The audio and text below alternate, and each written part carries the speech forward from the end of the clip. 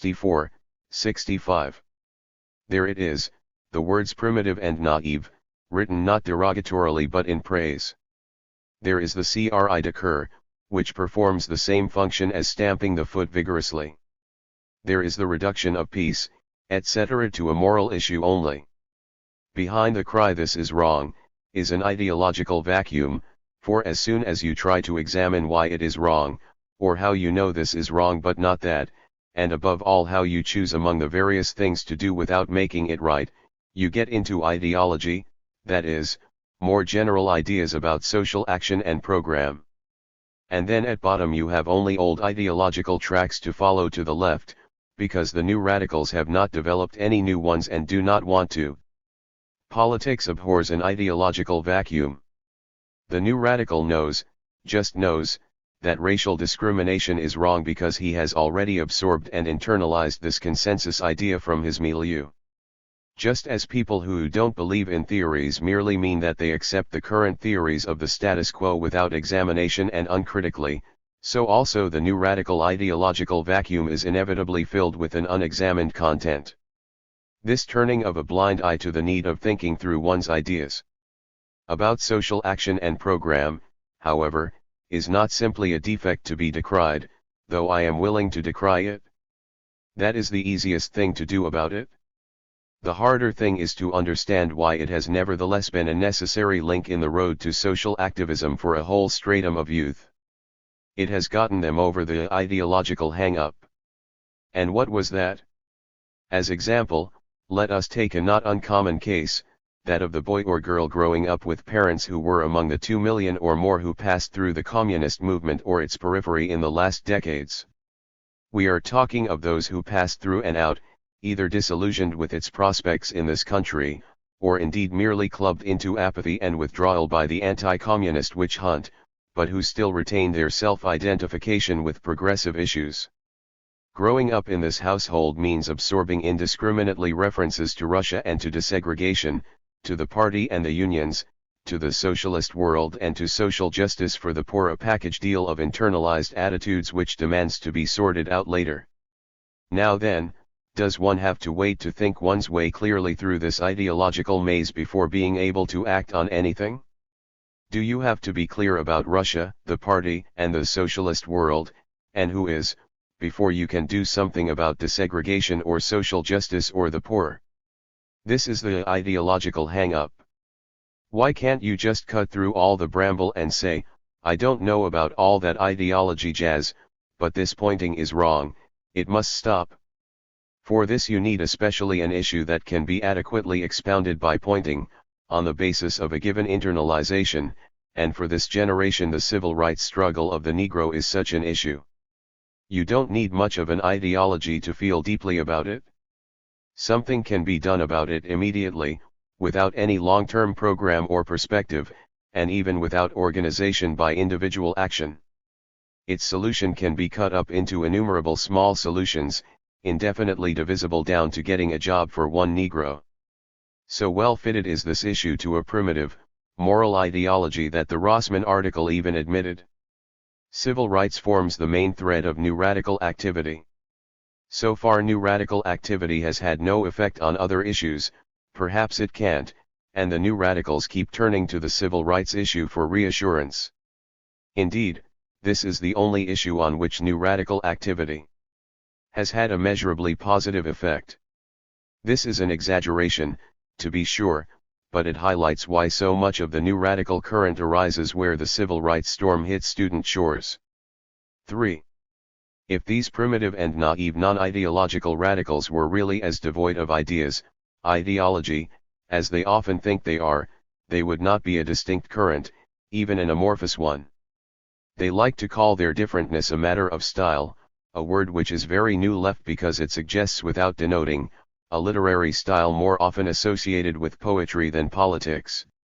But as the attack on the new radicals from the liberal/social democratic right has intensified, the ideological crux of this new leftism has been further illuminated. The new radicals may refuse to concern themselves with ideology, but ideology does not fail to concern itself with them. In the last 2 pages of my book Berkeley, The New Student Revolt, I argued that the central core of the working ideology of the typical radical activists is not defined by any one issue, but consists of a choice between two alternative modes of operation, permeation or left opposition. The former seeks to adapt to the ruling powers and infiltrate their centers of influence with the aim of, someday, getting to the very levers of decision-making, becoming a part of the establishment in order to manipulate the reins to the left. The latter wish to stand outside the establishment as an open opposition, achieving even short-term changes by the pressure of a bold alternative, while seeking roads to fundamental transformations. The new radicals choose between these two styles, and what is characteristic is that they choose the path of anti-establishmentarian left opposition. This is the thread that runs through the tendency as a whole. Its defenders and attackers range themselves in battle lines drawn by this pattern, whatever else they prefer to talk about. The clash between these two political approaches has come to a head most sharply in SDS, for two reasons. First, SDS had from the beginning its own permeationist wing, led by Steve Max, Doug Ireland, and Jim Williams. In the 1964 elections, this wing was given its head as leaders of the SDS's Political Education Project, PEP, on the basis of a statement, SDS, and the 1964 elections, which was clearly coalitionist. In current jargon, coalitionism or realignment means the orientation toward subordinating the independent action of civil rights or other movements to the interest of strengthening the liberal labor coalition which is supporting the Johnson Consensus, and therefore orienting toward the Democratic Party as the decisive political channel for reform or progress. The statement, in a final section headed Realignment, took position as follows, with a prediction which it is cruel to quote today. A much heralded political realignment is now taking place. We welcome it, for it means that the Democratic Party will no longer bargain with racism to elect the president, and racists will be removed from their leadership of the Congress. This new politics will make the Democratic Party more consistently the liberal party of the nation. The statement looked to the credentials challenge which the Mississippi Freedom Democratic Party was going to present at the Atlantic City Party Convention, and definitely chose the realignment school as against the third party school. During the elections, SDS sold buttons labeled part of the way with LBJ, symptomatic of its halfway house hunting. Secondly, SDS's parent League for Industrial Democracy, long intellectually moribund and organizationally stagnant, has been taken over lately by a new team of relatively youthful ideologists of coalitionism and permeation, imported from the right wing of the Socialist Party, led by Michael Harrington with Tom Kahn as first lieutenant. This new leadership has been engaged in a gradual squeeze on the SDS. It was not only the student arm that was at stake for the Harrington operation, which has a broader objective. It is the latest in a series of attempts over the decades to create a social democratic wing of establishment liberalism with a Fabian perspective, inoffensively socialistic in tendency and impeccably respectable in style, the court socialist in the palace of power. Such is the vision. So far all these attempts have come to nothing. Perhaps the last serious effort was Norman Thomas's Union for Democratic Socialism, which came into existence after the pro-Stevensonites in the Socialist Party failed to get the party to go madly for Adlai. The present effort, spearheaded by Harrington, also stems from the coalitionist wing of the SP, but its strategy is to use the existing shell of the lid rather than set up a new name and structure. Interestingly enough, the strategy requires these old leftists to assume a non-ideological facade of their own. For these two reasons, the pressure of its coalitionist wing inside and the pressure of the lid, the SDS has not been able to escape a confrontation with the problem of permeationism in general and coalitionism in particular. I am viewing coalitionism as a particular aspect of permeationism, its manifestation in the field of domestic political action. SDS therefore had to go through what, in a radical sect, would have been frankly posed as a faction fight, but taking place in a non-ideological framework. It was nothing as clear as that. At the SDS founding convention in June 1962, the programmatic statement, Port Huron Statement, was clearly coalitionist in tendency, though the tendency was not flaunted. Its permeationist assumptions showed up most clearly in the section on the peace movement, as here. As long as the debates of the peace movement form only a protest, rather than an oppositionist viewpoint within the centers of serious decision-making, then it is neither a movement of democratic relevance, nor is it likely to have any effectiveness except in educating more outsiders to the issue. Emphasis added. Of a piece is the remark that among the reasons for the peace movement's ineffectiveness is this, that the peace movement has operated almost exclusively through peripheral institutions, almost never through mainstream institutions. In contrast are the conclusions of the speech on the University and the Cold War given at the SDS conference in December 1962 by President Paul Potter. Grappling with the same question, he points tentatively in the opposite direction. We must forsake the current adjustment model and begin to search for a revolutionary model which is dynamic enough to extricate us from the continually narrowing concentric circles which define the limits of change within the established political power structure. The Southern student movement, in employing nonviolent direct action which works outside and frequently against established channels, is working on a revolutionary model. Throughout the country, students are, in small groups to be sure, beginning to look to their own resources in attempts to redefine the issues of our time. These are an interesting strain of rebels. They have chosen, at least for the time being, in an important way to stand outside the organized system. They have chosen to be effective, but they have shown the courage to define for themselves what is effective. But there is a grim analog here. For in daring to be effective, in attempting to develop our own priorities independent of established priorities, in pressing to build our own institutions independent of existing institutions, we dare also to be ineffective. We risk our small influence on the existing structure in order to stand apart from it and build a new one, recognizing full well that basic changes may be impossible. It is on this point that American liberals and radicals have historically foundered. The only difference today is that civilization promises to founder with us. A year later, the SDS convention adopted a new programmatic statement, America and the New Era, which specifically repudiated the politics of adjustment and dropped all realignment talk. In several places it even hinted at the desirability of third-party political action as against support of the New Frontier and the Democratic Party. It also included a clear statement of rejection of the permeationist approach.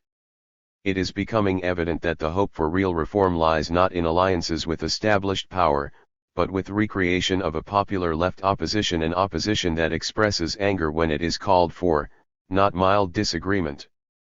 Over a year later, an SDS leader, in the course of deploring the intensity of the debate, summarized the current infighting between the majority and minority wings of the organization in this way. The biggest concern appears to be the SDS relationship to the so-called liberal establishment. At least it is over this that the most emotional heat and moral fervor is being generated. At one extreme are those who argue that liberalism now serves as an appendage of the corporate system, attempting to co-opt potentially radical and democratic constituencies through token programs and manipulation and stifle political conflict and real social change. This position advocates organization independent of the establishment and primarily hostile to it, or at least engaging people in confrontation with institutions and agencies of liberalism. At the other extreme are those who seem to believe that expansion of liberalism's political base would be a positive value, that this would hasten the passage of needed social reforms, and expand the power of objectively progressive forces such as labor, Negroes, urban workers, and middle class. Consequently, the job of radicals is to help defeat the enemies of liberalism, mainly on the right but also on the left, and to help enrich and radicalize its program by working within liberal coalitions. The anti-establishment people are primarily motivated by a profound identification with the needs of the disenfranchised and by a vision of democratic community as concretely as possible. The establishment-oriented people seem primarily moved by repugnance of the rabid right and by the possibility that radicals can win positions of respect and voice rather than vilification in this society. Dick Flax, in SDS Discussion Bulletin dated, Spring, 1964. To try to capture the positions of power within existing political structures without either openly challenging their precepts or honestly involving their participants, wrote President Potter in the October 1964 bulletin, is both cynical and manipulative. President's Report, Which Way SDS? Undoubtedly the experience of the civil rights movement was of the greatest importance in pointing SDS thinking in this direction, and the tendency was hardened by Johnson's escalation of the Vietnam War. The expectation of a realigned Democratic Party with a liberal new politics by this time made embarrassing reading for all but the most doctrinaire coalitionists.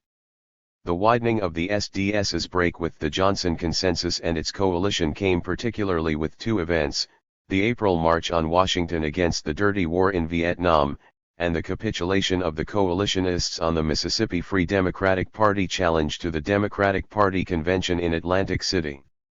The latter issue is of special interest in our context because it brought to a head, in concrete form, the meaning of the general formulations about left oppositionism versus permeationism.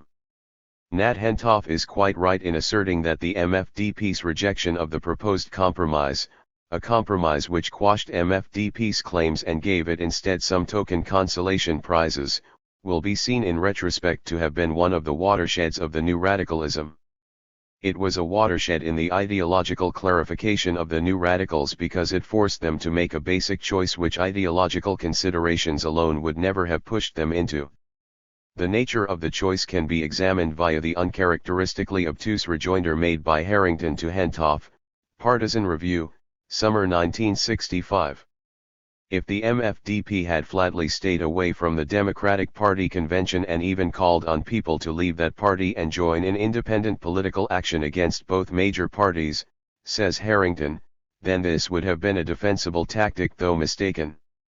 But, when the Mississippi militants decided to go inside the convention, their strategy was no longer one of protest, it became political.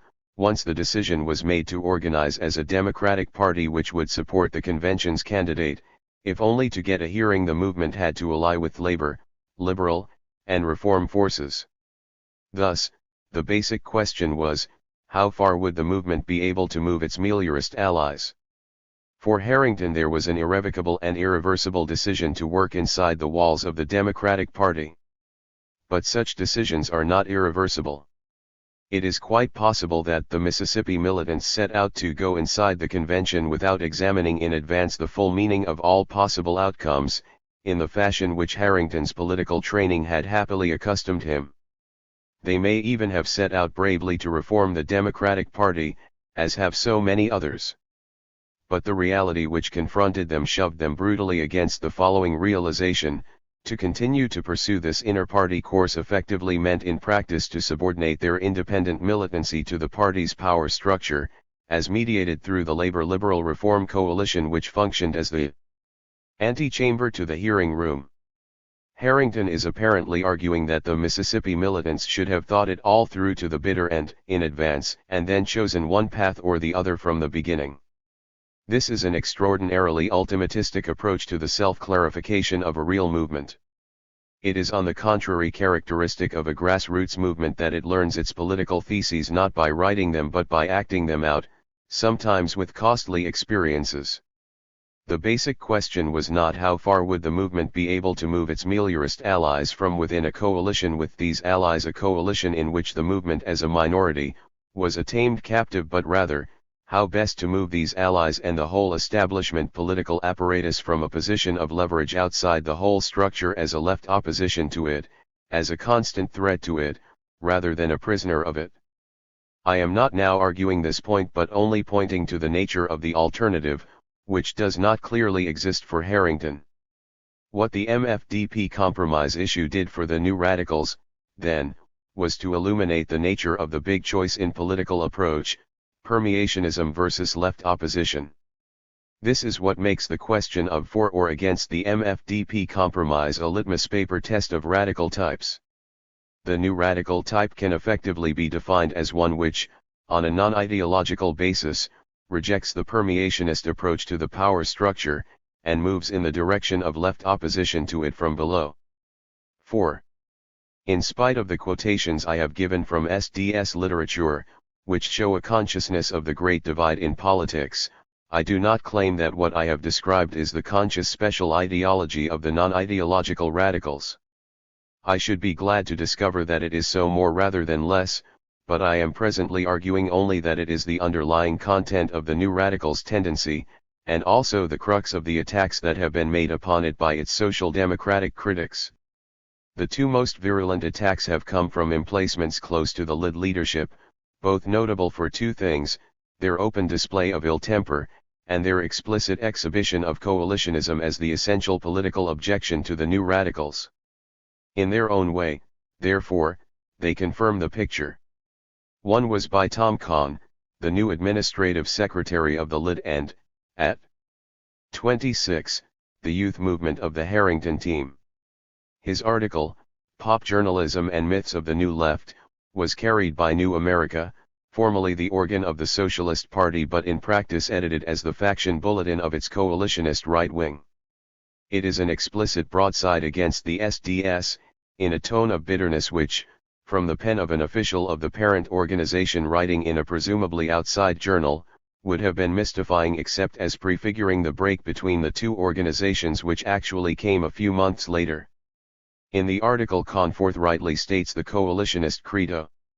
The supporters of the coalition strategy, he writes, see this strategy in the context of hastening the tendency toward fundamental political realignment in America. In this process, they believe, the Democratic Party can be transformed from an amalgam of New Dealers and slave dealers into the political instrument of the labor, civil rights, and peace movements and of the poor. Surely, a Democratic Party which actually became the political instrument, no less, of the peace movement and the poor as well as of labor and the civil rights militants would put even the European socialists in the shade, and Kahn lambasts the new radicals in the name of this dream, which has an excellent chance of coming true if Mary Poppins joins the LID. The other article was a long blast in dissent, summer 1965, by its editor, Irving Howe. This magazine is discussing with the LID the possibility of becoming its organ, outcome uncertain at this writing. Howe straightforwardly takes his stand against the new radicals on the side of those who look forward to creating a loose coalition of Negro, labor, liberal, and church groups in order to stretch the limits of the welfare state. The other side is described as those who, in effect, want to go it alone, refusing to have anything to do with the establishment, a strategy of lonely assault, which must necessarily lead to shock tactics and desperation, and which inexorably leaves no alternative but the separatism of the Muslims. There is no intelligible reason given for this theory of inexorableness. The alternative of independent political action against both major parties, which had seemed even to Harrington as defensible if mistaken, does not exist in Howe's inexorable world. This cartoon version of the debate does not require discussion, but it leaves no question about what Howe is exercised over. Some other items in Howe's dossier against the new radicals add to the effect. They are too hostile toward liberalism. For them liberalism means Clark Kerr, not John Dewey, Max Lerner, not John Stuart Mill, Pat Brown, not George Norris. Since the one quality which his three good liberals have in common is that they are dead, Howe is letting Kerr, Lerner, and Brown stand for contemporary liberalism, and what more has to be proved? Is he really deploring over hostility to liberalism purely as a matter of historical justice? It is hard to believe so, since the coalition which he advocates to save America today is with living liberals, not one of whom he sees fit to name for the edification of the new radicals, not with the ones that are good and dead. The new radicals, Howe complains, have an unconsidered enmity towards something vaguely called the establishment.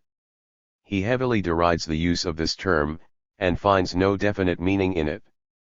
But ironically, establishment is one of the few political terms which has been formally defined in New Left literature, specifically in the SDS's America and the New Era. The definition begins, by the establishment we mean those men who have direct influence over the formulation of national domestic and foreign policies, and continues with considerable specificity. Others, including myself, would broaden or tighten up the description, but essentially it is a term pointing in the direction of whatever one thinks is the center or centers of socio-political power in the system plus the necessary agents, mouthpieces, and hangers-on. Aversion to this term stems from the same source as the standard objections to the term capitalism. It marks tenderness about the thing, not distaste for the terminology. The crux of Howe's concern is given away in his first phrase, the enmity of the New Radicals to this establishment. This is their sin.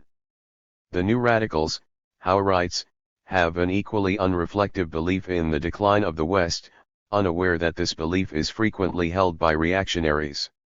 Again he finds little meaning in the term. Spengler aside, it is curious that he does not remind himself that some people, of all persuasions, commonly use the West to mean the capitalist West, in a societal sense rather than geographical. I would not undertake to say whether the decline of capitalism has a meaning to Howe, but it is worth considering. This does not end Howe's dossier, but it is enough to illustrate the tendency of the most considerable effort made to give a sophisticated form to the liberal/social democratic assault on the New Radicals. What enrages Howe is the New Radicals' far from vague enmity against the establishment, including the establishment liberals, the living ones, including the LibLab coalition leaders who are today truckling to the establishment. From this side too it is confirmed that this is the crux of the New Radical tendency. The anti-establishmentarian of the New Radicals leads them to a dilemma. It is an implicitly, often explicitly, revolutionary stance, and any movement which set out to implement it consistently and thoroughly would inescapably find itself acting as an extreme left revolutionary group. At the same time, the New Radicals conceive of themselves as being very broad, quite different from the narrow, sectarian old leftists who failed, and as aiming at a mass membership. This dilemma is one of the most important motors in the train of events besetting the SDS internally and externally.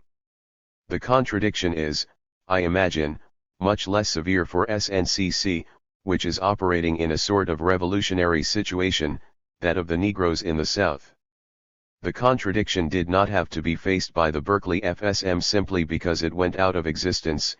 It is indeed behind the fact that the successor organization at Berkeley, called the Free Student Union, has never gotten off the ground. The contradiction does not have to be faced by individual New Radicals active here and there, since individual activists do not have to be broad. Hence the dilemma has been acted out visibly mainly in SDS, the only dominantly New Radical organization which assumed general tasks analogous to those of a revolutionary party. There is a financial side to this contradiction which I can only mention in passing, even though it is traditionally true that, with revolutionary groups, finances are usually a thoroughly political question. It can be put this way: how long can one finance a sort of revolutionary movement out of the purses of the very liblabs whom one is opposing? A year after the MFDP watershed, the SDS was clearly heading for a break from its foster parent, and in October a joint announcement formalized the severance of relations with the LID. The official reason given was financial, the desire of the SDS to engage in action programs which transcend the limits imposed by law on tax-exempt organizations such as the LID, and the divorce was represented as amicable. The separation, however, will have financial consequences. Apart from tax exemption, and apart from the fact that, before October was up, the Department of Justice had announced an investigation of communists in SDS. The contradiction, however, is essentially political. In effect, the SDS has been trying to reconcile revolutionism and broadness by being non-ideological about its revolutionism. This may help to blur what you say, but there is still the problem of what you do. Do you head for a collision with the social powers of the establishment? The significance of the MFDP fight and of the April March on Washington was that these did in fact finally entail collisions, and therefore they were milestones on the road that has led the SDS to its present situation. But until then the SDS leadership was trying to follow a different course, a collisionless course, in an interesting experiment, which we have room to discuss here only as it bears on our main subject. In effect, the SDS's attempted solution to the dilemma was not to move into head-on conflict with the basic power structure of the system, and not to move back in retreat, but to strike out at right angles. This is an important meaning of the activity program which absorbed the best energies of the SDS for the last couple of years, the organization of community unions in a number of selected urban areas among the poor. The conception behind it was that the new radicals would bypass the establishment instead of bearding it, go directly to the grassroots constituencies and organize them, and thus create a countervailing power from below which could be the beginning of new social possibilities. In practice, this meant that a task force of SDS organizers and volunteer workers would go into a poor neighborhood, set up a community center, learn the problems of the native population, work out local demands and action programs with the constituents, and hopefully organize them to fight for these goals themselves. The constituents were to be the poor, the dispossessed, the slum dwellers. These categories were conceived to be the human material out of which the new left revolution would be forged. It is no part of this article's agenda to attempt a rounded evaluation of this program and its conceptions. The subject deserves a more serious postmortem than is possible here. I am interested at this point in the light the experiment throws on the anti-establishmentarian revolutionism of the new radicals. I think the outcome has confirmed that the poor are not organizable as the poor in any stable fashion. As Negroes, as peasants, or sharecroppers, as workers, even as unemployed. Workers, particular groups of poor people have a positive social relationship in common. As the poor, they have only a lack in common lack of money, and no social movement can be held together by a no thing. The organization of workers qua workers already implies an elementary social program which imposes itself on the organization even if its leaders have never heard of Marxism, socialism, or even trade unionism. It has its own social logic. But the organization of the poor qua poor implies no social program that can hold a movement together. What is implied is being acted out by the poverty program. The community in which the slum dwellers live, the slum does not provide a framework for socializing resentments and aspirations such as is provided by the integrating life of the factory. It atomizes.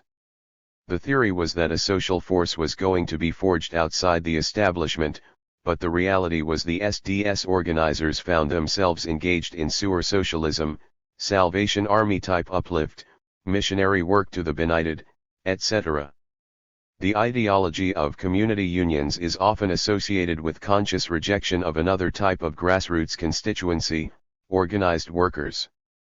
Many of the new radicals have been thoroughly imbued with the image, fostered by both the Academy and Madison Avenue, of the labor movement as one monolithic, undifferentiated fat cat establishment, of no interest to radicals.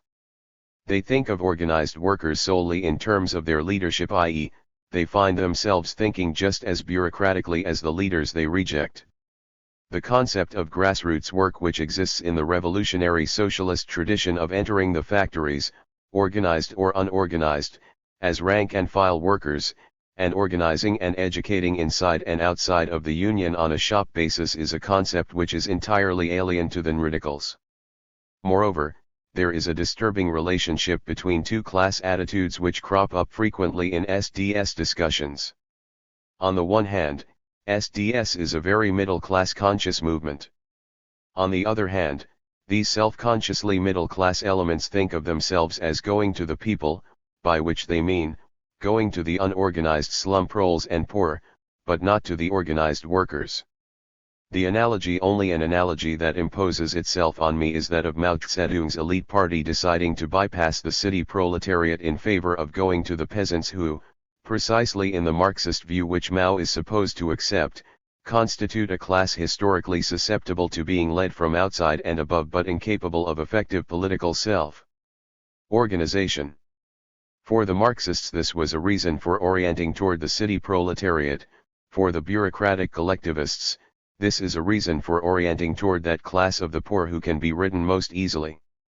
When I read, in one SDS community workers discussion article, a reference to the poor as our clientele, I experienced the shock of recognition. Pace, the SDS worries about nothing so much as the dangers of the relationship I have just described, but the new radicals think the danger is a matter of style and awareness. I am arguing that it is built into the ideology of organizing the poor. The attempt to find a course outside the establishment but not in collision with the establishment has not been successful. A question mark is placed over a conception that has become popular among new radicals and verges on becoming an ideological tenet, the notion of parallel or dual power institutions as the road to revolutionary social change. According to this idea, you do not have to come into a headlong collision with the existing institutions of the establishment, you create your own independent dual institution, and build its power up to the point where it can eventually simply supplant the other. Once again, you do not march against the establishment, you go off at right angles. As was always the case with the early 19th century utopian schemes which aimed to create the dual world on the largest scale, the outcome is and has to be elitist and anti-democratic in practice, as when a self-styled Congress of unrepresented people is conceived of as actually representing the people of the United States. At this point one is duty-bound to launch into a discussion of participatory democracy, the SDS's most successful phrase. My difficulty is that I do not have the least idea what it means. I was confused enough when I heard it meant rejection of representative democracy, or else a consensus form of meeting, one of the most inherently anti-democratic devices I know, by the way. Things were worse when Stoughton Lynd explained in dissent that it means the dual power institution idea, among other things. When I found out from Sid Lenz, in Liberation, that participative democracy exists under Castro, Nasser, and maybe even Sukarno more than in the US, and that it does not necessarily entail free elections, I decided to go back to old-fashioned democratic democracy. I mean the old leftist conception of socialist democracy, in which the criterion is the degree to which people participate personally and unconstrainedly, from the bottom up, in political and social decision-making. And in the immediate appointing and firing of decision-makers, through free organizations, assemblies, elections, trade unions, demonstrations, and hell-raising. In sum, in spite of the implicitly revolutionary significance of the radicals' anti-establishmentarian, they have so far not developed into a genuinely revolutionary tendency, not into a new kind of revolutionary tendency, and not into an old one. The movement has been blurred by its unresolved need to maintain bridges to the coalitionist lib-lab wing of mainstream politics. It has been blurred by its effort to avoid a collision course, by its flights into the fantasy world of dual power institutions. So far, the story is not over. 6. The liberal/social democratic attack on the new radicals, which is most competently represented by Irving Howe's denunciation, may be powered by the politics of permeation and coalitionism, but it pays more attention to another issue, pro-communism or anti-communism. The middle section of Howe's article, entitled Ideologues and Desperados, would seem, at least at first reading, to describe whom he means by the new radicals.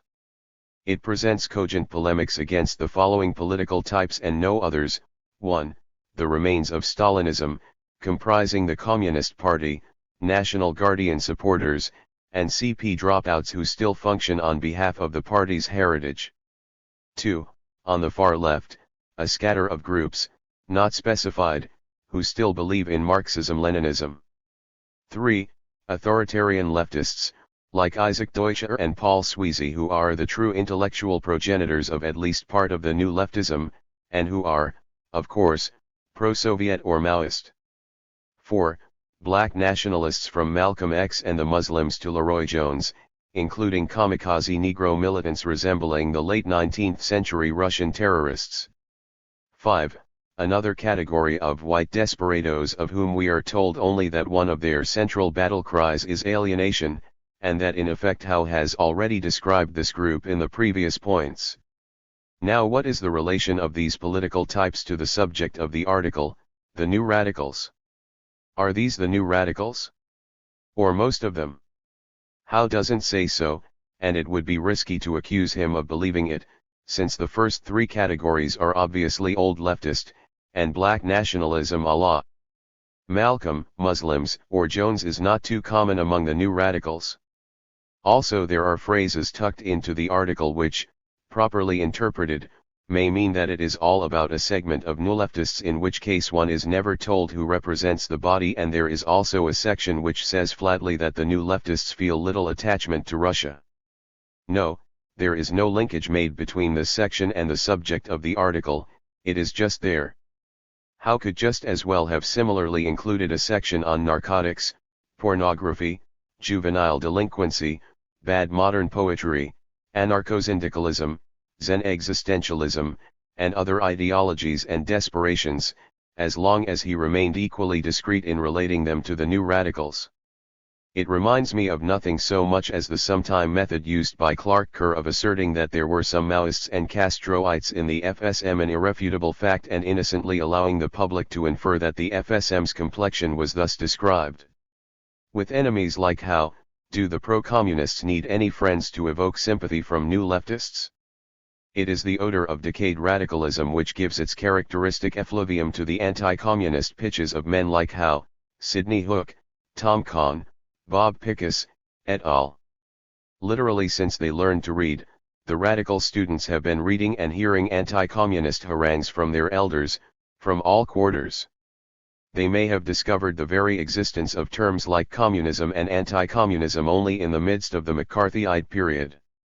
They grew up understanding anti-communism and witch hunting to be synonyms, like other good Americans. Many of them, or most of them, may never even have met an anti-communist who was not also a witch hunter or an apologist of some sort for the ongoing system. This is the standard American pattern, and the pattern itself does not change if one puts a minus sign in front of it, instead of the majority's plus sign. The new radicals, therefore, first found communism to be the bogey not only of the reactionaries but also of the establishment liberals, and finally found anti-communism to be an overshadowing preoccupation also of a whole generation of decayed radicals, old leftists of a certain type. They thereby acquire a conditioned reflex response to the phrases of anti-communism, including all the true ones, since they find these phrases only in association with apologias for peaceful coexistence with the status quo.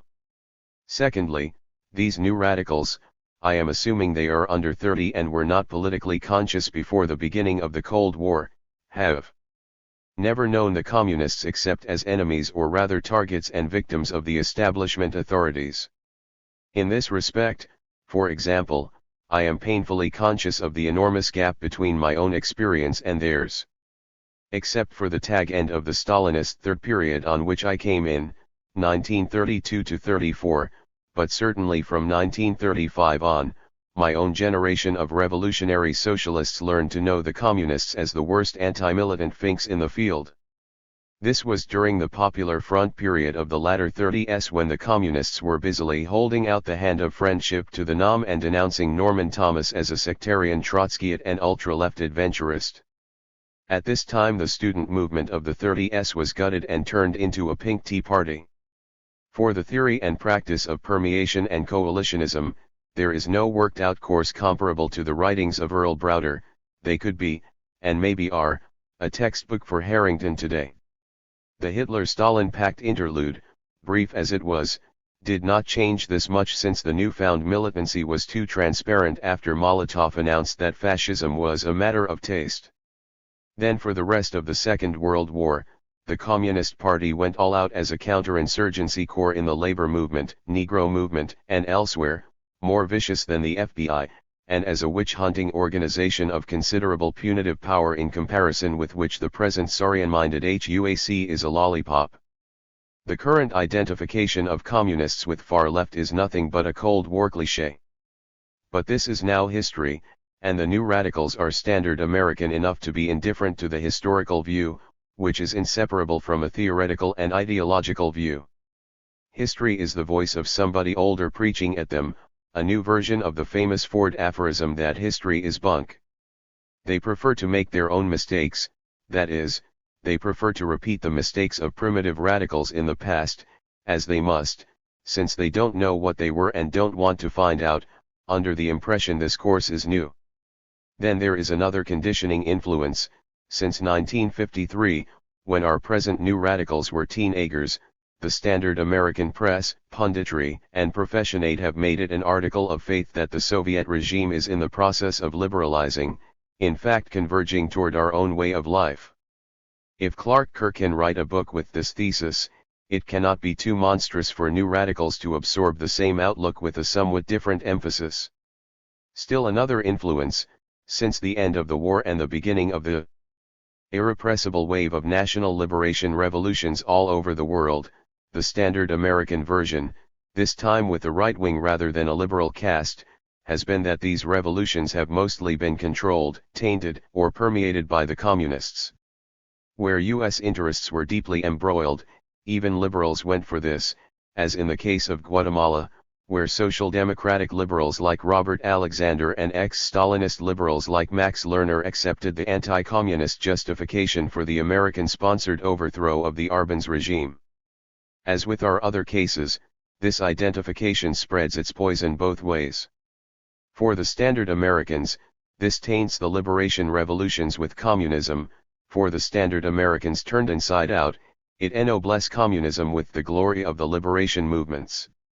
Where the leadership of national liberation movements really goes communist or communist-dominated, as in the case of the Viet Cong or Castroism, the issue of communism is then far overshadowed by the clear proofs of U.S. policy that it is intent on repressing national freedom in the name of anti-communism, and not on defeating communism for the sake of national freedom.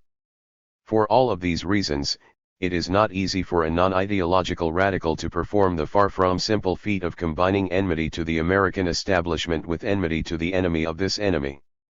How unreasonable it is to expect that this stance can be facilely taken can be seen by remembering the experience of the Second World War, when, finding themselves allied with the Russian regime, major magazines and newspapers, leading Hollywood dream-mongers and sober politicians glorified Stalin and his happy democracy in terms that would be printed today in the worker only with embarrassment, and in comparison with which some of the queasiest New Left statements are principled documents.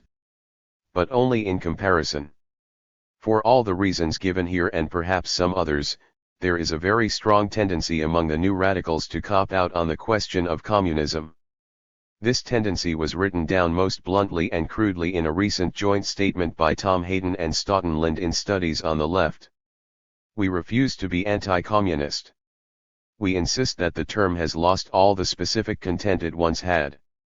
Instead, it serves as the key category of abstract thought which Americans use to justify a foreign policy that often is no more sophisticated than rape. It also serves as a deterrent to building an open movement for change in this country, because organizations that refuse to be anti-communist must fight bitterly for funds and allies. Our feeling is that the anti-communist organizations, such as the trade unions, are far less democratic than the organizations, such as SNCC and SDS, which refuse to be anti-communist. We have confidence that movements can be built which are too strong to be used. The anti-communists do not have that confidence. It would be instructive to analyze these 5 reasons for anti-communism in detail, but we do not have the space for this exercise.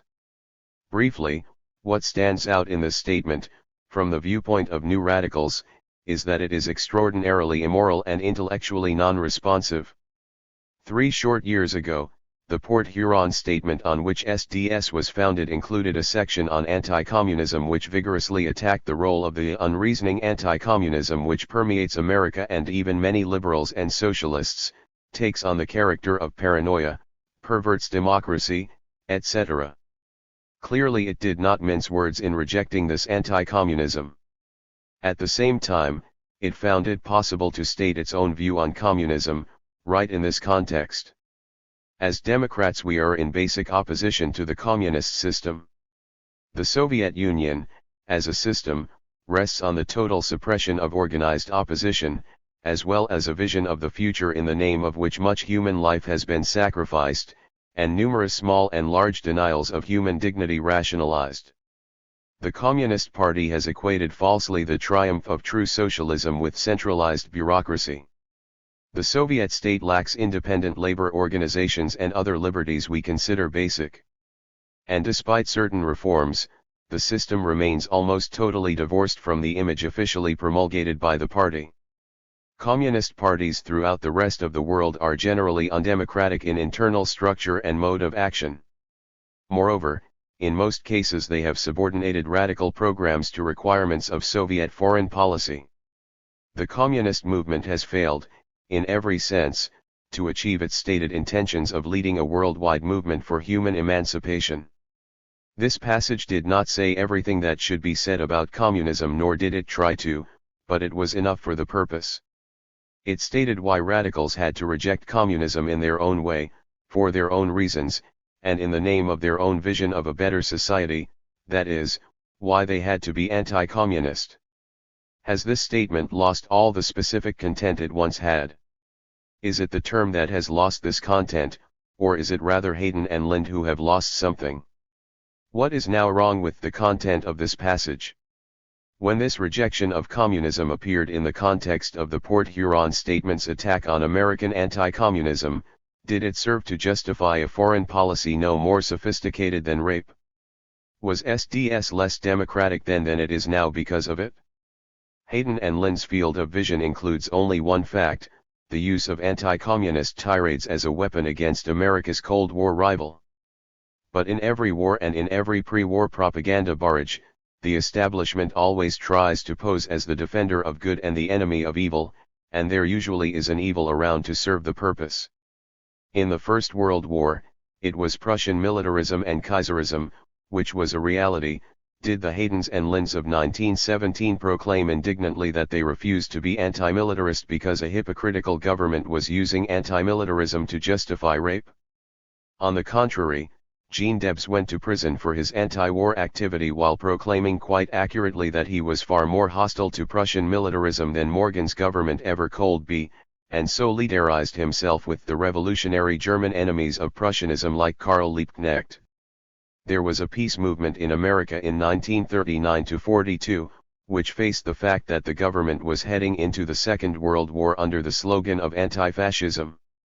Should it have announced that it refused to be anti-fascist or take a stand on Hitlerism, on the ground that anti-Nazism had no content other than pro-war propaganda? There was indeed one tendency which did take this line, represented most prominently by the Lindberghs, and Mrs. Lindbergh's book The Wave of the Future launched this notorious phrase on its career. It is not true that she was pro-fascist, she merely argued for anti-fascism. On the other side of the Cold War, there are people in Russia who are hostile to their own establishment, let's say among the students who listen to Yevtushenko's poetry readings. They hear all about capitalism as the whipping boy of their own propagandists. Should they decide that anti-capitalism has lost all specific content for them because it has been turned into a cuss word by their own government? It is an old story. Hayden and Lind see anti-communism solely in terms decided by the establishment. They accept the same frame of reference and put a different sign in front of it. It is the establishment's ideology they are working with, and isn't this inevitable as long as they eschew a consciously thought out one of their own? The vacuum is going to be filled, one way or the other. Their anti-communism is immoral because it asserts indifference to the fate of oppressed peoples in 1/3 of the world. One of the greatest humanistic traditions of the world's radical movements has always been their ready responsiveness to injustice anywhere. American revolutionists eagerly solidarized themselves with Irish revolutionaries and anti-Tsarist conspirators, and in return there were demonstrations in a dozen foreign countries against the execution of Sacco and Vanzetti. Today one of the most remarkable of the arguments heard in some new radical circles is the one which says that, since we are Americans, we must concern ourselves only with what is wrong with America. This is chauvinism turned inside out. Fortunately, no one really believes in this despicable principle when it comes to demonstrating against apartheid in South Africa, or against suppression of student demonstrations in Franco Spain, etc. Presumably, however, if the US were at swords points with the South African government, the anti-apartheid position would lose all of its specific content. The Port Huron Statement also had this remark, in the section on anti-communism. It would seem reasonable to expect that in America the basic issues of the Cold War should be rationally and fully debated, between persons of every opinion. It would seem, too, that there should be a way for a person or an organization to oppose communism without contributing to the common fear of associations and public actions. But these things do not happen. Instead there is finger-pointing and comical debate about the most serious of issues. It is indisputable that rational debate on the basic issues of the Cold War is infrequent in this country, but it should be possible for radicals. Therefore, the Port Huron statement is saying, this is added reason for the SDS to make its own conscious, determined, though difficult, efforts in this direction. Very good. And there should be a way for a person or an organization to oppose communism without contributing either to the Cold War or the witch hunt.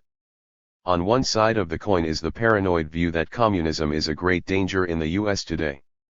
Turn it over, and on the other side is the Hayden-Lind position, that to state a principled democratic stand in criticism of communism, in proper context and proper proportion, is to condone rape. The only alluring thing about the Hayden-Lind theory is its convenience. It is useful if one is to coexist happily with the pro-Soviet and pro-communist elements of various kinds who are to be found in new radical circles. Since 1962 the SDS has lived in a state of uneasy balance, one component of which was the lid presence. The principles of political mechanics tell us that, once the counterweight of the lid is removed from the scene, there is going to be a swing in the center of equilibrium. We have confidence, says Hayden and Lind, that our movement can be built too strong to be used by the communists. But it is not a matter of either confidence or strength, but of politics. I suspect that the proclaimed confidence is based on the same conception of conspiratorial communist infiltration as forms the theoretical equipment of HUAC or the FBI. Once again the non-ideological vacuum is filled by the establishment. Hayden and Lind do not want to be used.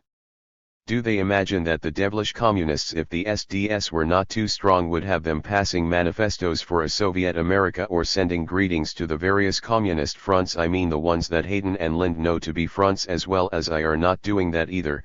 They are content to swing energetically into all attacks on American policy while remaining stonily silent about the other side. They are, so to speak, masquerading as anti-communists. There is no great point to be made simply by exposing them. It is the politics of the position, whether genuine or fake, which has to be dealt with. Except from the conspiracy theory slant of the HUAC FBI mind, there is no great difference between the crypto-communist who makes like a non-ideological radical, and the non-ideological radical who has developed his own rationale for behaving like a crypto-communist. Politics is primary. The general pattern of what is happening can be expressed in the following schema: there is a break in the continuity of the radical tradition, the socialist movements waste away, there is no handing on of the torch. But that does not mean the end of the impulsion to revolutionary change. After the interval, radicalism sends its shoots up again, from the seed. It is a new, green, inexperienced, unknowledgeable, immature, even bumbling, and exists in a welter of question marks and confusion. In other words, it is a new beginning. Some shoots spring up and die out, others live and flourish and give rise to the new movement at last. But the new movement is not a reduplication of the one that existed before the hiatus. It works out new forms, new phrases, new activities, even maybe new theories, which eventually merge with the old ones and change them and are changed. All this has happened before, dozens of times. A new radicalism is one of the oldest phenomena in the history of the movement. In England there were the discontinuities that followed the growth of British reaction to the French Revolution, that followed the decline of Chartism, and the defeat of the 1848 revolutions on the continent. In France there was the political desert that followed the bloody suppression of the Paris Commune. In America there was notably the sharp break in the fortunes of socialism made by the First World War and its aftermath. But like everything else that has happened before, it always happens in a new way. It is far from true that the new radicalisms always represented progress in the movement. More typically, they crystallized at some distance back, and painfully made their way to levels previously attained, albeit in new ways. All the old leftism around now is the end result,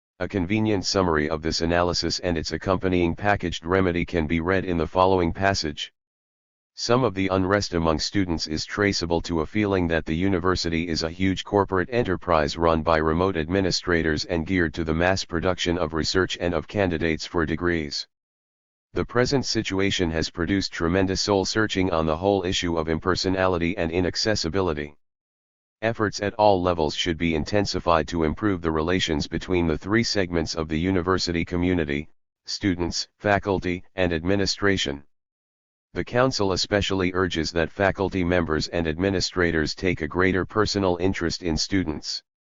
Discussions with individual students should be encouraged concerning both personal and university problems. Furthermore, there is need to give continuing thought and attention to improving the educational environment of both undergraduate and graduate students. About all that is missing in this summary is a reference to alienation. Now, the council which made this report on December 17 was the Academic Council of the Statewide University of California, and the report was then presented by President Kerr to the regents. The next sentence after the passage quoted said, "President Kerr himself has been a leader in this search for ways to improve the university for students." This makes the analysis official and unanimous. It is the same as saying that John Doe caught a cold because cold germs got into his system. This is undoubtedly a better explanation than possession by evil spirits, but it leaves something to be desired nowadays. Since there are cold viruses in the air and in the respiratory tract all the time, the fact is not an explanation of any given cold. Likewise, there is little that is really new in the feeling of the student that the mass university of today is an overtowering, impersonal, alien machine in which he is nothing but a cog going through pre-programmed motions, the IBM syndrome. Nor is it a new complaint that teaching, especially undergraduate teaching, is sacrificed to research and the publication rat race, at least at most of the major universities. Nor is Berkeley the first place where students have felt a lack of close personal relations with professors.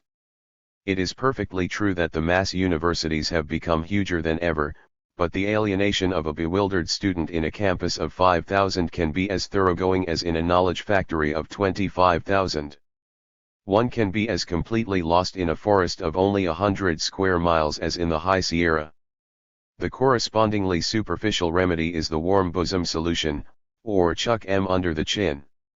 Just as there is truth in the analysis, so there is virtue in the remedy, and enough of the remedial syrup can conceivably be poured to soothe the inflammations for a while. But it does not attack the roots of the problem.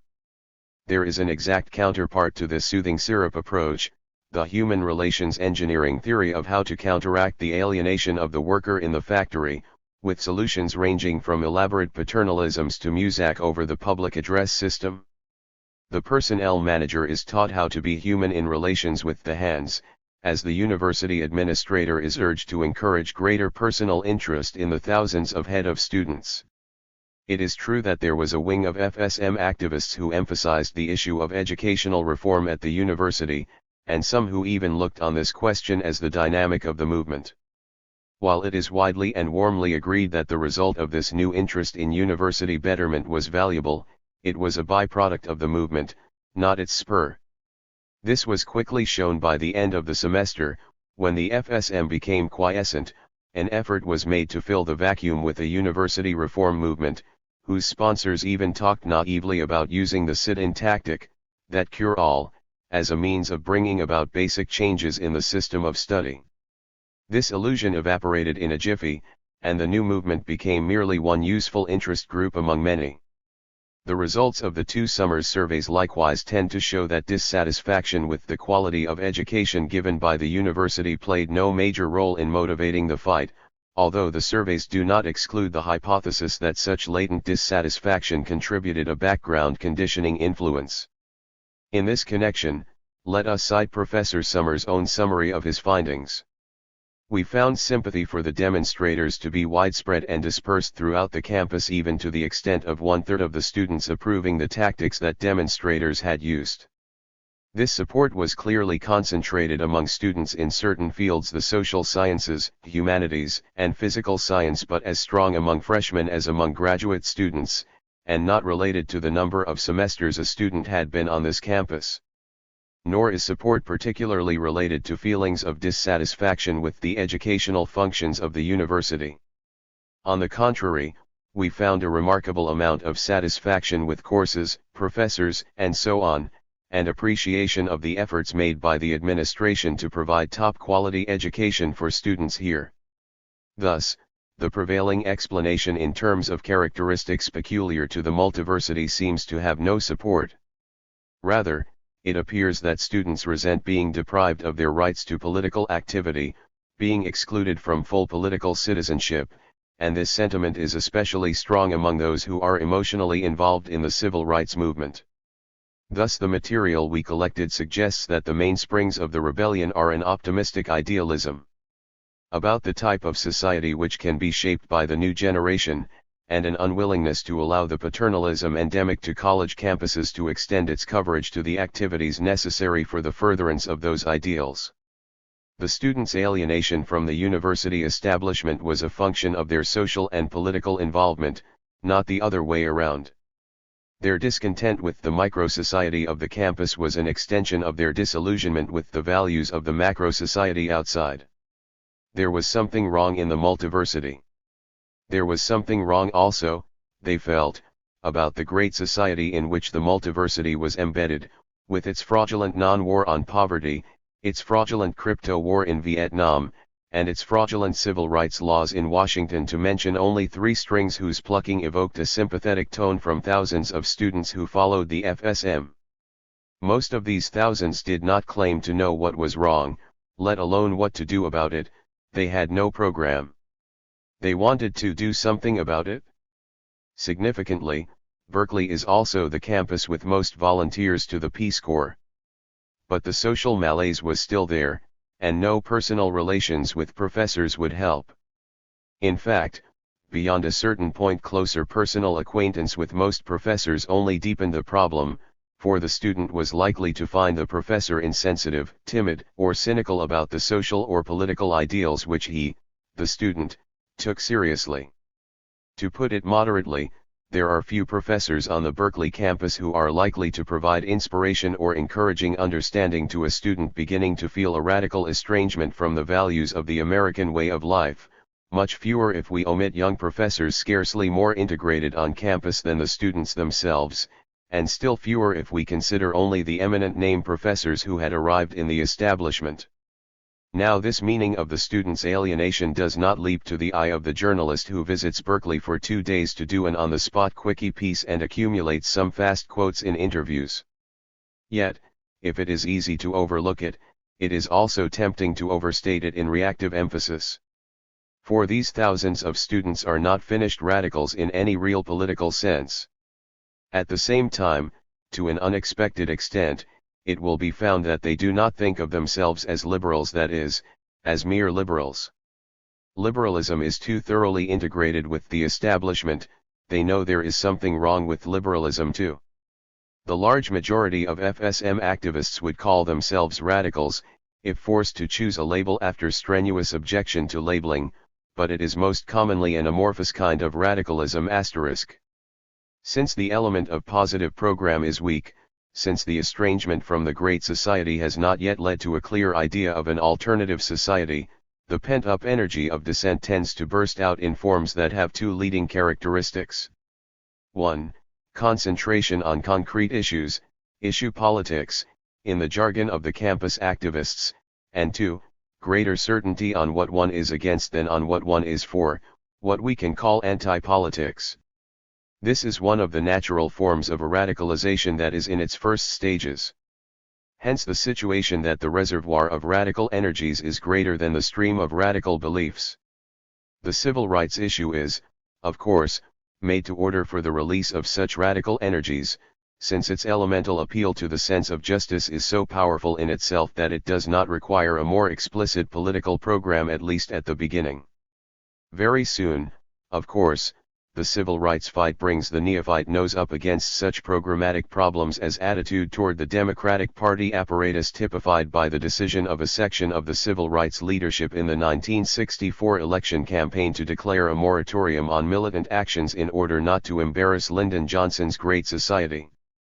In the Bay Area, this typical dilemma was dramatized around Mayor John F. Shelley of San Francisco, the liberal Democrat who was elected with the eager support of student civil rights militants, many of whom were later hauled to jail by Shelley's police for civil rights demonstrations.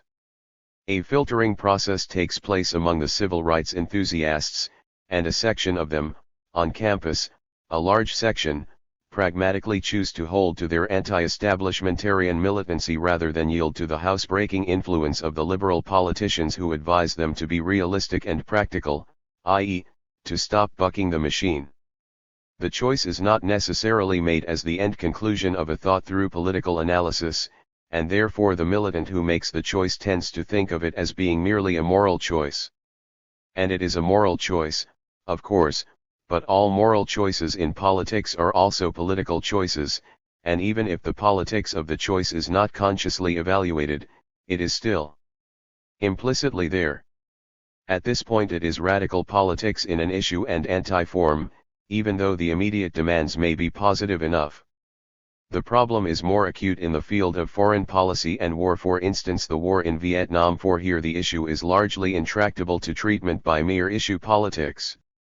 The civil rights activist can attack injustice in Mississippi or in Oakland directly and in the life, but he has no handle at hand by which to intervene as meaningfully to determine whether Washington will or will not help to precipitate a nuclear war on this planet.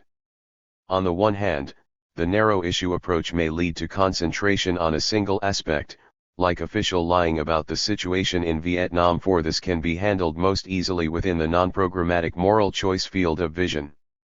On the other hand, the simple anti-approach tends to blur the distinction between two quite different groups of people who are against Washington's war in Vietnam, those who oppose U.S. policy because they oppose all dictatorship and colonialism in Vietnam, and those who oppose U.S. policy because they are partisans of the communist side of that war. To the non-I radicals. We are now discussing what was in fact the dominant tendency among the FSM activists and leadership and the decisive factor in making possible the Berkeley uprising. This is the amorphous radicalism which has been given various labels, the New Radicals, the New Left, among others. I have referred to it as unprogrammatic, but this is not strictly true. What is most characteristic of it is its conscious avoidance of any radical ideology. It is important to take a closer look at it. These new radicals are non-ideological in the sense that they refuse to, or are disinclined to, generalize their ideas and positions. They fight shy of any systematization of their political and social views. They think of this approach as pragmatic. They are inclined to substitute a moral approach, indeed, a dogmatic moral approach, for political and social analysis as much as possible. They like the description existential because it offers a non-political label. I once asked an active exemplar of this trend to define what he meant by calling himself a radical. His answer was, we take a position on a certain issue, say, civil rights. We have a particular position on another issue, say, Vietnam. And so on. I would define radicalism as the sum total of these positions. He was describing a kind of political induction. Obviously, this raises more questions than it answers. First of all, why the extremely strong disinclination to generalize, that is, to move in the direction of a knit-together theory beyond issue politics? At first blush, this is a strange development, particularly for intellectuals, people who are involved in a whole period of life training in the development and generalization of ideas. It is not that the non-ideological, for short, non-I, radicals question the need for generalization and theory in principle. I suggest that there are three powerful inhibitions at work. 1. What they reject above all are old ideologies and radical theories, more than they reject ideology and theory itself. A new radical ideology could sweep them, but it is not even on the horizon. So to speak, there are new radicals, but there is really no new radicalism, in terms of program, theory, or ideology. This is above all a reaction against the failure of all previous wings of American radicalism to become mass movements. All the radical programs have failed, there must be something wrong with them, we must do something new. The operative word is new. The term New Left has a charisma unmatched by any other, and the vaguer it is, the more magical, since as soon as it takes on a specific content, the visage of some old politics is plain. The old politics has committed the sin of being unsuccessful, a very American sin. A number of the non-I radicals on the Berkeley campus, and no doubt elsewhere, come from parents who went through the communist movement. They associate old politics and ideology chiefly with the politics and ideology of the communists. One way to reject communist ideology without falling into the conformist rut of establishment anti-communism is to reject it not in the first place because it is communist but because it is ideology. 2. There is the fear that unity of action on issues would be impaired by ideological clarification. One of the distressful results of arriving at a more specific radical program is that different people are bound to disagree about what they specify. There will be disputes, hostility, factions, splits, fragmentation, in short, disunity, and is this not part of the old politics that failed? Therefore it seems better to act most unitedly by remaining on the ground of issue politics only. This consideration is a strong one up to a point, and indeed the FSM illustrated its limits to some extent. The FSM achieved a wide unity around an issue, but it did so only as an ad hoc fighting force temporarily united for that issue. It never considered itself a permanent organization or movement. By January it took the course, envisioned from the beginning, of putting itself on the shelf. The new organization which reformed in April under the name of the Free Student Union is quite another story. The FSM was essentially a united front plus some added representation, not a membership organization. Now united fronts are indeed the old form through which different ideological radicalisms achieve unity on particular issues. The FSM was illustrating the old pattern in a brand new form, as history usually does. The FSM quite consistently, and largely deliberately, declined to do very much about drawing broad societal conclusions from what it itself was doing. On campus the main job of expounding radical interpretations of the free speech fight was carried by the old radicals, mostly the Independent Socialist Club, in a number of interpretive meetings and a culminating conference on the student revolt in January. A good part of the FSM leadership participated in such meetings, but it would have been unwise for the FSM to try to fill this role. It could play an action role, but not an ideological role. 3. There is the pressure of the American political climate. In almost any other country of the world, a great many of the non-I radicals would be calling themselves socialists. But in the US, for most of the public, socialism, not to speak of communism, is a dirty word. Why get specific about labels which will only stand in the way? As a matter of fact, this notion of sneaking socialism past the American public by calling it something else is one of the oldest politics there is, as old as the socialist movement itself. There is a source of reluctance here to develop even a new radical ideology, since any newism would hardly be more congenial to the current American temper than the old. None of the characteristics of non-I radicalism that have been described is hard and fast, it is a process rather than a standpoint. It ranges from elements just beginning to doubt the immaculateness of the American conception all the way to people who are full-blown socialists in everything except label. Off at right angles to this line is another spectrum of students whose reaction against the American establishment's party line has thrown them toward some degree of sympathy with the rival social system which disputes the world with Washington, the communist power. It is a widely varied spectrum indeed, especially in the Bay Area, and over most of its range has little or no connection with the Communist Party. The spectrum begins with the student to whom the local communists are simply the enemy of the enemy, that is, other radicals opposed to the powers that be, and who literally refuses to think about the nature of communist totalitarianism where it already has power, since such questions are divisive, dangerous thoughts. It ends with a thin scattering of the usual party hack types who are apologists of terror against free speech in any country controlled by their friends. Few of the present non-I radicals are aware that the communist youth and student movement in its heyday was extremely skillful at setting up organizations which combined a non-ideological and even non-political facade with the implicit communist line, vide American Youth for Democracy and the later years of the American Student Union. There is a long history of communists posing as non-ideological radicals. I mention this because, as one who went through a good deal of this history, I claim to know the difference. This element was very small in the Berkeley uprising. The non-ideological radicalism which constitutes a sort of new left on the campus is new. It is no one's invention and no one's patsy. It showed great strength and great weaknesses in the FSM fight, but both the strengths and the weaknesses were its very own. 3. New left balance sheet. The dominance of the new non-ideological radicals not only gave the tone of the Berkeley uprising but also accounts for its main strong points. Its advantages were at least these three, in ascending order of importance. 1. It made it very difficult to smear the FSM with the communist label. The point is not simply that the decisive FSM leadership and followers were not communist. In fact, innocence has not always stopped the ignorant or malicious from red-baiting or witch-hunting. The point is that after a minimal amount of actual contact with the FSM, almost anyone close to the situation had to recognize that the field was not only non-communist but alien to any kind of communist approach.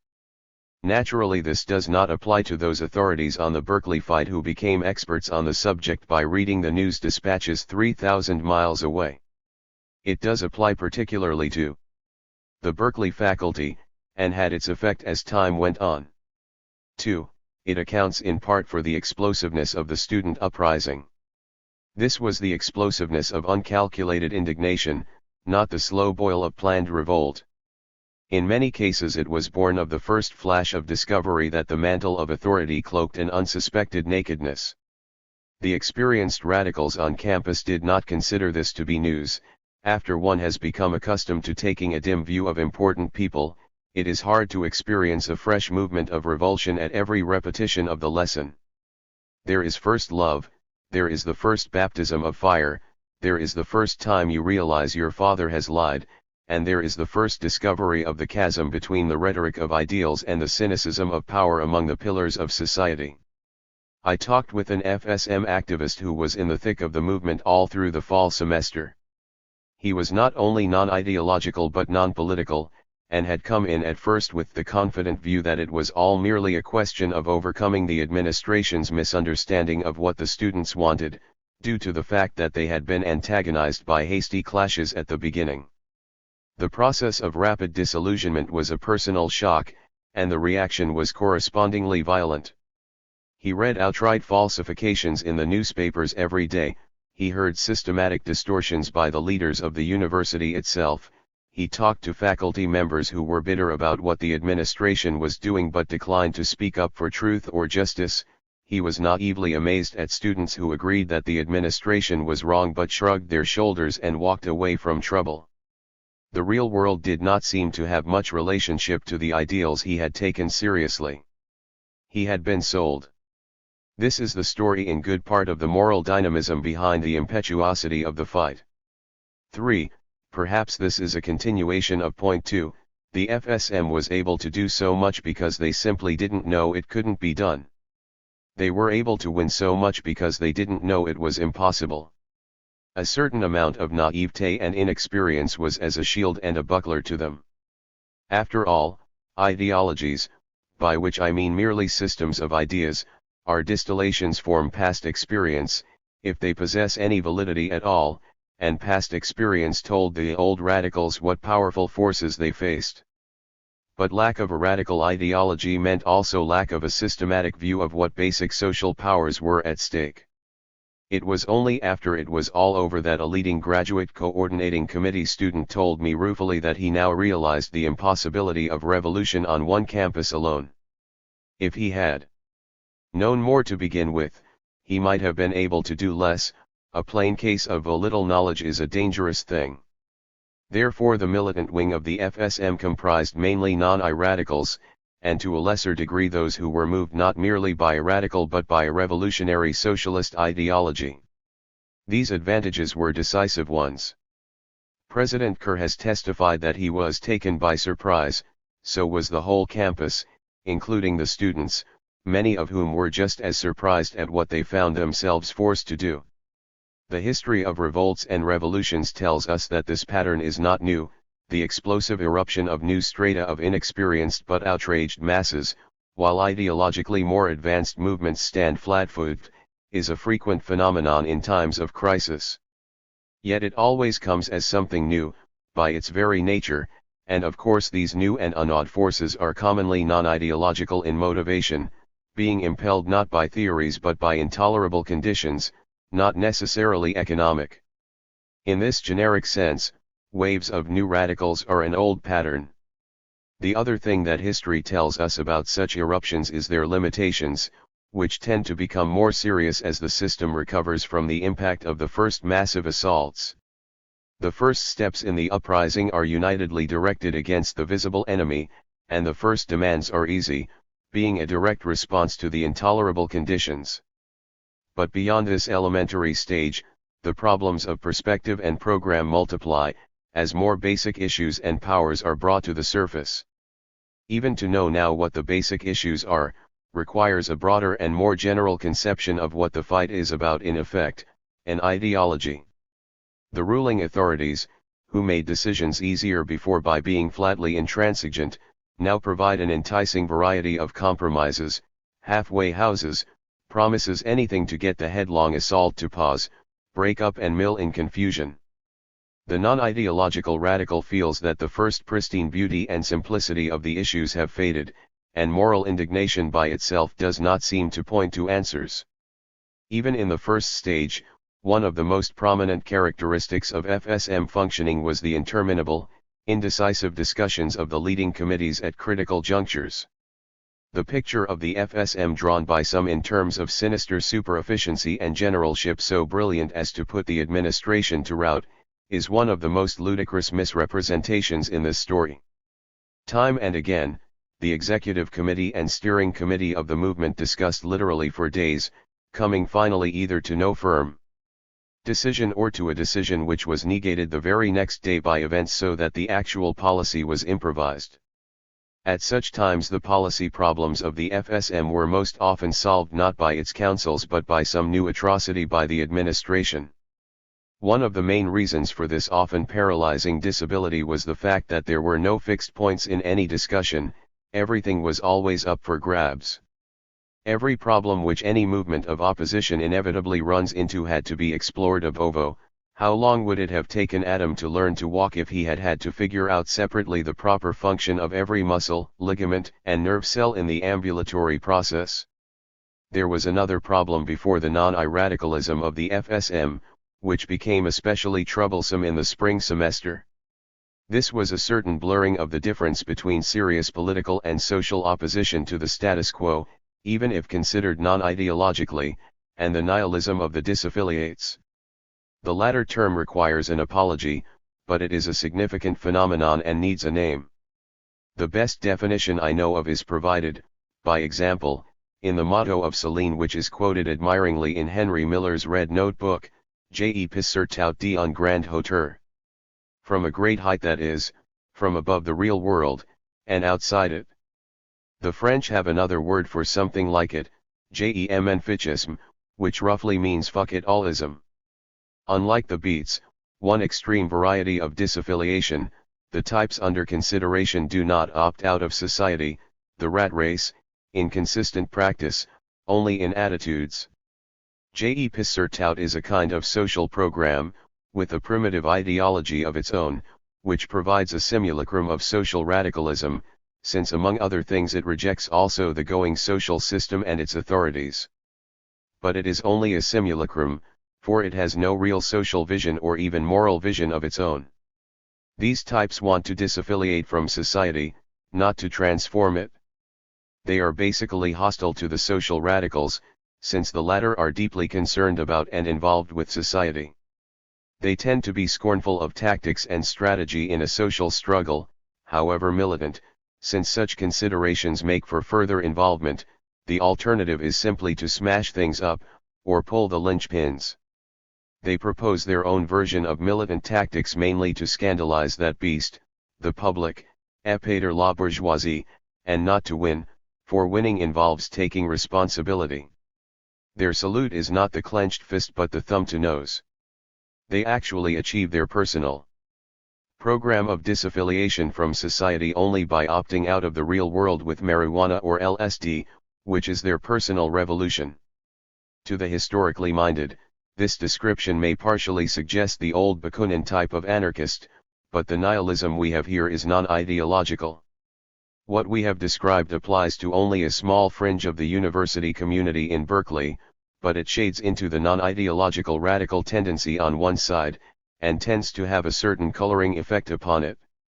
I think this was one factor, not in the FSM struggle of the fall, but in the obscenity row of the spring semester. Finally, there was another limitation of non-radicalism which was prominently manifested in the spring. It is the other side of the coin of the movement's explosiveness, lack of persistency. The FSM itself, as an organization, was not expected to persist. As we have mentioned, we are speaking of the individual non-I activists of the FSM.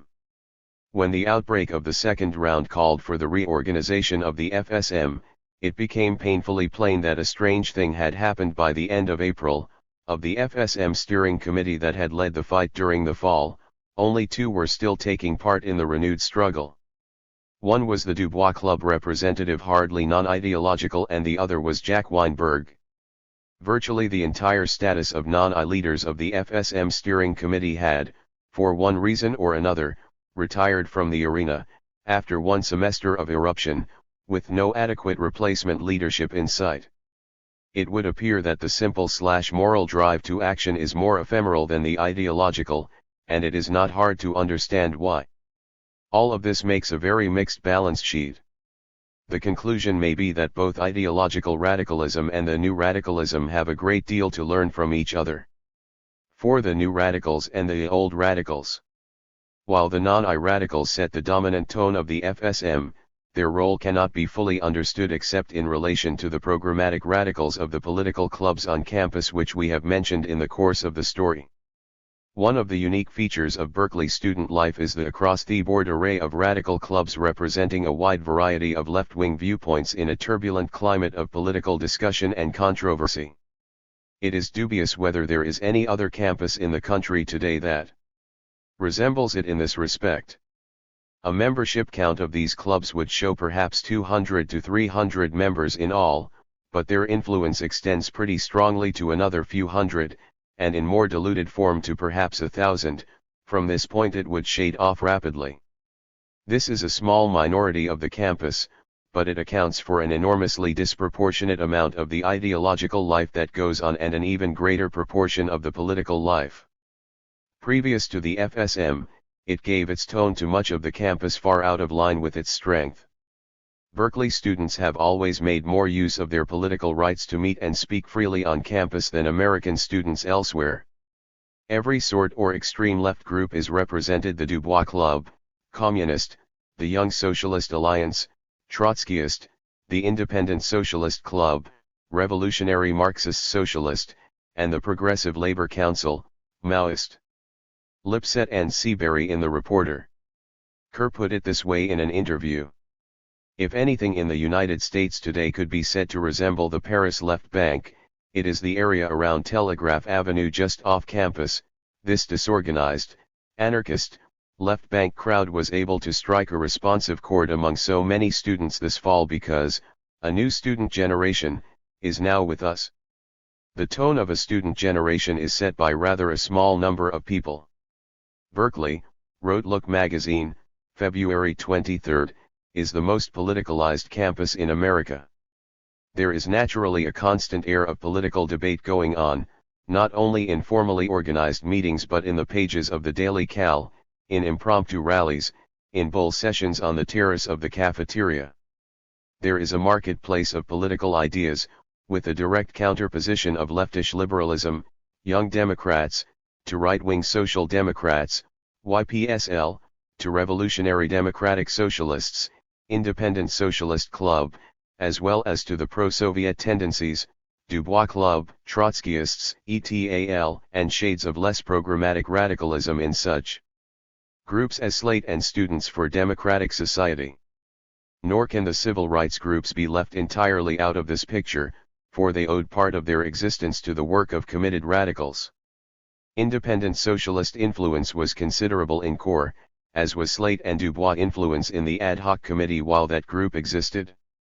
It was the radical clubs, including the radical civil rights groups like CORE and SNCC, which formed the skeleton about which the FSM fleshed itself. It is quite true that the leading committees of the FSM were to the left of the ranks throughout the fight. Most of the time this was due to the fact that no one but radicals, various kinds of radicals, were willing to take the risks and burdens of leading a militant struggle. Whenever the going got sticky, the groups further to the right from the Social Democrats and the Young Democrats to the Republicans began to veer away, leaving the militants on a limb.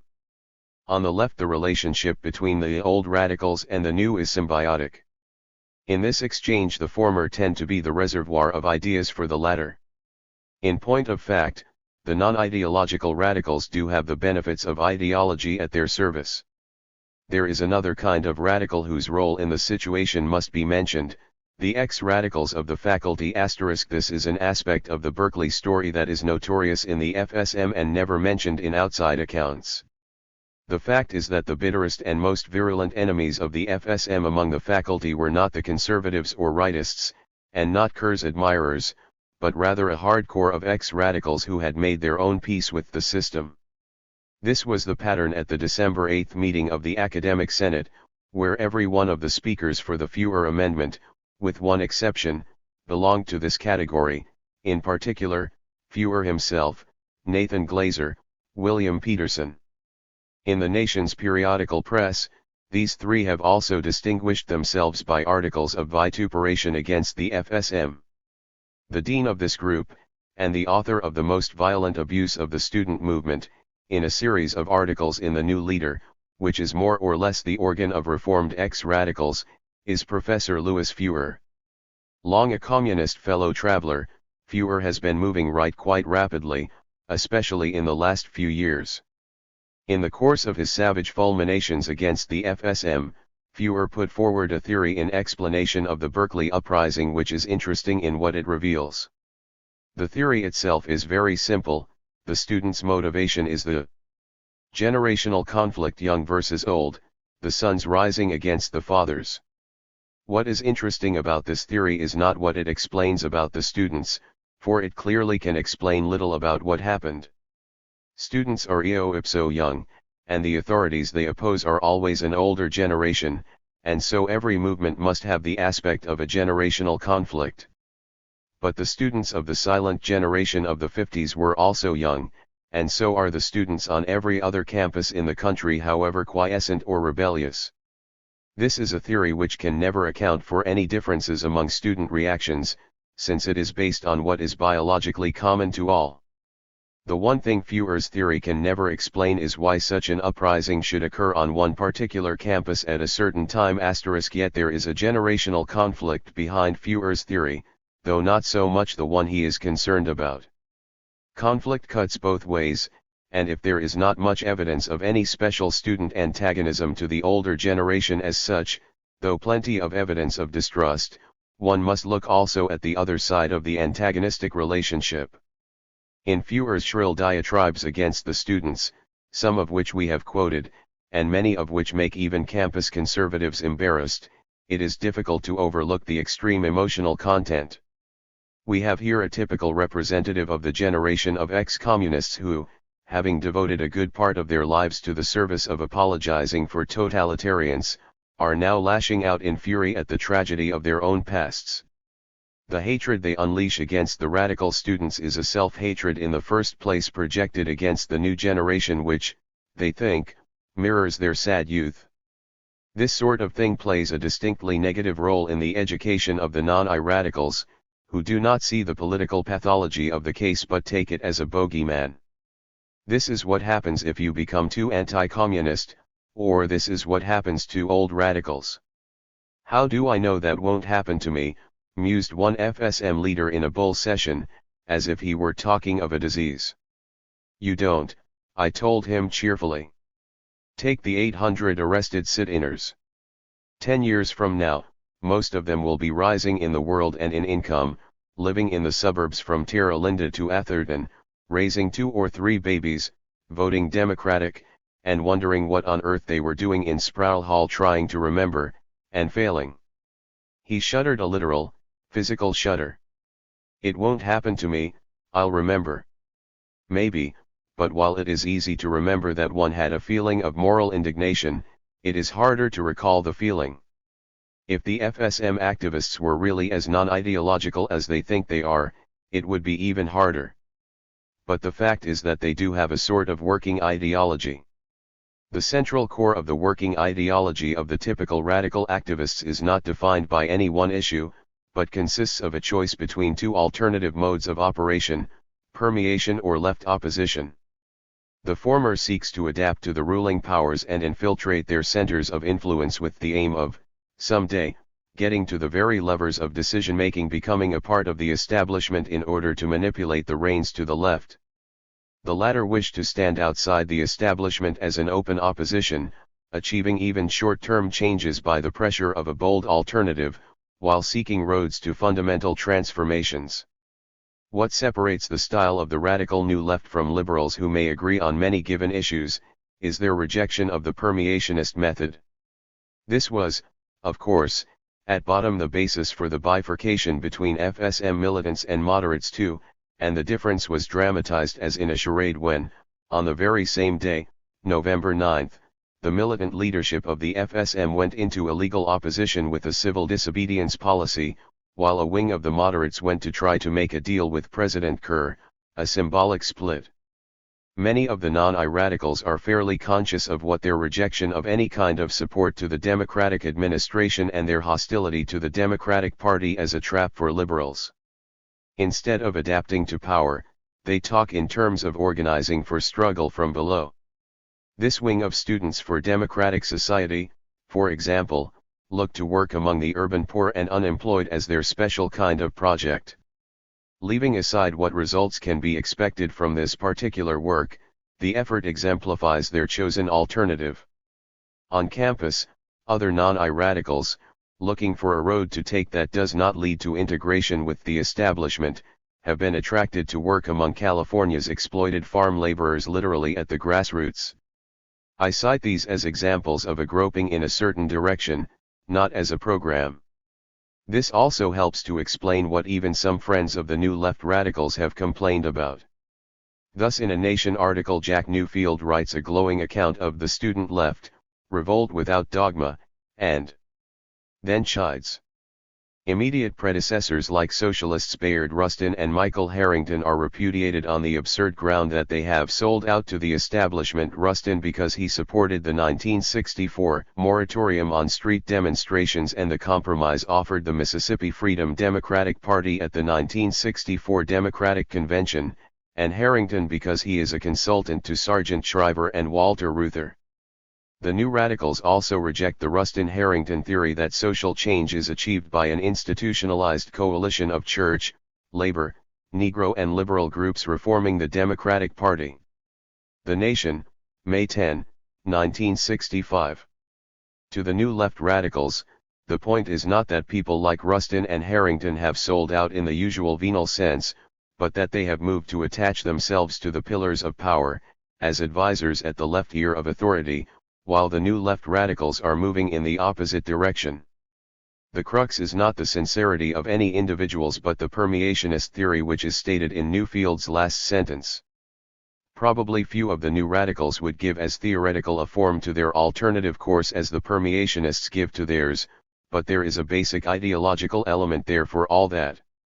It is not surprising that so many observers were moved to comment on the revolutionary feel of the FSM uprising, for we are now discussing, as a matter of fact, what has been the historical line of demarcation between revolutionary and reform currents in social movements of dissent. In fact, the new radicals are in process of rediscovering another old politics, the politics of left opposition to the ongoing system in the name of a new social and moral vision. No one can say whether this is a stream of thought and action that will deepen and extend, or whether it will dry to a trickle while new social movements arise elsewhere. It has already made a significant contribution in jolting the affluent complacency of middle-class, liberal America. It has been a catalyst, a trigger, an example unleashing FSM-like actions and movements throughout the nation. No matter what happens now, whether there are advances or setbacks ahead for this unformed movement, it is laying a groundwork for the future freedom fighters of the United States, by training and inspiring new cadres of idealistic youth with social goals so imbued with a new moral vision as to raise basic questions over the established order of society. From Berkeley, The New Student Revolt, Grove Press, 1965. Chapter 12. Free Speech and Political Struggle. What exactly does the right of free speech apply to? This is a problem with a long history, but it became acute in 1967 with the wave of student demonstrations against Dowco and other CIA recruiters on campus. Militant anti-war demonstrations demanded that the administration cease to provide Dow recruiters with special university facilities. The administrations replied, this would be a violation of their right to free speech, they must be accorded the same rights that you yourself demand for your anti-war agitation. In the face of this line, leftish opinion fragmented in three different directions. 1. Many liberals and social democratic types fell on their face before the administration gambit, they echoed the view that the demonstrations violated the Dow recruiters' right of free speech and were therefore bad. 2. Many radicals and student militants agreed with the administration contention, that the demonstrations violated Dow's free speech, but concluded that it was a good thing to violate the right to free speech in such a good cause. 3. The third position denied that the right to free speech applied to the Dow case, and took both a principled position for the right to free speech and made a militant defense of the anti-Dow demonstrations. It was number 2 that was the disconcerting development in this situation. There was no surprise in finding that the same liberals and social democrats who regularly argued that any militant anti-war action was sinister, should crank out arguments proving that the anti-Dow demonstrations were the work of the devil. But it was another thing when people who had associated themselves with the various free speech struggles around the country, now gave support to arguments which effectively dumped the right to free speech altogether. For this was and is the consequence of position number 2. However put, this position boiled down to the hierarchy of values proposition. In our hierarchy of values, free speech is only one rung, stopping the war's barbarism is a higher value, therefore the right to free speech must give way before this value. This line of reasoning does not dump the right to free speech simply for certain cases, it dumps free speech as a right altogether. It reduces it to something you tolerate if there isn't any higher value around to negate it at the moment. Moreover, by introducing the need for an ad hoc judgment in each case about the given hierarchy of values, it also introduces the judge who is to make this decision naturally in accordance with his own values. There is no despot or authoritarian who could not accept such a theory of free speech with enthusiasm and also with justice. Dictators usually repress only those exercises of free speech which do in fact conflict with higher values which they hold. This kind of three-way division is not new, something like it has been seen in radical circles for a few hundred years, long before Dow invented napalm. Within movements of social dissent, there has always been a strong or dominant wing of reformists and reformers, on the one hand, and, on the other, there have also been the elitist and dictatorial currents of radicalism or revolutionism, more or less openly anti-democratic, often reflecting the aspirations of alienated intellectuals for a dictatorship of the intelligentsia which would permit them to impose their own hierarchy of values on the society they detested. Both of these have been quite distinct from the third current of revolutionary socialism from below. It is quite true, then, that radicals and socialists, if we include all kinds, have never been united in support of a consistent advocacy of free speech. It is not strange that this situation is duplicated in the milieu of the contemporary New Left, where so many of the oldest and most outlived ideas of radicalism have been prolifically reinvented? Let us try to think our way through this question. We begin with a consideration which certainly must be granted from anyone's standpoint. It concerns the type of social situation where the right to free speech is involved, not where it is valid or invalid, but simply where it is involved or not. The question of free speech comes alive in the context of social struggles, and only juridical credence can believe that all social struggles are resolvable by any kind of speech, free or otherwise. In the last analysis, the more basic social struggles are not decided by government rules or in the courts, but by the contest of power. The obvious case in point is a revolution, which entails an open contest for state power. The Declaration of Independence was not an exercise of the right to free speech, it was a declaration of intent to engage in a contest of power which preempted the field of any norms of civil peace, free speech included. It represented an appeal not to speech, democratic norms, persuasion, etc., but to the arbitrament of force. Likewise the Russian Revolution, the German Revolution, and any other revolution. You should not claim that it is the right to free speech which permits you to marshal the Red Militia to seize the White House. The troops would die laughing. This does not mean that there is no question of democracy involved in a revolutionary struggle or any other contest of power. Democracy is a wider concept than free speech. Your right to make a revolution, this moral right, or political right, or whatever you consider it, still demands justification and defense in terms of democratic sanctions. But this is a much bigger frame than the free speech question. Also, this does not mean that once the situation has become a contest of power, there is no longer any question of free speech on your own side of the lines, within your own camp. There most certainly is. But the free speech issue is no longer an issue as between the two sides that have broken out of the framework of civil peace. Revolution is only the most obvious sort of case where one may decide to leave one ground and go over to another, that is, leave the ground of free speech and go over to the ground of the open contest of power.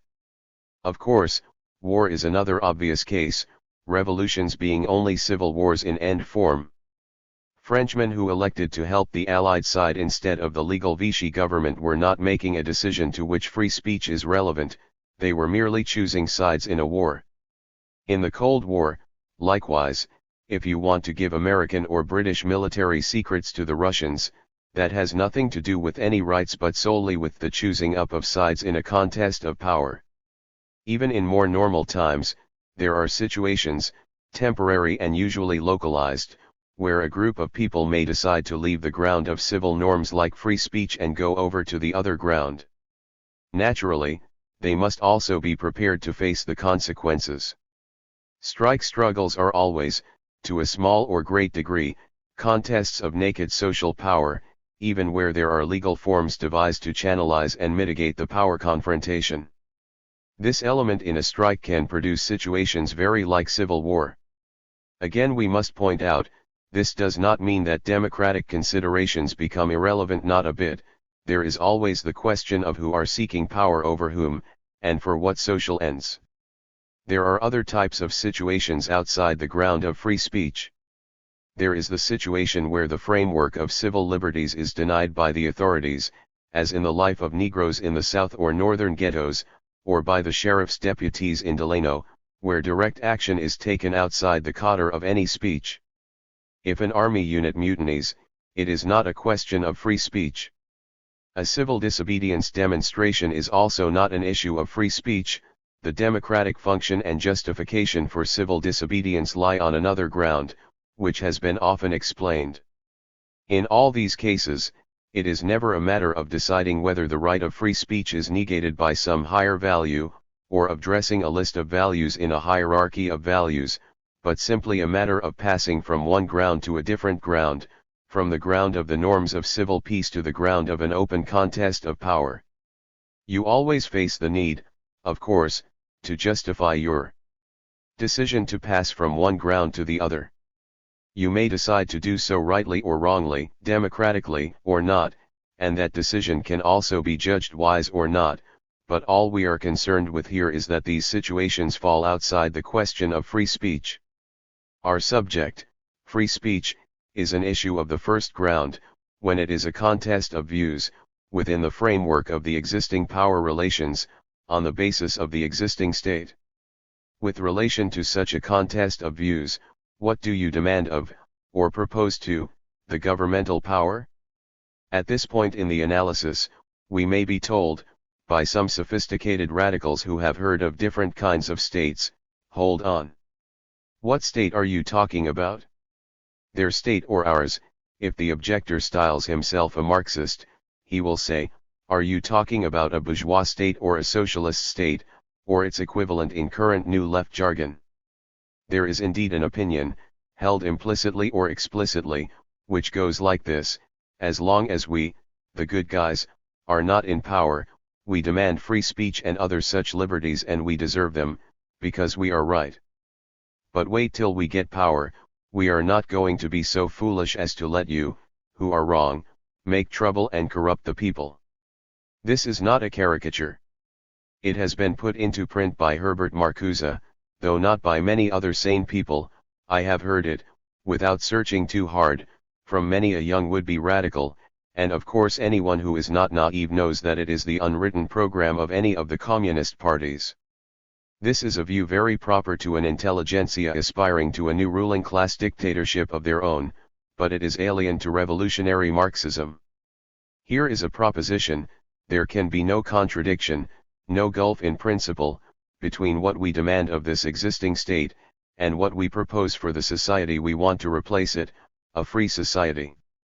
Naturally, circumstances alter cases, but since this generality applies on both sides, it cancels out and does not affect the proposition. You can legitimately consider the proposition from a moral standpoint, that is, as a moral imperative, but here I am interested not in moralizing but in political analysis. Why this proposition? First of all, what we demand of the state now does constitute our real program. Secondly, the kind of movement we build now, on a certain basis, will determine our new society, not good intentions. One can, of course, build a movement on the basis of social demagogy, massive hypocrisy, concealment of real intentions, as the fascists did, as the Stalinists do, but such a movement is fitted only to install a new despotism. No movement that really aims at a free society can proceed along these lines. It is a platitude that the right to free speech always means free speech for the fellow who disagrees, including free speech for views that you detest. Otherwise you are not talking about a right but only about what you are willing to tolerate, what you are willing to grant. We are concerned here about political rights, otherwise we are not talking about free speech at all. It is in this connection that we can use some background history on this issue. As mentioned, this is not a new question. And the theory of the hierarchy of values is not a new theory. It played a very big role in this country just the day before yesterday, that is, in the era of McCarthyism of the 50s. It is widely known how ignominiously the liberals and social democratic types collapsed before the onslaught of McCarthyism, but it is less widely understood that this collapse was not merely the result of unfortunate personal characteristics, like the existence of a vacuum where their guts should have been. There was an ideology about democratic rights that was involved, a line of justification. It was, in fact, nothing less than this sovereign new idea of the hierarchy of values. Sidney Hook, the arch-ideologist of the capitulation to McCarthy, explained in detail, and perfectly sincerely, that he was enthusiastically for free speech, but not for every exercise of free speech when freedom itself was threatened by indiscriminate free speech. This meant that communists, who wanted to use free speech and other democratic rights to destroy freedom and democracy itself, could not be permitted to exercise such democratic rights. Therefore communists could be deprived of free speech and civil liberties without impugning the higher value of liberty itself. This was the basis of the liberal apologia for the witch hunt system. This system of thought does not become a whit better when the higher value is taken to be something different from democracy itself or any other particular formulation. it is not a whit better when the higher value is taken to be opposition to the Vietnam War. For the methodology of the witch hunters could be combated successfully only if the argument revolved not around whether your value was higher than mine, but around the method itself, which had to be rejected at the root. Before getting back to the method itself, however, let us fill out the picture with another version of the same problem. For the liberals capitulating before McCarthyism commonly justified themselves with another gimmick which also had a strong hold on radicals. This was the issue of civil liberties for fascists. Not that this was the burning issue of the 50s. It had, however, been rife in the preceding 2 decades, and therefore acted as a methodological model. Most radical thinking had been set in a mold shaped by an image of what had happened in the Germany of the Weimar Republic. See, Weimar Germany let the Nazis enjoy the benefits of free speech and democratic rights, and look what happened. The lesson is that a virile democracy has to crack down on totalitarians before they become a clear and present danger, not afterward when it is too late.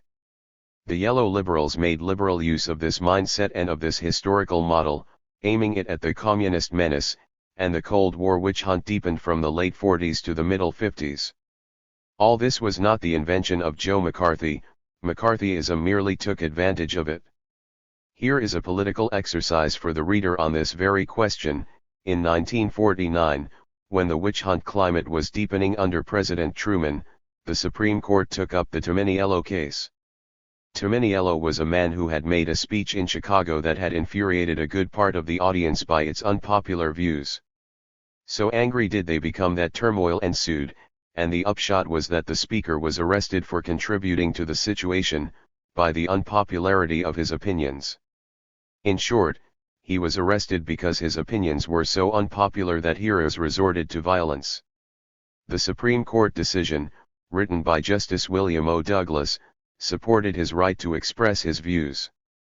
Douglas laid it down that a function of free speech under our system of government is to invite dispute. It may indeed best serve its high purpose when it induces a condition of unrest, creates dissatisfaction with conditions as they are, or even stirs people to anger. The case against Tominiello was thrown out, as a violation of the clear and present danger rule. Was this good or bad? We must now add that this Tominiello was a fascist, a follower of G.L.K. Smith, and the unpopular sentiments which he had expressed in his speech had been anti-Semitic sentiments. Now was the Supreme Court decision good or bad? If Tominiello had to be thrown in jail for saying derogatory things about Jews, what would that mean for the right of other people, in other situations, to express derogatory opinions about other things or people? Did communists have a right to make speeches expressing sentiments fully as objectionable as Tominiello's, for example, defending concentration camps?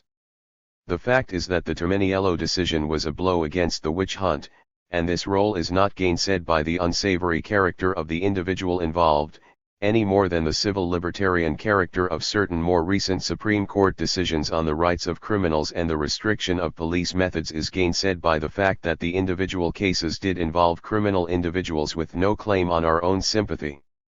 Another fact is that it was and is not possible to distinguish, as far as the civil liberties principle is concerned, between cases of civil liberties for fascists and civil liberties for communists. Here are 5 conceptions on this question which need emphasis. 1. Take the above-mentioned historical analogy with the Nazis in Weimar Germany. It is wholly false. It is simply not true that the truly scandalous behavior of the courts in Weimar Germany revolved around free speech for Nazis cases. The judges of this very democratic republic were letting Nazi thugs go scot-free even in cases where they had been caught red-handed in murder, assault, beatings of Jews and radicals, breaking up of trade union headquarters, and similar actions. Action, not speech. If the Nazi movement had confined itself to speeches, including fascist speeches, it would never have been the danger it was. No rights to free speech had to be curtailed by a millimeter in order to have an abundance of grounds for rounding up the entire Nazi leadership years before they became even a clear and present danger. And this was not an accidental fact but inherent in the nature of the fascist movement as such. This movement never made the slightest pretext of depending on persuasion or education for power. The argument that history tells us that fascists have to be thrown in the pokey as soon as they express any opinions considered fascist, this argument is a phony. In fact, just as phony as the analogous argument of the witch hunters that the expression of communist views must be met with policemen's clubs lest democracy itself be endangered. Actions, not speech, this is the key. In contemporary America, for example, socialists are for laws making racist acts a criminal offense. If a landlord discriminates against blacks, browns, yellows, or bearded whites in renting or selling, a real democracy would crack down on him with the forces of law and order, but this has nothing to do with illegalizing his right to express any stupid or reactionary opinions on any group. Any more than I would want to be restricted in my right to express my own opinions on the subject of Southern rednecks, liberal suburbanites, Democratic politicians, middle-class Negro businessmen, Jewish shopkeepers in Harlem, and an extensive spectrum of other types. 2. Of all the juridical weapons we cannot entrust to a state machine that is not ours, the worst is the right to be selective about democratic rights. Because the state will make that weapon a double-edged one, and the sharp cutting edge will be sued against the people, not against the fascists, in the long run if not the short. Precisely if and when the state is a bourgeois state, we cannot give it our approbation in abandoning the ground of free speech, and if it is really a socialist state we do not have to. But the practical proposals we hear have to do with the former, of course.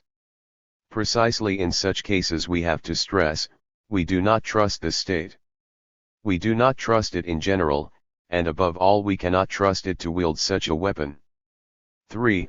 Although we have been using the usual phrase civil liberties for fascists and civil liberties for communists, the formulation is inaccurate. I am not interested in civil liberties for fascists or communists. It is not their civil liberties we are concerned about, for it is certainly true that they want free speech only to help install a regime that will gag us. If this were really the issue, then there could be no two ways about it. But it is not the issue. The issue of the civil liberties of fascists and communists is not separable from the issue of civil liberties of everybody else. It is a question of allowing no such distinctions by the state we do not trust. In a reverse sort of way, the Communist Party found this out when it gleefully urged the government to use the reactionary Smith Act to put Trotskyists in jail, and hailed that wartime witch hunt as a triumph for progress, only to complain bitterly when, later, the ungrateful government used this same triumph for progress to put them in jail, with exactly the same right. If politics were a matter only of morality or sentiment, one might only have said serves them right of the Smith Act jailings of the communist bravos who had applauded the Smith Act jailings of Trotskyists. But there is no reason for a genuine revolutionary to fall into the snake pit. Independent socialists campaigned against the Smith Act persecutions of the Communist Party for the sake of maintaining the rights of radical dissent in America, not for the sake of the Communist Party. 5. Nor can we rely on the state to defend us against aspiring fascist demagogues. And is it not the height of folly to tear down the structure of what civil liberties we have, in order to encourage such an illusion? Yet this is exactly what is done when the state is asked to impugn its own free speech standards by denying them to anyone. The case in point that first impressed me involved, as it happens, the same G.L.K. Smith who inspired Tominiello. In 1945 Fascist Smith decided to invade Los Angeles with a campaign to build his movement, and started making speeches. As organizer of our independent socialist movement there, I tried to get a united front going of radical organizations, and others, to organize a mass picket line against Smith. Not one could be gotten to do so, either together with us or separately, not the Communist Party, not the Socialist Workers' Party, nor any other. The reasons given were the time-honored ones, such as, don't pay any attention to Smith and he'll go away, etc. So the first picket lines against the Smith operation were organized by ourselves alone. Simultaneously, another issue arose. Smith wanted to hold a meeting in a school, and the same people who refused to participate in an action against Smith went to the Board of Education to demand that it refuse the use of the school to him. This could only be done by relying on the same ordinances that had been invented in the first place in order to deny school use to socialists and radicals. Here was the counterposition: we were the only ones to initiate and launch militant mass action against Smith's meetings, but we refused to ask the government to dump what there was of free speech facilities in order to get at Smith. We organized people's action, but we refused to put this double-edged weapon in the hands of the government with our approbation. 5. On this whole business, there is a fundamental difference between the reactionaries and ruling classes in general, on the one hand, and, on the other, us who are fighting for a socialist democracy. Our aim by its very nature requires the mobilization of conscious masses. Without such conscious masses, our goal is impossible. Therefore we need the fullest democracy. Their aim requires the straitjacketing or tranquilizing of anything like mass involvement from below. Therefore they must always want to negate or dilute or abolish democratic controls from below. We, because of the nature of our goals, have no fear of the unlimited unleashing of democratic initiatives and drives. They, on the contrary, must always be wary of it, even when they seek to manipulate it.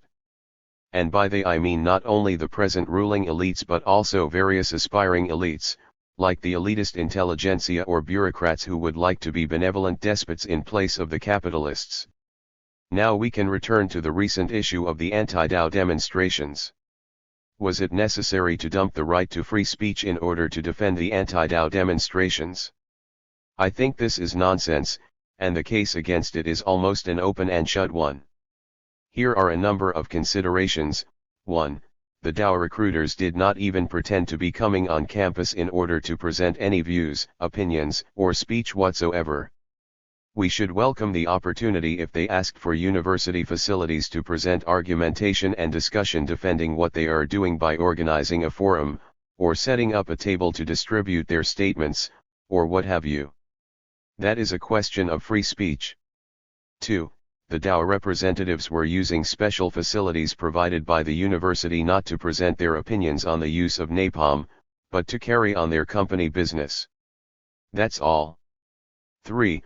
Many universities, for example, at Berkeley withdraw this privilege from companies that discriminate racially or recruit strike breakers. Is this a violation of the right to free speech by racist companies? The apologists cannot have it both ways. If Dow's right to use university facilities for company business lies in the ground of free speech, then these other cases lies in the ground of free speech too. Or suppose a university adopted the policy of allowing no private firm or corporation to use its premises and facilities for any company business including recruiting, this still leaves them the full possibility of setting up a headquarters near campus and advertising their presence as usual, and changes very little for them. But whatever one thinks of the desirability of such an overall policy, would it mean that the university had abolished free speech for corporations on campus? I do not think anyone would even claim that. The practice of allowing company recruiters on campus is defensible as a convenience for the students, but not as a right for the company. By the way, if Dow's right to use special university facilities for recruitment of employees is a matter of free speech, then this would be so also if the Communist Party asked for special university facilities to recruit its organizers. It would be interesting to see how many universities would give the communists the same treatment, and also how many of the liberals, who now defend Dow's free speech, would demand such equal treatment.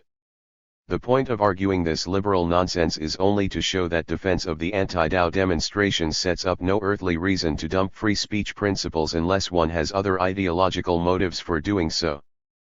But we know, as a matter of fact, that such motives do exist.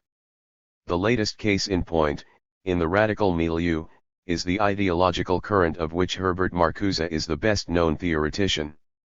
This current has a textbook now, Marcuse's essay in the book A Critique of Pure Tolerance. Here, almost in so many words, Marcuse condemns freedom of speech, tolerance of it anyway, for those whose views are antithetical to him, and, fairly clearly, advocates an educational dictatorship of enlightened intellectuals like himself who know they are right and everybody else is wrong. He does this with only occasional backing and filling and a smidgen of Hegelianized double talk, but not much. See especially his pages 109 to 111 and 106, but the whole essay has to be read to get the full flavor. What makes this almost fantastic is that this modest proposal for intolerance is made in the context of what is Marcuse's other ideological trademark. This is his view that there are no masses who can be mobilized for progressive struggles. Dissent is declining, he maintains, quite wrongly, of course, and the dissenting minorities are small and powerless. There is nobody to fight, except a handful of intelligentsia of his own stripe. Nobody has painted a more pessimistic view of the social scene. And yet, precisely in this situation, he writes a manifesto advocating that free speech and democratic rights, tolerance, be denied to views that you consider pernicious. This is all the ammunition that our witch hunters need. It endorses everything Sidney Hook has ever written in justification of the witch hunt, though naturally Marcuse and Hook would use the same theory against different victims. To paraphrase the famous "It is not merely a crime but a blunder," one has to say, this is not merely a blunder, this is bloody suicide. Perhaps as a result of Marcuse's influence, the SDS's Carl Davidson, New Left Notes, November 13, 1967, has an extraordinarily crude formulation of this point of view. His conclusion: it is the duty of a revolutionary not only to be intolerant of, but to actually suppress the anti-democratic activities of the dominant order. The reason, our critique argues, that this social order is anti-democratic. Now if someone else's critique argues that it is Davidson and his friends who are anti-democratic, then that someone else has just as good a case for suppressing him and his similars. Not only that, but since the dominant order is indeed dominant, whereas Davidson represents a small minority, there is no question of who is going to suppress whom. The very idea of an obvious minority talking about suppressing the activities of the dominant order is itself a giveaway if that order is indeed dominant. Among the things it gives away is that such grandiose bluster is a mark of impotence and frustration, not strength and confidence. These elitist types, including the Marcuse types who give their reactionary views a radical cast, fear democratic liberties in their very bones. They are in the full tradition of Carlyle and Ruskin and H.G. Wells and similar theoreticians, expressing the impotent aspirations of disrooted intellectuals for Platonic kingdoms of the philosopher-despot, whose visage usually has a curious resemblance to their own. While they are impotent themselves, their real role is as apologists for less impotent would-be despots. Revolutionary socialists propose to do the opposite. We want to push to the limit all the presuppositions and practices of the fullest democratic involvement of the greatest mass of people. To the limit, that is, all the way. No progressive social transformation is possible except insofar as the largest mass of plain people from way below in society start moving. And this movement both requires, and also helps to bring about, the fullest opening up of society to democratic controls from below, not their further restriction. It means the breaking up of anti-democratic limitations and restrictions. It means the greater unleashing of new initiatives from below. In other words, it means the exact opposite of Marcuseism. The issue of free speech is only one sector of this greater question, but it is nonetheless a test of politics. Independent Socialist 1968. Chapter 13. Sects and Sectism. There is a terminological problem. Sect is often used as a cuss word to mean a group one doesn't like. Movement is often used to describe something that does not exist in organized form, as when the American socialist movement is used as an abbreviation for scattered socialist elements that often do not move at all. We shall use these terms with more precise meanings. A sect presents itself as the embodiment of the socialist movement, though it is a membership organization whose boundary is set more or less rigidly by the points in its political program rather than by its relation to the social struggle. In contrast, a working-class party is not simply an electoral organization but rather, whether electorally engaged or not, an organization which really is the political arm of decisive sectors of the working class, which politically reflects, or refracts, the working class in motion as it is. A socialist movement sums up the mass manifestations of a socialist working class in various fields, not only the political, usually around a mass socialist party. For present purposes, the important distinction is between the sect form of organization and a form of organization common in other countries but which does not yet exist in this backward country. This approach is basic to the paper, for essentially it deals with the question, is there an alternative to the sect mode of organization which dominates the whole history of American socialism, past and present? HD. New Beginnings. About the road to an American socialist movement. Since there are socialists in America but no socialist movement, it is understandable that the socialists will say, let us go and form a socialist movement. All considerations argue for this obvious step, and there are no arguments against it, except one. This is the historical fact that no one can decide to make a revolution. Whatever is formed by fiat will turn out to be a sect alongside the other sects, even if it is that better kind of sect which believes in not being sectarian. Let us make clear from the outset that we do not have the answer to the $64 question, viz., a formula or gimmick which, if only followed, will infallibly produce a party or movement out of the woodwork. We will all have to grope for some time. But we have some conceptions about the direction in which to grope, and the criteria for deciding whether developments are hopeful or hindering. 1. A socialist movement will become a possibility in this country, as it did in others, as its bases are matured by social political conditions. If, however, it cannot be created simply by an effort of will, it is also historically true that it is not simply a matter of spontaneous generation. When the bases for a socialist movement mature, it will be difficult for it to come into being unless the nascent movement is crystallized with the help of active socialist elements. Every socialist movement has been the outcome of the fusion of spontaneity and leadership, of naturally developed elements and conscious organization.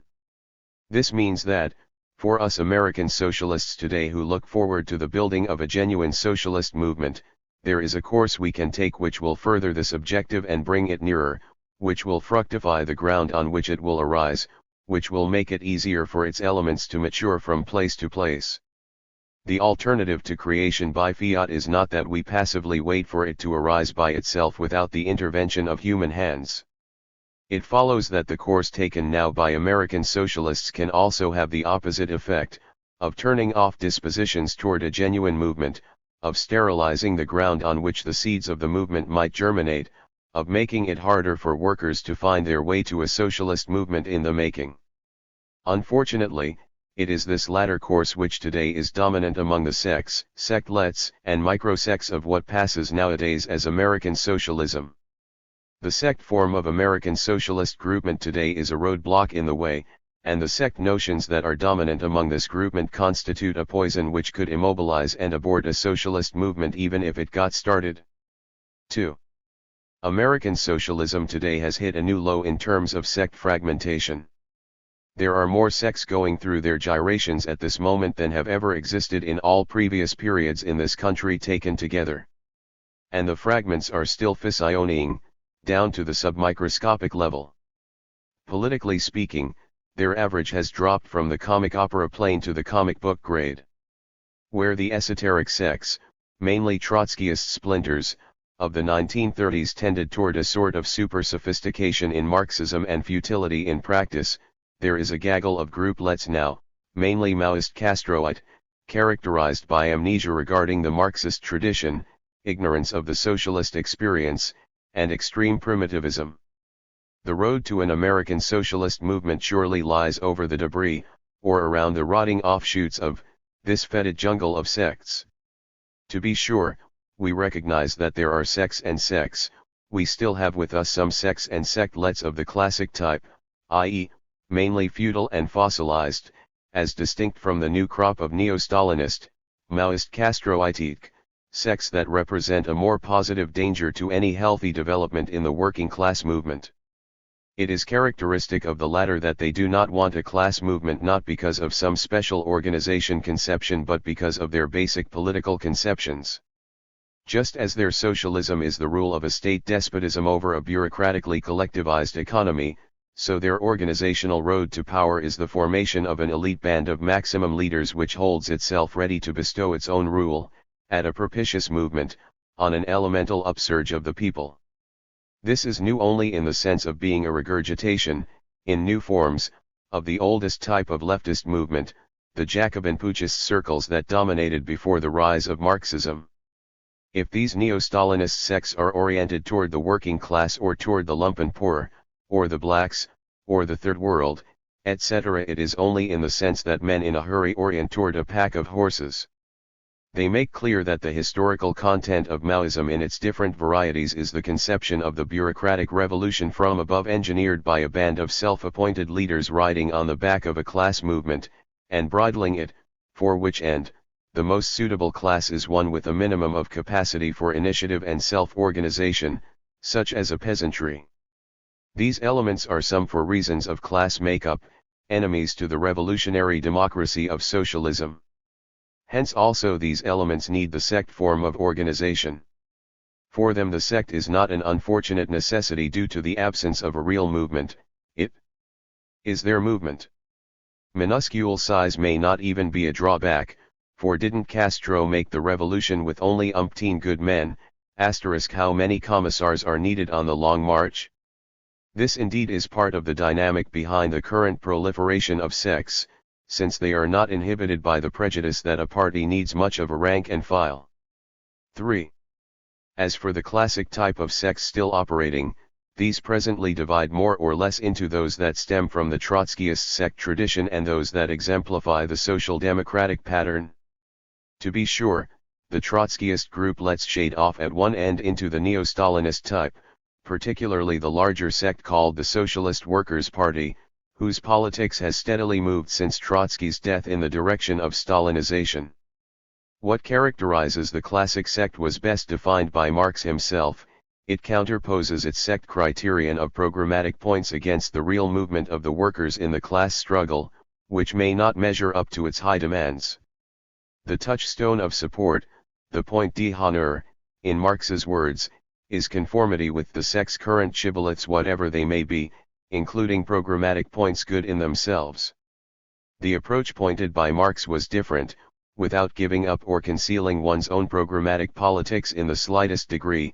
The real Marxist looks to the lines of struggle calculated to move decisive sectors of the class into action, into movement against the established powers of the system, state and bourgeoisie and their agents, including their labor lieutenants inside the workers' movement. And for Marx, it is this reality of social, class, collision which will work to elevate the class's consciousness to the level of the socialist movement's program. To move a fighting sector of the class into action against the established powers by only a step is more important than 1,000 programs, Marx and Engels used to reiterate, and there's no use denouncing them for deprecating programmatic politics.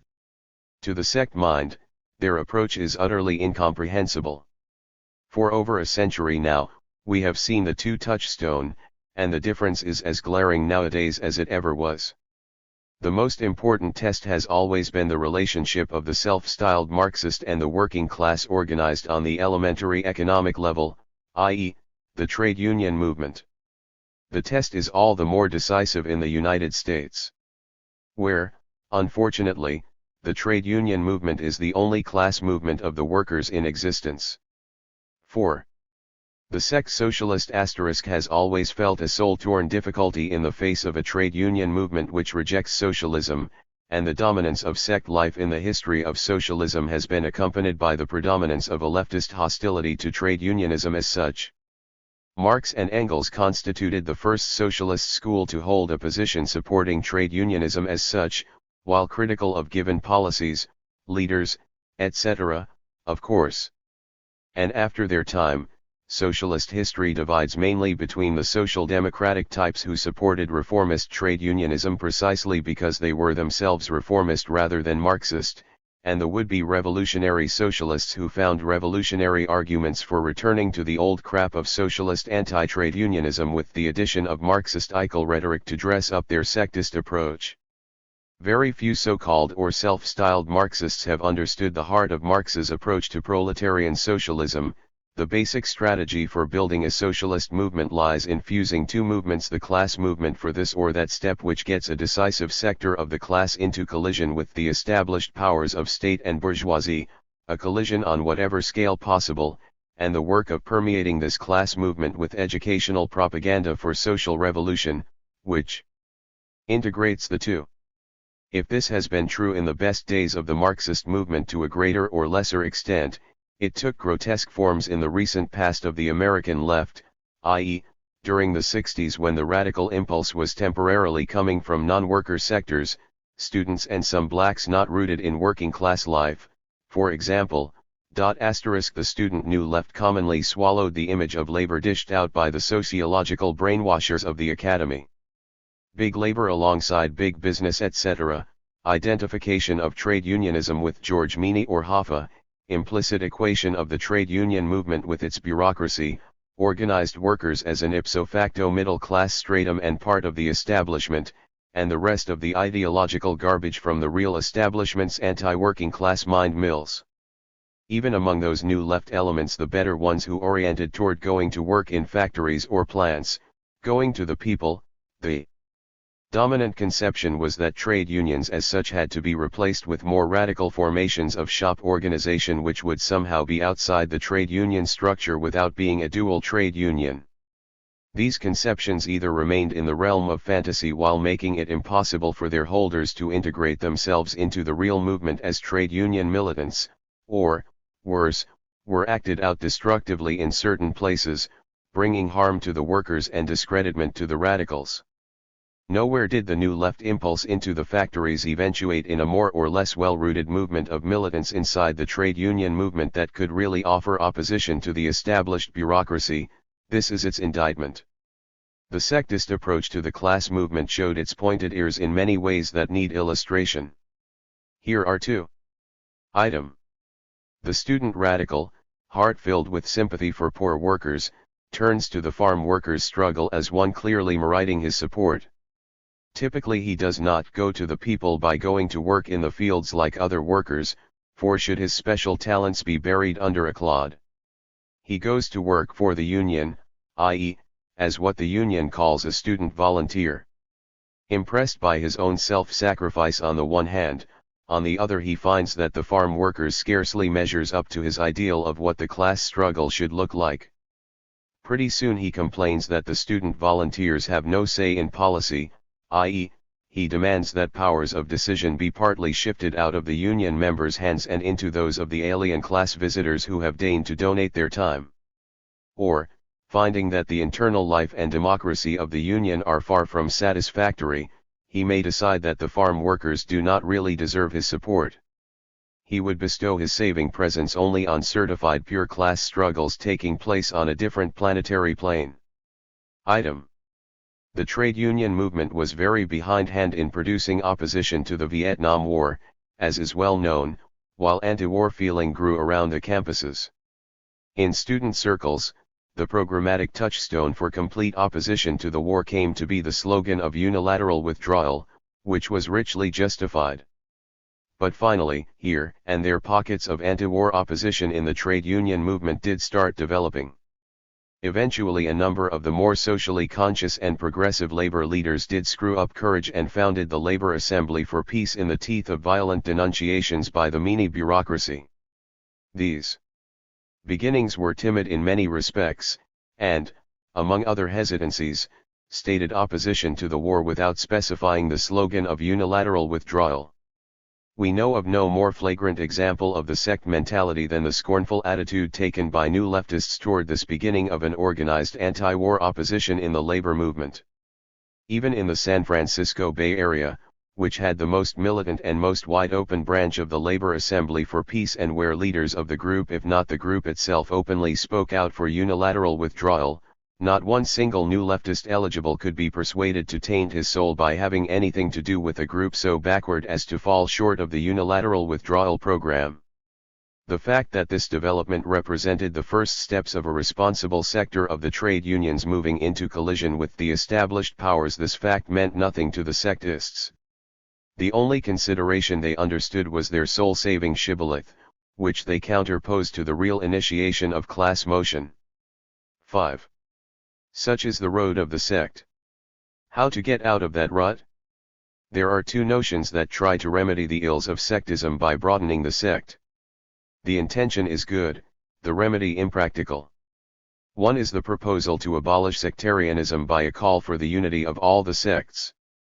This may also be presented as a road to forming a socialist movement. It is a piteous illusion. In practice, it may mean a spate of unity negotiations among some of the sects, a common time-killing enterprise, or even a unification or two, a drop out of the bucket. But the actual unification of all the sects is an inherent impossibility where the programmatic shibboleths on which the sects are based are politically incompatible. The product of sect unification turns out to be nothing but a somewhat larger sect, as long as the conditions for a genuine socialist movement do not obtain. The idea of an all-inclusive sect is a will-o'-the-wisp. Incompatible political programs can be held together, at least for a historical period, within the framework of a party/movement, for the cement which holds such a formation together is its role in the class struggle itself, the fact that it is the class-in movement. What holds the antagonistic political tendencies in place is the pressure of the class enemies outside. As long as this is not the real situation of the movement, nothing else can take its place, including exhortations against sectarianism. The second proposal is one that aims at the same result by a different route, viz., launching a sect whose distinguishing programmatic point is that it will voluntarily eschew distinguishing programmatic points. This is to be achieved by limiting the program to some minimum socialist, or radical, basis on which everyone can agree, i.e., a statement of abstract socialism. If a left wing wants to push the group to a revolutionary position, like no support to Democrats, the minimum is exploded. In practice, therefore, the program must be reformist. The Socialist Party has wanted to be this kind of sect most of the time since it ceased to be a mass movement, and more recently the New American Movement has set out to concretize this aim in some still unclear form. Sometimes the aim is derived by reminiscence from the different historical period, before 1917, when the Socialist Party was a congeries of different political views which were not yet consciously understood to be basically antagonistic and whose consequences had not yet been acted out. But we cannot simply pass a motion to go back to the Debs era. As long as the life of the organization, whether or not labeled party, is actually based on its politically distinctive ideas, rather than on the real social struggles in which it is engaged, it will not be possible to suppress the clash of programs requiring different actions in support of different forces. The key question becomes the achievement of a mass base, which is not just a numerical matter but a matter of class representation. Given a mass base in the social struggle, the party does not necessarily have to suppress the internal play of political conflict, since the centrifugal force of political disagreements is counterbalanced by the centripetal pressure of the class struggle. Without a mass base, a sect that calls itself a party cannot suppress the divisive effect of fundamental differences on, for example, supporting or opposing capitalist parties at home in the shape of liberal Democrats and such, or supporting or opposing the maneuvers of the communist world. 6. If the road of the sect is a blind alley, what then? The road of the sect has always been a blind alley, yet socialist movements have come into existence. There has never been a single case of a sect which developed into, or gave rise to, a genuine socialist movement by the only process that sects know, the process of accretion. The sect mentality typically sees the road ahead as one in which the sect, one's own sect, will grow and grow, because it has the correct political program, until it becomes a large sect, then a still larger sect, eventually a small mass party, then larger, etc., until it becomes large and massy enough to impose itself as the party of the working class in fact. But in 200 years of socialist history, this has never actually happened, in spite of innumerable attempts. This is no proof that it will never happen in the unforeseeable future. But it is proof that there must be some other road to the formation of a genuine socialist movement which is not the road of the sect. This road has been well-nigh totally forgotten in the general sectification of socialist circles in our period. The slightest acquaintance with Marx's view of what is to be done to build a socialist movement is enough to remind that Marx was violently and unconditionally hostile to anything resembling a sect. Not only did he never try to organize a Marxist sect, but he positively scorned those who did. It is less easily understood that Lenin never wanted to form a sect and never did do so, and that the Bolshevik Party was not the result of a sect formation that grew by accretion. When Lenin came out of exile in 1900 and went abroad to begin the struggle to permeate the existing socialist circles with the ideas of revolutionary Marxism, he never thought to et up an ideological grouplet of his own, a sect, even though the Russian socialists in exile were already divided into sects, which were already splitting, etc. What Lenin helped to launch was a Marxist political center in a non-sect form, in the form of a periodical manned by an editorial board, Iskra. The political center itself educated for full revolutionary Marxism. At the same time, the party/movement it called for was an all-inclusive socialist party in which the revolutionary Marxist center would constitute one tendency, hopefully eventually dominant. Both sides of the picture conditioned each other.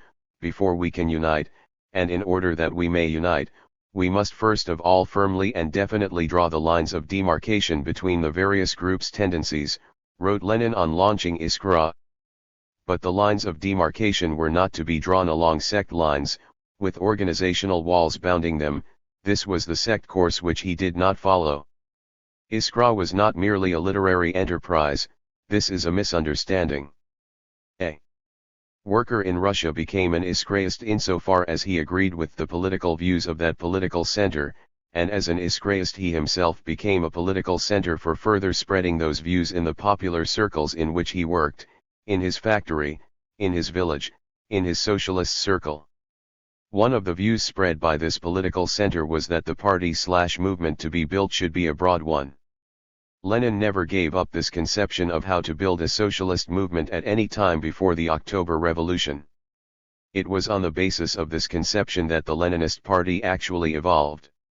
We do not propose either the Russian movement or Lenin's course as the model for America in the 1970s. The significance of the case is different. On the other hand, it is many of the sects that believe they are following in Lenin's footsteps in building a hard sect on the basis of a shibboleth program. They are wrong because in this belief they have merely internalized what they have been told of the nature of Leninism by the anti-Bolshevik industry of the American establishment. On the other hand, the case of Lenin's road to a revolutionary party is important because he applied it uniquely. His unique course was to be serious and uncompromising about maintaining a revolutionary Marxist political center as the instrument of permeating the whole movement with its ideas, and insisting that majorities so gained be recognized by the whole movement. It was the right wing that split. We do maintain that the alternative to the sect road which is suggested by the successes and failures of socialist history is also suggested by generalizing from Lenin's Iskra model as well as from a dozen other cases of the building of real socialist movements in various contexts and circumstances. 7. What should be done to prepare the ground for the eventual formation of a socialist movement/party in America, that is, a mass-based socialist formation which is the political expression of the working class moving toward a collision with the established powers of capitalist society? We first address ourselves to the individual socialist who wonders what he or she should and can do other than join the sect of his choice and waste his energies in the vicissitudes of sect life. You have the opportunity for undertaking a two-sided socialist enterprise. Key to your own circumstances. We suggest the following double-barreled liaison for you, both sides of which are necessary for the whole thing to be meaningful. 1. Your basic contribution to the eventual formation of a socialist movement is what you do to develop a socialist circle around you where you are now. We are thinking in the first place of your role in the workplace, factory, office, school, or whatever. First things first, what the American working class movement needs first of all is the crystallization of an organized militant opposition in the trade unions, because this is the existing class movement of the workers and the only one. It would be a sad sectarian mistake to think of this as a radical or socialist opposition, even though it will inevitably be powered mostly by radicals and socialists of sorts, and also inevitably lead its militants to think in radical and socialist terms. What is needed is a broad progressive wing of the labor movement. In Marxist terms, this is adequately defined as a wing which advocates class struggle unionism as against business unionism, whether it defines itself in class struggle language or not. From the point of view of the worker, there is a felt need to carry on a militant union fight without getting mixed up with socialism and Reds.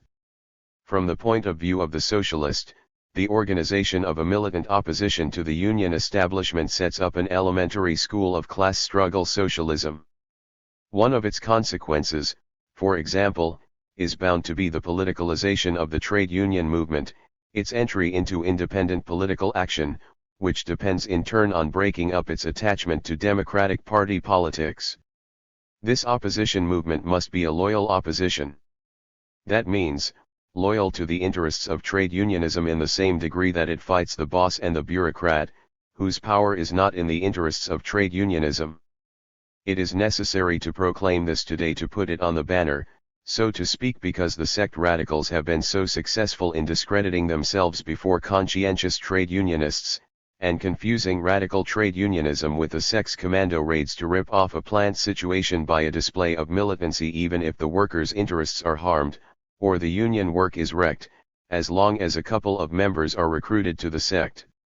The sectists who operate in unions and plants to subordinate the workers' interests to their sect advertising adventures and sorties are enemies of the working class and of socialism, not merely misguided radicals who are to be chided in Marxist Eichel editorials. They are not adventuristic allies of our camp in the class struggle, they are wreckers who cannot always be distinguished from police provocateurs. Any militant opposition movement in the trade unions which makes alliances with such elements will deserve its fate. If you are in regular contact with a number of people in the workplace or some other mass situation whom you are trying to influence in a socialist direction, then you are doing something.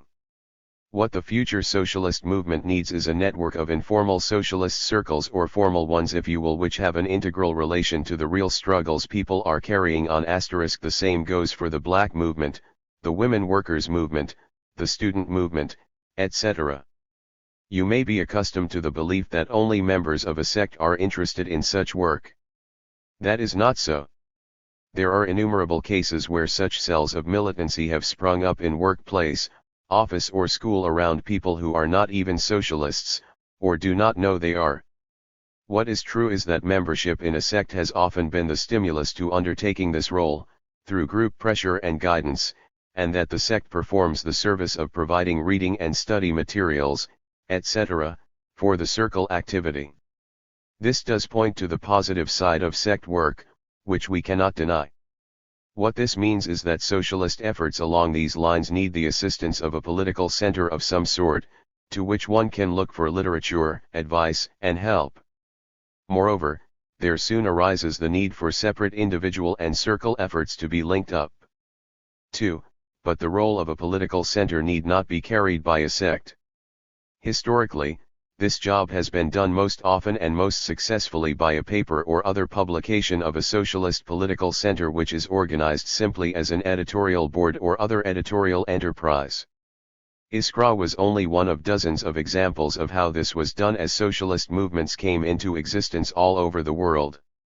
Historically, also, political centers of this sort have frequently undertaken organizing functions as their influence spread, the organizing being the product or byproduct of the work of its agents and representatives. Iskra agents were the organizing arms of the first Leninist center. The point would be utterly lost if these enterprises were to be considered merely literary enterprises in the usual bourgeois sense. There is a continuous line which has carried such political centers from their function as producers of literature to their role as centers for the stimulation of organization in one form or another. Such political centers are operating today in this country, alongside the proliferating sects, and often quite effectively. Naturally, it is a question of political centers with widely varying political complexions, most of them distasteful to our own views and to each other's. We mention them not to celebrate their work but to exhibit alternatives to the sect road. The Guardian and Sweezy's monthly review have functioned more or less as political centers emerging from a neo-Stalinist tendency of one kind or another. Indeed, The Guardian is now involved with a brace of neo-Stalinist sects in talking up the formation of a Maoist party out of their unification. On the right-wing social democratic side, the clique of litterateurs around dissent functions as the only political center for that tendency that exists outside of George Meany's offices. These examples differ in the amount of attention they pay, or have paid at other times, to the function of relating to their readers, followers, in the field. For our present purposes we wish only to stress that a political center does not have to be a sect. More, a political center can undertake a relationship with its followers which is not bedeviled by the rigid requirements of organizational life, its life and death votes, faction fights, splits, internal disputes, and ingrown rituals of imitating a miniature or micro-mass party. 8. From the point of view of the individual socialist who wants to do something, we would summarize our suggestion as follows: 1. Crystallize a circle of co-thinkers around you wherever you are, in the course of your activity in the arena of the social struggle that goes along with your situation. You are the smallest unit political center there is. 2. Make contact with a political center that makes sense from your own point of view, for help in literature, advice, and outside link-ups, and work with it to whatever extent you find useful. But there is no reason against having this relationship with more than one political center, if they suit your own political views. Such a political center may even be a sect, but if you do not join it, it relates to you only as one political center among others. This relationship is a hang-loose relationship. If you do not have a vote in deciding its affairs, it is likewise true that it cannot tell you what to do by exerting its sect discipline over your own judgment. You do not erect an organizational barrier between you as the adherent of one sect and someone else who cleaves to another sect or none. In your work, you use whatever literature you wish, whatever their source. You will use your money not for the sect's fund drives but to finance your own work. If enough take this course to break up the sect system, that would be a good thing for the future potentialities of an American socialist movement. There is a better chance of a genuine socialist movement arising out of such a hang-loose complex of relationships than out of the fossilized world of the sects. We are not under the impression that a very large number of individuals are going to start tomorrow by following the course we have described above. We have been interested so far simply in illustrating the way in which socialist movements have arisen elsewhere, the only way, in broad outline.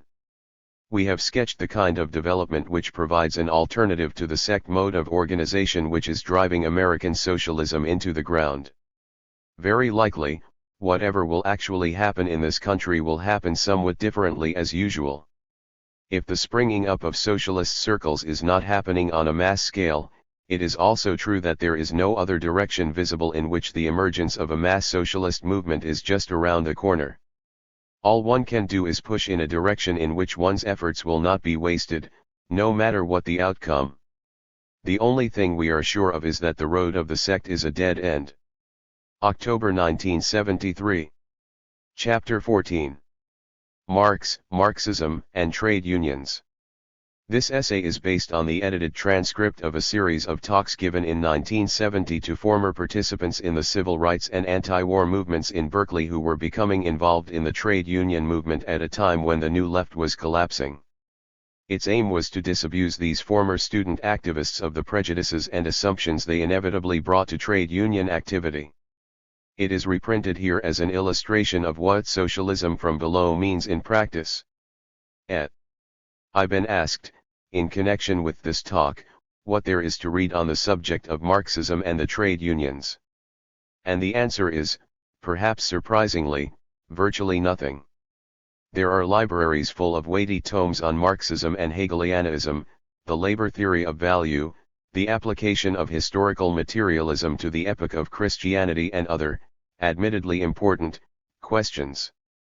But revolutions haven't been defeated, socialists haven't won or lost because of their views, mistaken or otherwise, on these important questions.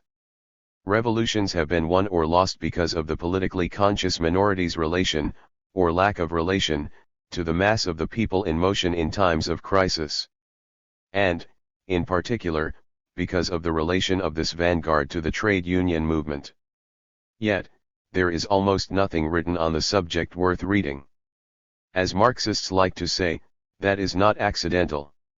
At least one of the reasons for the total lack of literature on a subject which would seem to be at the very heart of the whole theory of Marxism is that, essentially, no Marxist group has ever carried on any systematic revolutionary work in trade unions. What about the Bolsheviks? Well, Lenin was for it, but unions were illegal for most of the time in Tsarist Russia and severely restricted by police control when they were legal or quasi-legal. Even so, and I can't deal with the question here, the whole problem of the involvement of the Bolsheviks in whatever trade union activity there was is important and interesting. But it is hardly the typical situation we are concerned with. Is there anyone else?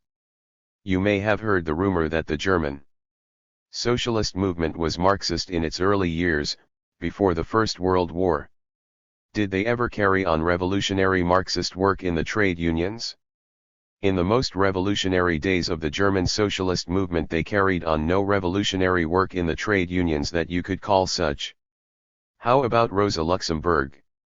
No, her position on this question was absolutely monstrous and completely contrary to that of Marx. Here and there in the socialist movement there have been important exceptions.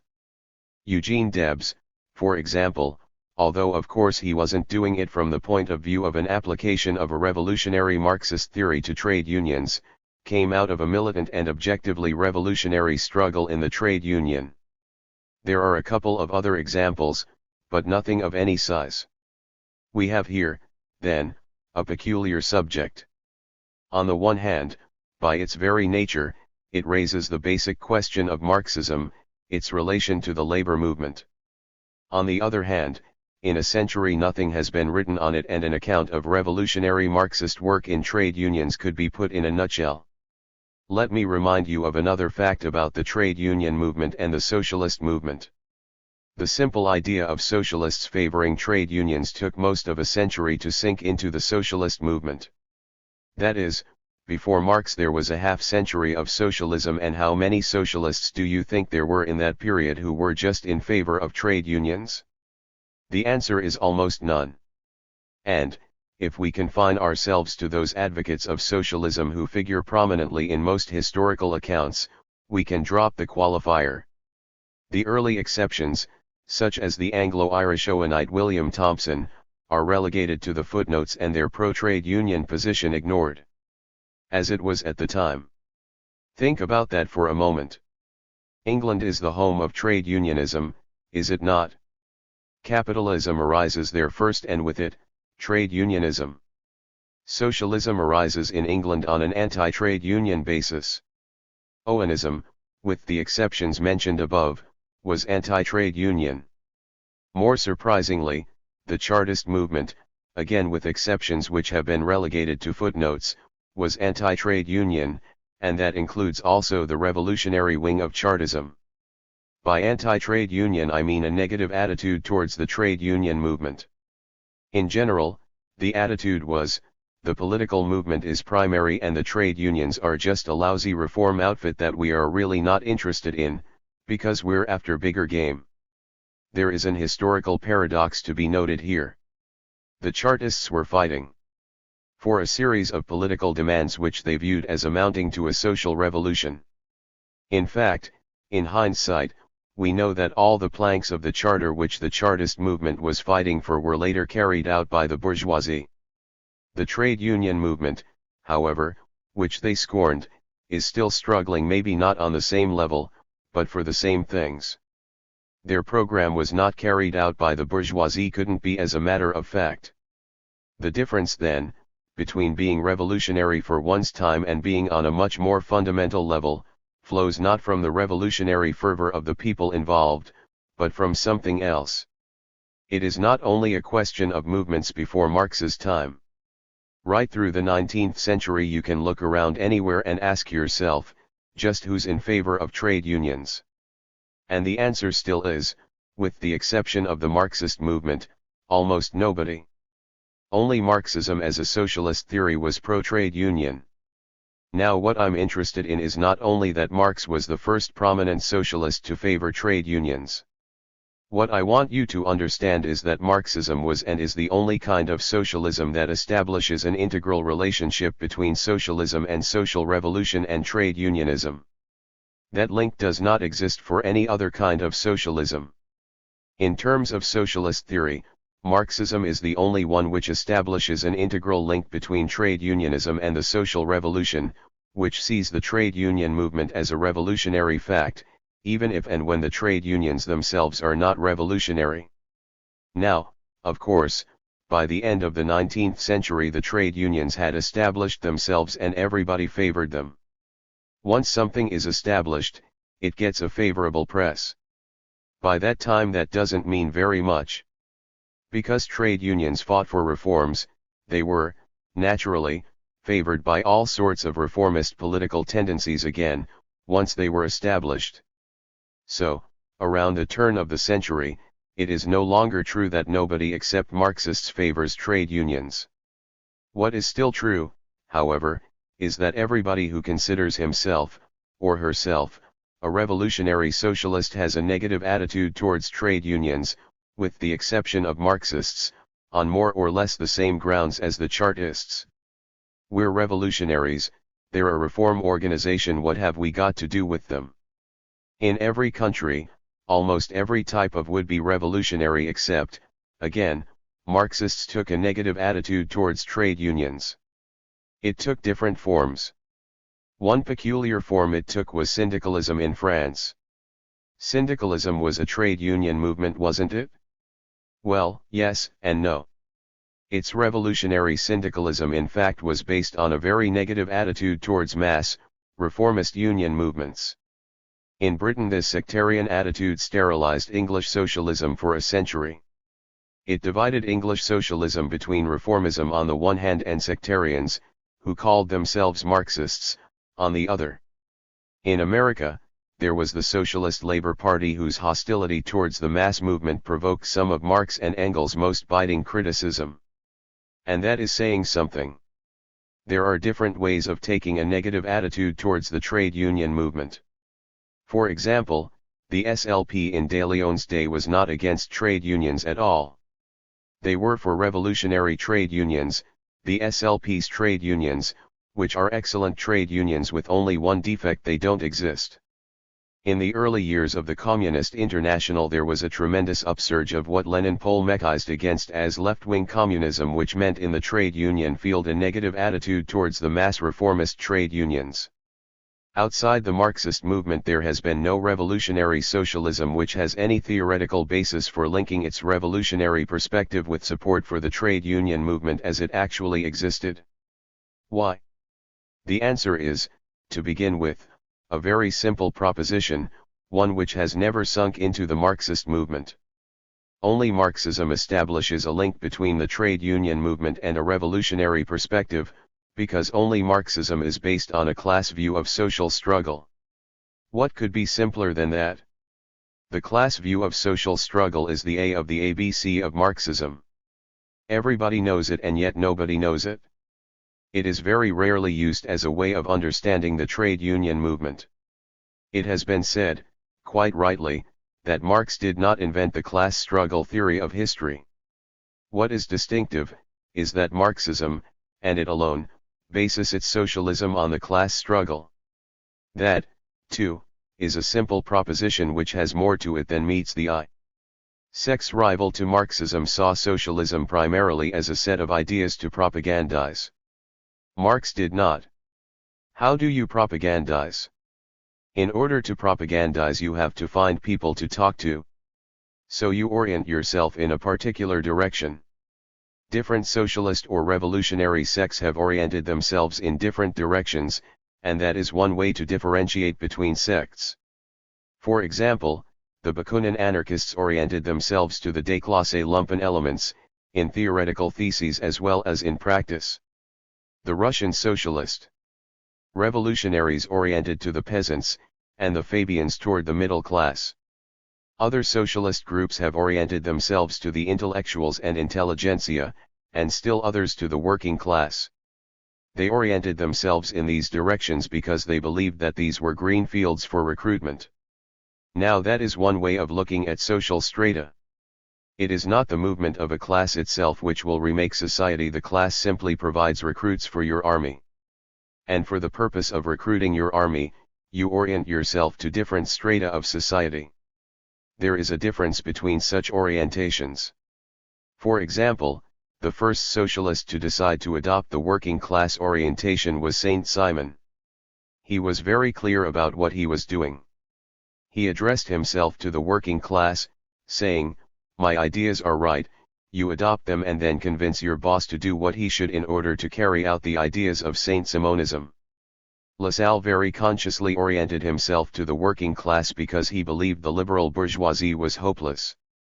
He oriented to the working class to recruit the Lassallean army. Che Guevara adopted a class orientation towards the Bolivian peasants. That did not mean that he thought the Bolivian peasants were going to run his movement.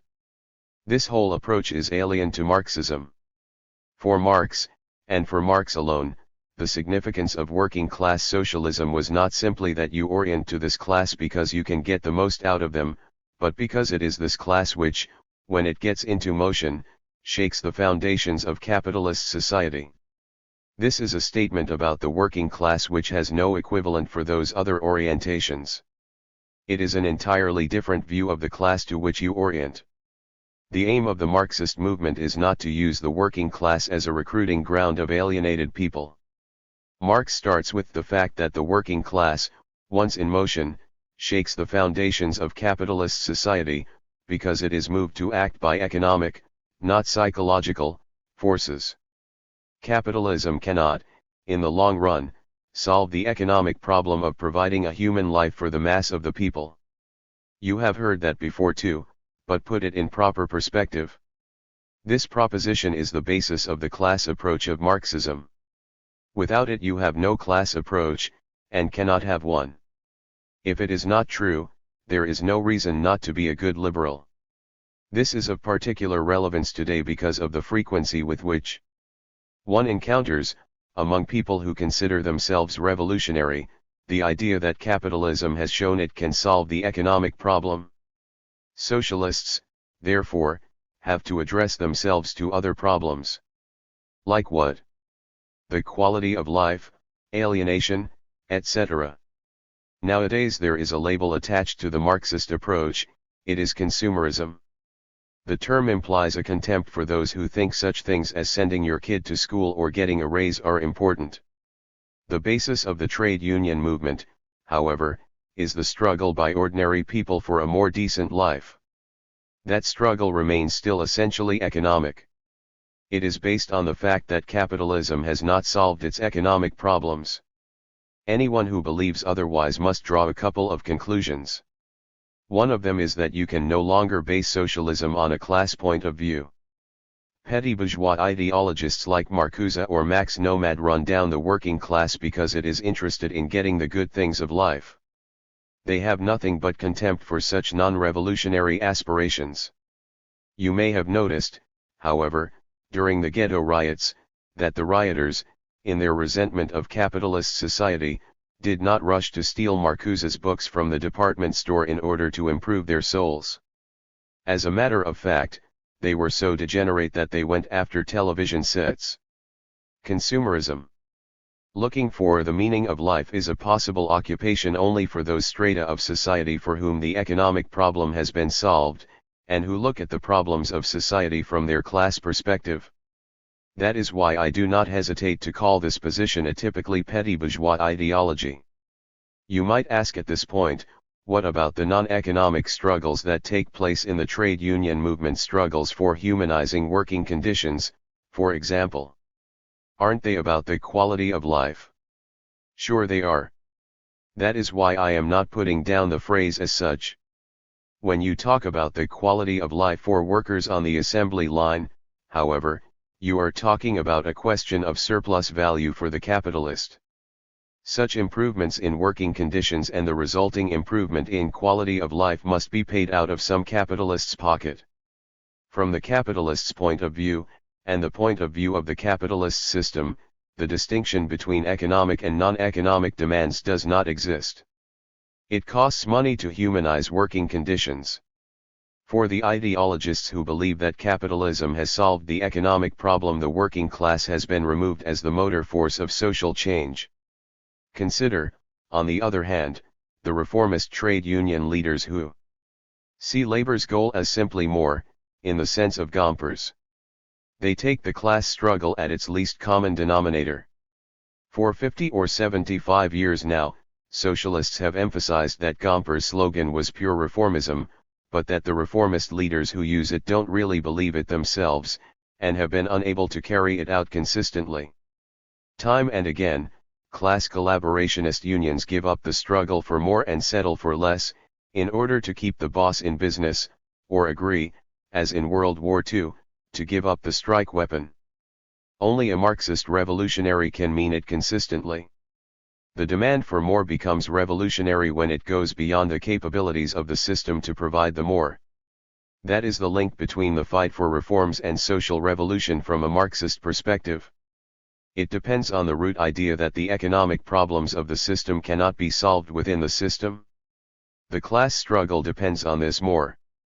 All that Marx claims is that in the course of the fight for more out of the system, regardless of what it costs the system, the struggle becomes, in the end, a revolutionary struggle. In the end, but not in the beginning. In the beginning it means a struggle for reforms, and it means organizing at a low social and political level. The class struggle begins on a much lower level than the Marxist program itself, but the Marxist program says that this struggle is revolutionary from the beginning. The basic goal, the primary aim, is to get the class as a whole moving. Any such movement of the class as a whole is in itself and of itself progressive and revolutionary in its implications, because the class is. And this is true even if that class begins moving on a basis far from satisfactory to Marxists, socialists, or other revolutionaries. That is the conception of class struggle held by Marx and Engels in a completely thought out and consistent way, and by very few others. For Marx, the First International was a working class movement because it organized workers. A socialist propaganda group is not a class organization. The problem for a socialist propaganda group, even of the best kind, is how to establish its relations with that real movement of the working class. Marx's definition of sectarian was a mindset which counterposed the socialist propaganda group to the real movement of the proletariat, because that real movement was so backward. In this country, the trade unions are the only class organization of the proletariat. Trade unions are class organizations par excellence because they organize only members of a class and organize them for the sole reason that they belong to that class. The class character of any organization does not depend on its ideas, it depends on its objective role and function in society. This movement, however, is on a level which doesn't satisfy us socialists. It therefore provides a test case. Does a class collaborationist union carry on the class struggle? Let me put it in its most extreme form. Take a lousy union like the Teamsters scabbing on the farm workers, not very democratic, gangster-ridden, racist, etc. Yet the Teamsters carry on some of the most energetic social struggles in the country. The United States, in many respects, is the ideal country to take for these purposes. In the US you have the combination of energetic, even violent, struggles on behalf of more, combined with some of the most disgusting and reactionary practices. Is a union in which the membership has practically no rights at all carrying on the class struggle? Of course it is. You have got to get clear in your mind that there is a difference between the objective meaning of a class struggle and what socialists want and fight for in the trade unions. They are not the same thing at all. Time and again revolutionaries have been carried away by their hatred and disgust of the practices of the trade union movement, of its leadership, its bureaucracy. So we have the case of Rosa Luxemburg, who, in a pamphlet entitled "The Party, the Mass Strike and the Trade Unions," gives no discussion of the problems of trade union work. In her whole career as a revolutionary she had no connection with trade union work whatsoever. Even though, as Karl Skorsk emphasized in his study of the social democracy, her strongest support in the party came from industrial constituencies dominated by trade union militants. When, during and after the 1905 to 1906 revolution, Rosa Luxemburg was faced with the development of legal trade unions in Poland, she, and her party, opposed the organization of legal mass reformist trade unions. They wanted trade unions only under party control. As her biographer says, this was no doubt her reaction to having come through a decade of fighting in Germany against the social democratic trade union bureaucracy, which was one of the main sources of reformism.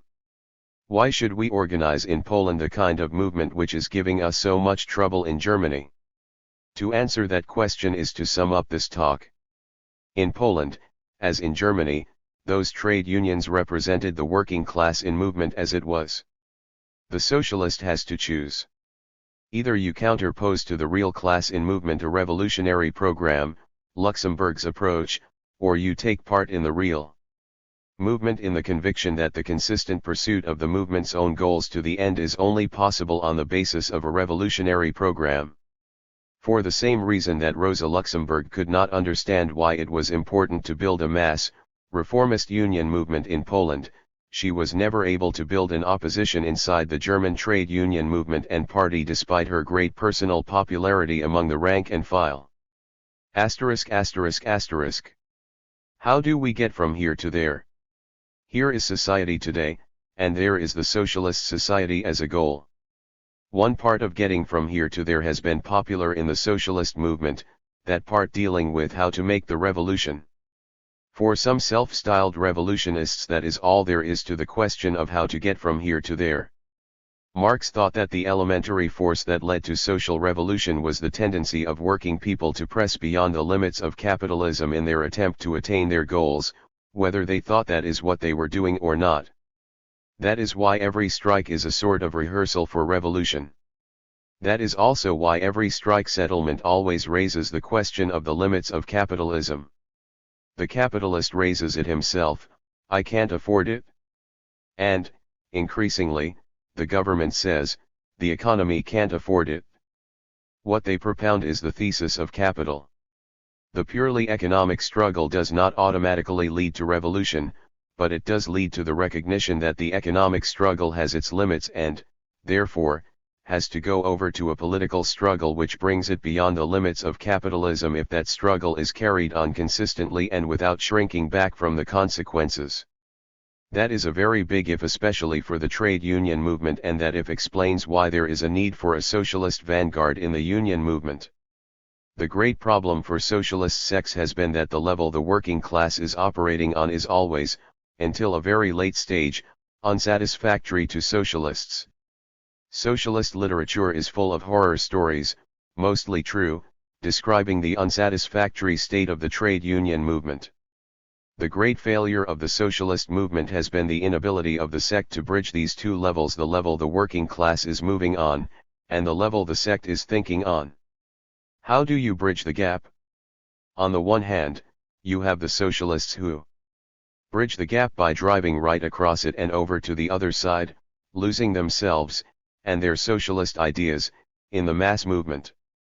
This has been a very popular thing to settle for, and it is one way of solving the problem personally.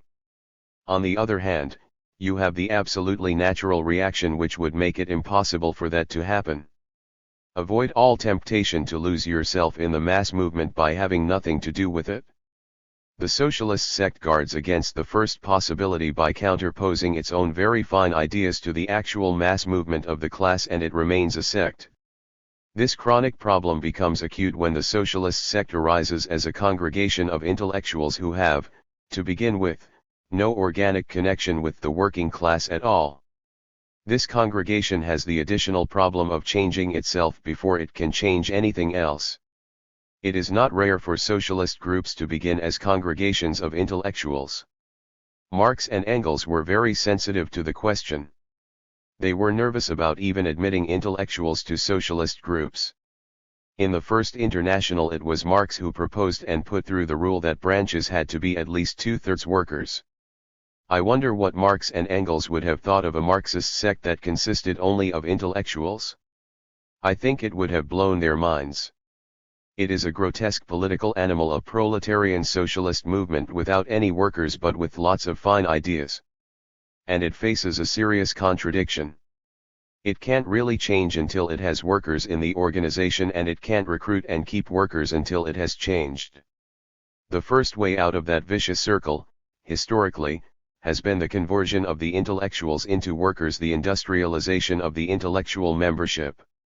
There have been several experiments with this. As far as this country is concerned, the two best cases that I know of were the Communist Party during the CIO period and the Independent Socialists in World War II. When the drive to organize the CIO started, a symbiotic relationship evolved between the CP and John L. Lewis. The CP took advantage of the situation by getting their people into the early organizing drives of the CIO. In doing this, they were doing something different from two other ways of getting into the trade union movement: working in a shop or factory, or becoming one of the intellectual flunkies of the bureaucracy. They didn't do either. They went in and did not make communist speeches at CIO meetings. They went in and tolerated Lewis dictatorship. They lived under it, and it was very hard to do. But what they got was invaluable experience which they could not have gotten in any other way. They got something else, something that comes from organizing workers on the job who know that you have fought for them, moral authority. They got their credentials as militant trade unionists while they were tolerating Lewis dictatorship.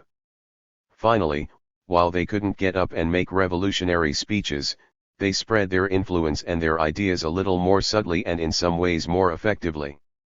Take a contemporary example. Cesar Chavez may be a bureaucrat, although he does not compare with Philip Murray, John L. Lewis, or others who were better than those two. The sectarian will say, Chavez does not let you make your own decisions. He tells the organizers what to do. But Chavez is not the problem, at any rate, he is not your problem. The best thing that could happen to many radical intellectuals is to become United Farm Workers Organizing Committee organizers, even if they have to keep quiet for a while in order to gain those three other things.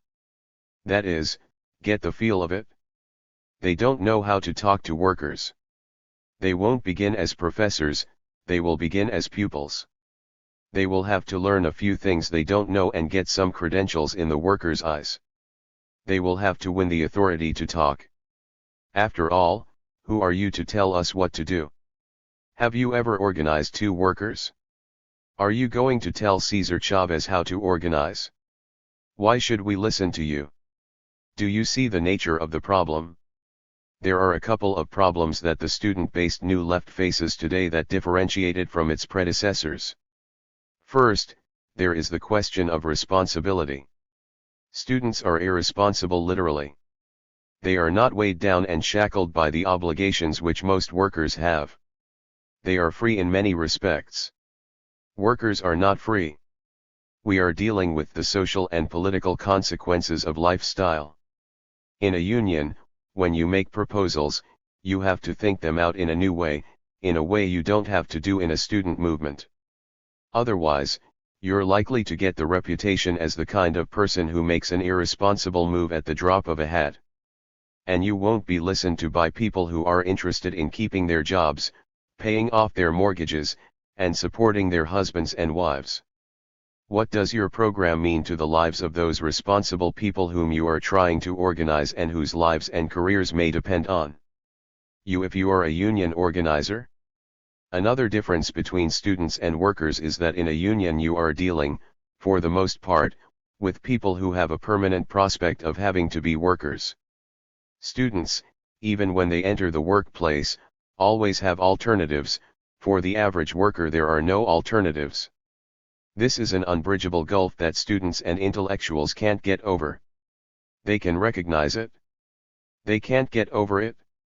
What does this mean in terms of the life of the radical sect? Let me take an example from the second case that I mentioned, the case of independent socialists in World War II in which one was involved. I am not going to discuss now the actual work done by independent socialists in the movement against the no strike pledge. I want to consider some of the problems that arose in what was, eventually, a successful attempt by a student-based group to bridge the gap I mentioned. Of course, we had advantages the New Left does not have. We had a core of experienced trade unionists and more of our members had a working-class family background. From 1942 to 1946 a large part of our membership entered industry. Jobs were readily available because of the wartime labor shortage. Many members, however, found it difficult to get interested in low-level things like explaining elementary socialism to workers to whom it is a brand new idea. They were bored. Intellectuals get bored very easily, they live in a world of ideas, and if the ideas aren't challenging enough they lose their interest. There were comrades who could listen to trade union reports and find them just a lot of mumbo-jumbo. They just weren't interesting. Others participated not just as an audience requiring entertainment or amusement, but as activists learning how to do a job. They found a good elementary talk on socialism fascinating because they were thinking, how can I do this where I work? Asterisk asterisk asterisk. Neither the experience of the CP in the 30s nor of independent socialists in the 40s should be taken as a predetermined pattern to be followed everywhere. The trade union movement, because it represents the working class as it is, varies from one situation to the next. Organizing a core of class-conscious workers requires experience in the specific union situation over some period of time. This is true even for people with some trade union experience. Often they will find themselves faced with a situation where their experience does not apply. Let me give you an extreme example from my personal experience. The first union I belonged to, and of which I became president at the age of 21, was the most peculiar union local I've ever heard of. It was a real local of WPA workers. There were about 50 of us teachers employed by the Workers' Education Project, and every single one of us was some sort of communist, socialist, or Trotskyist. I became president because I was a member of the Socialist Party and we had the largest fraction. Would anyone be so foolish as to consider this trade union experience as much of a guide for anything? Granted, that was a pretty weird case, but most specific situations cannot be generalized much more easily. Teachers' unions, even normal ones, are different than most other unions. White-collar locals are different from blue-collar locals, and public employee unions like AFSCME, which organize workers with widely different skill and educational levels, differ from single industry unions like the oil workers. What is more, unions differ enormously in their internal structure and the degree of internal democracy. Factional or caucus organization in the typographical union was for many years institutionalized, within the bureaucratic shell of the union, as a two-party system. There are other unions where opposition to the leadership is physically dangerous. Generalizations about trade union experience are always risky. I am telling you all this to counteract the generalizations I am now going to make. One of the problems faced universally by socialists and radicals active in trade unions is the one raised by the example of the CP in the 30s. That is their relation to the union leadership, both the local leadership and the top leadership. I say union leadership, even though it is more politically correct to say union bureaucracy. This raises a terminological problem. The term bureaucracy has become ambiguous, especially in New Left circles. For students and the academic milieu generally, the word bureaucracy has taken on the flavor suggested by Weberian theory, where the word denotes a social institution taken in a vacuum. When you look at the union leadership, there are important ramifications of the term you have to take into account. One source of the ambiguity of the term bureaucracy is the fact that in common parlance it has two different meanings. On the one hand, bureaucratic means undemocratic. On the other hand, it refers to a type of hierarchic, structured social institution, which may be democratic or not. It is the institutional aspect, the social role and function of the union bureaucracy or officialdom as an institution, whether democratic or not, that is important. The horror story approach towards the trade union leadership is absorbed by radicals, especially radicals outside the trade union movement, from two sources, particularly the press and other communications media and the academy. In both cases, in other words, from the bourgeoisie. That approach is misleadingly one-sided. The trade union officialdom, bureaucracy, structure, whatever you want to call it, actually has a dual social function, and it is important to understand both. One function of the union leadership is to provide the organizational leadership of our class. Whereas, the state bureaucracy, for example, is the organizational leadership of their class. For the academic sociologist, it doesn't make any difference, there's no such thing as their class or our class, there are just bureaucracies. You have the union bureaucracy, the state bureaucracy and 15 other types of bureaucracy, and one bureaucracy is pretty much like any other. They all conform to the same system. A theory which denies the reality of class is, of course, one of the classic symptoms of an ideology which is defending the existing class structure as the natural order of things. Let me make an analogy. If you are in a revolutionary army, you have an officer corps, whether you call them officers, marshals, commissars or whatever, and whether they are elected or appointed. That's your officer corps, you're fighting with them, while at the same time you may not like them and may resent their authority. But you and they are on the same side of the barricades. In the same sense, the trade union bureaucracy is the bureaucracy of our class. The other function of the union leadership is that of channel and agency for the exercise of bourgeois influence on the working class, and for bourgeois control of the working class, at the same time that it is the bureaucracy of our class. It is both at once. This doesn't mean, of course, that at any given instant any particular section of the union leadership is acting simultaneously in both roles equally.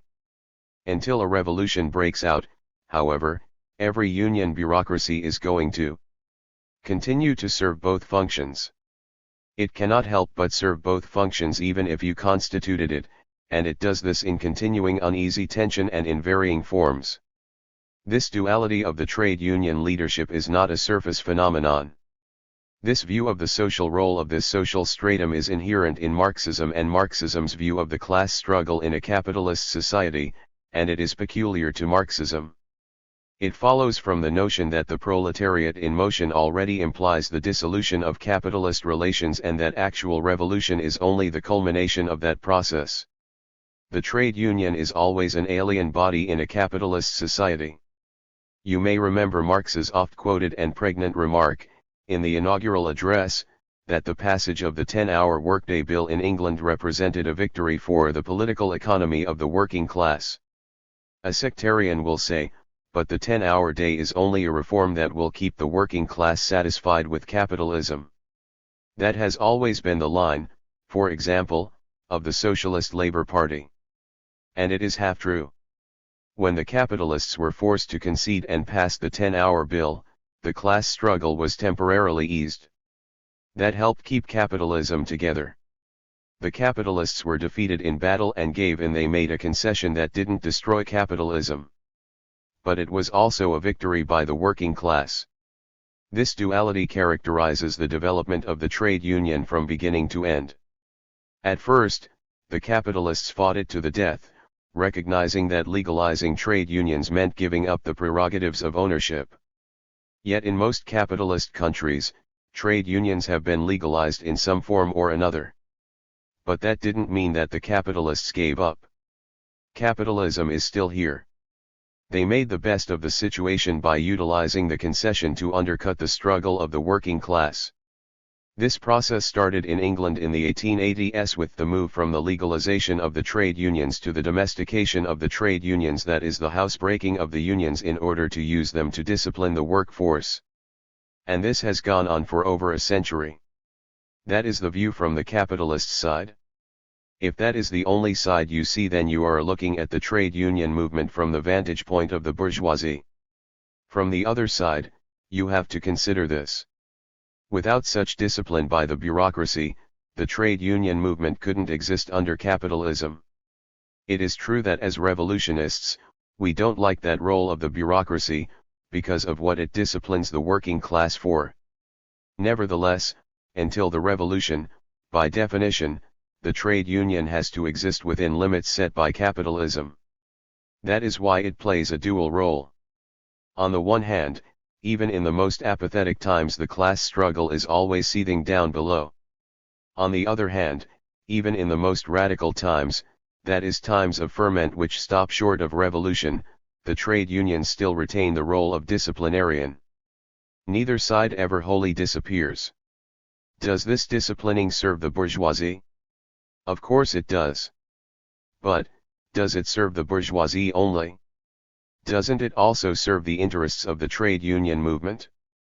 For the trade union movement to continue to exist and not shake itself to pieces, that discipline is necessary. Even a militant union leadership, even you will also have to discipline the ranks. Although you, of course, will use persuasion and democratic means, as most union leaderships do in most cases. If you think that the only form of discipline used is clubs, then you are a victim of establishment brainwashing. The important thing to understand is that the union leadership is always under two pressures, and discipline is the only means of balancing them. One is the pressure from above, from the bourgeoisie and all of its institutions, political and non-political, state and non-state, especially non-state. That is a pressure from outside the working class. The other pressure is from below, from the ranks. And it is in the course of the struggle within the trade union movement that the relative strengths of these two forces is measured.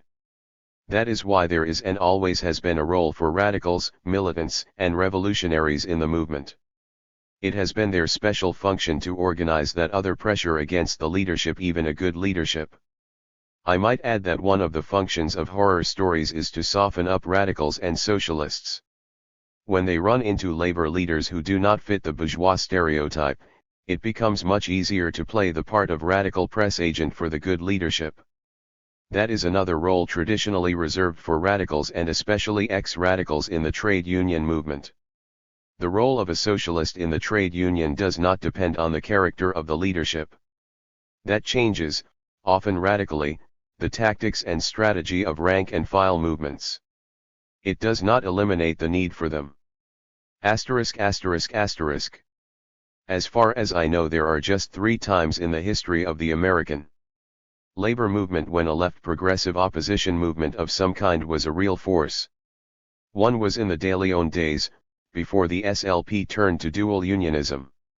They were then a very powerful force in the Knights of Labor and later in the AFL. There was a second period, just before the First World War, when the socialist bloc in the AFL in 1911-1912 got over 30% of the votes for Max Hayes, who ran against Samuel Gompers for the presidency of the organization. The third episode about which I want to say a few words was that of the TUEL, the Trade Union Educational League, in the years 1922 to 23. The Trade Union Educational League was organized and launched by William Z. Foster before he became a member of the Communist Party. William Z. Foster had been the leader of the packing house workers' successful organizing drive and of the 1919 steel strike, perhaps the most important of the post-World War I class struggle movements in the country. He was a first-class trade union organizer and revolutionary socialist before he ended up in his later years, tragically, as a Stalinist hack. Foster had been a member of the IWW and a syndicalist. He organized the TUEL in 1920 because he came to the conclusion, after a life of excellent trade union work, that the whole IWW and syndicalist attempt to build dual unions was wrong, and that you had to organize a left opposition in the existing trade union movement. When Foster launched it, the TUEL was Foster and a group of militants around him. It took off when the Communist Party, at Lenin's insistence, put their weight behind it. This was the early Communist Party, in the days when its membership, and a good part of its leadership, consisted of people who were trying to be revolutionary, democratic socialists, as best they knew how. In broad outline, what happened after the communists decided to take the approach to the trade union movement advocated by Foster was that the TUEL, in the space of a couple of years, became a national force. So much so that there was a realistic possibility of the TUEL taking over the AFL. Whole sections of the movement, hundreds of locals, sections of national unions, and regional bodies looked to it for leadership. How could that happen in a couple of years? There were two issues facing the labor movement which the TUEL did not invent. One was amalgamation, what today would be called industrial unionism, of the craft unions, and the other was independent political action by labor. There was a tremendous amount of steam behind those two issues which the TUEL did not create. It was not that Foster, or the relatively small Communist Party which worked with him, were such terrific organizers that in 2 years they were able to build from virtually nothing a movement that threatened the leadership of the AFL. What happened was that, as a result of the policy they followed, all the ferment that existed, all those currents of opposition that flowed beneath the surface of the movement, coalesced around the TUEL. What happened after is a sad story which I'll have to go into later, for right now I want to emphasize what the TUEL did that was right. Foster began with the idea that you start with the working class as it is. Not, of course, passive elements of the working class, but those sections that are fighting now. You look to those issues which will move as large a section of the class into action. What issues? All power to the Soviets? Well, in 1920 large sections of the American working class looked with some sympathy on the Soviet experiment, but it was hardly an issue to move their fellow workers into immediate action. Amalgamation was.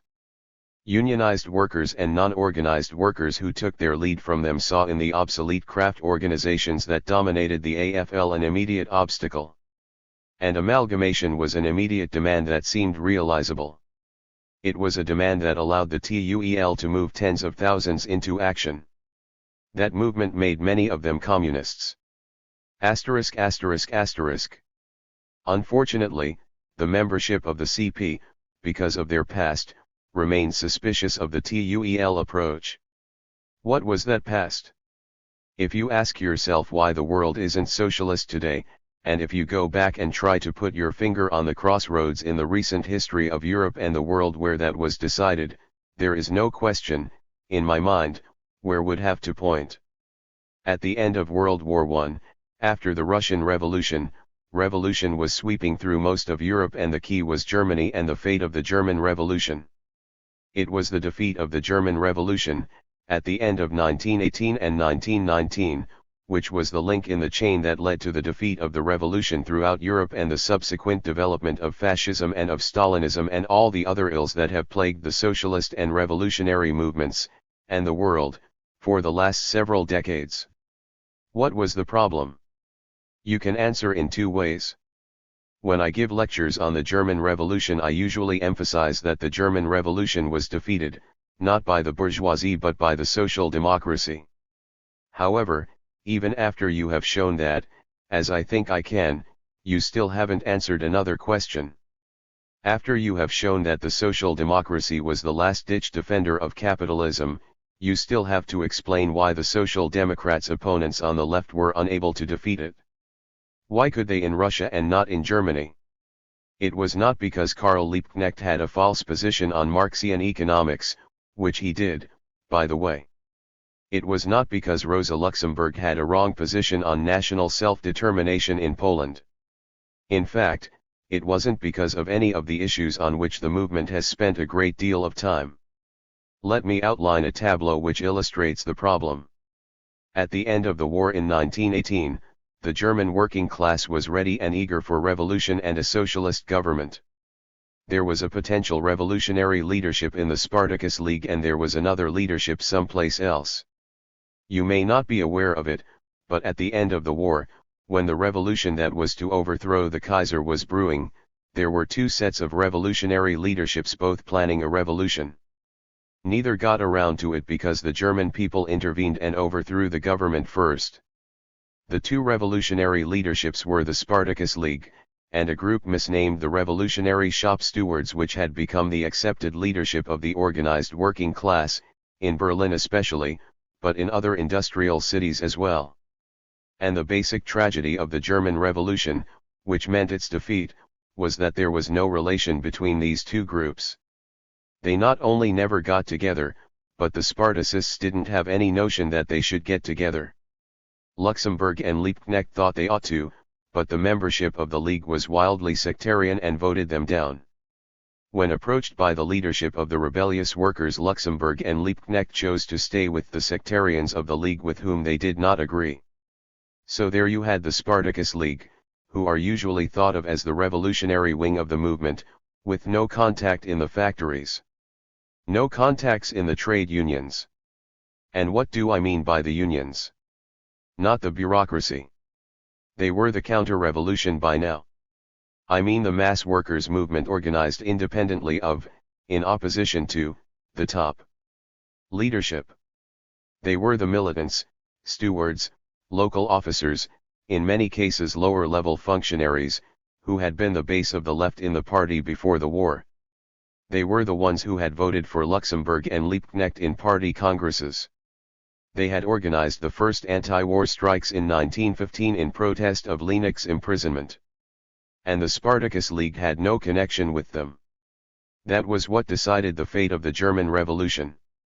It took the German Communist Party 2 or 3 years, in the middle of a revolution, to straighten itself out on the elementary question of how it should relate to the trade union movement. This tableau has been repeated time and again in the history of the socialist movement. If it is obvious at a crucial moment like this, that's because it had existed for decades in reality. And it continued to exist. There is an obvious explanation for the sectarian character of the Spartacus League. Its membership, a small one, were largely young people who had reacted in disgust to the war. They were very inexperienced. They were not old cadre of the social democratic movement who had been revolutionized. They were primarily new and inexperienced, which was not their fault. And the Communist Party in Germany, which grew out of this milieu, continued to suffer from the same problems for years. And, as part of the process, the German Communist had to deal with tendencies which formally rejected any connection with the real workers' movement. The problem was not confined to Germany. Throughout Europe and in the United States before World War I, as a response to the growing conservatism of the social democratic parties and the official trade unions, there was a whole series of attempts to devise new forms of organization which would be immune to the reformist disease. The form this most often took was what has been called dual unionism. A short discussion of this phenomenon is in order, but not because the proposal today enjoys any serious support. Although, naturally, some of the new left sects have reinvented this old idea along with 7,543 other new ideas that are 100 years old. In general, the experiment was so disastrous that it has gone out of favor. The dual union proposal is important because it illustrates in chemically pure form the anti-trade union politics that has bedeviled the socialist movement. It carries those politics out to a logical conclusion which most today are not foolhardy enough to follow. First, we have to deal with the terminological problem. The term dual unionism covers a lot of territory, and distinctions have to be made. There are two types of dual unionism that have to be discussed completely separately. The first and simpler one, which everyone is acquainted with, is simply a split in a union which leads to the organization of two trade unions, and the loss of trade union unity. Trade union unity is not the normal state of affairs, if you look at the world as whole. There are few countries where there are not rival union federations. There are 3 in France: Communist, Socialist, and Catholics. On occasion, the Catholic Union Federation has been more militant. In the United States, after the CIO split from the AFL, there were 2 rival federations, often at one another's throats, for almost 20 years. It was a period when the political and economic influence of the trade unions was higher than it ever was before or has been since. Even now, within the AFL-CIO, there are all kinds of dual unions. There are three unions that organize laundry workers, only one of them the Laundry Workers Union. And the rivalry between AFSCME and the SEU for the support of government workers has often benefited the employees they are trying to organize. England might seem to prove the exception, but there another pattern emerges. In some industries, one plant will be organized by several different unions, each with its own apparatus responsible to its own national officers. As a consequence, in some places, local committees of shop stewards have often functioned as a union dual to the various official unions. I am not arguing here for making a fetish of trade union unity. These cases, and others, such as the independent unions of garment workers before World War I or Deb's American Railway Union, all arose out of the trade union struggle itself. These movements all spilled out of the old structure. They often had a revolutionary feel and their leadership was often socialist or, like Deb's, became so as a result of the experience. The other kind of dual unionism is something quite different. Let's call it leftist unionism. It is often called revolutionary unionism, but that is not completely satisfactory since these experiments are often self-described as militant or class struggle unions and do not openly profess a radical ideology. The distinguishing feature is that the split is based on some sort of ideological notion of what trade unions ought to be. They are not the result of movement from below.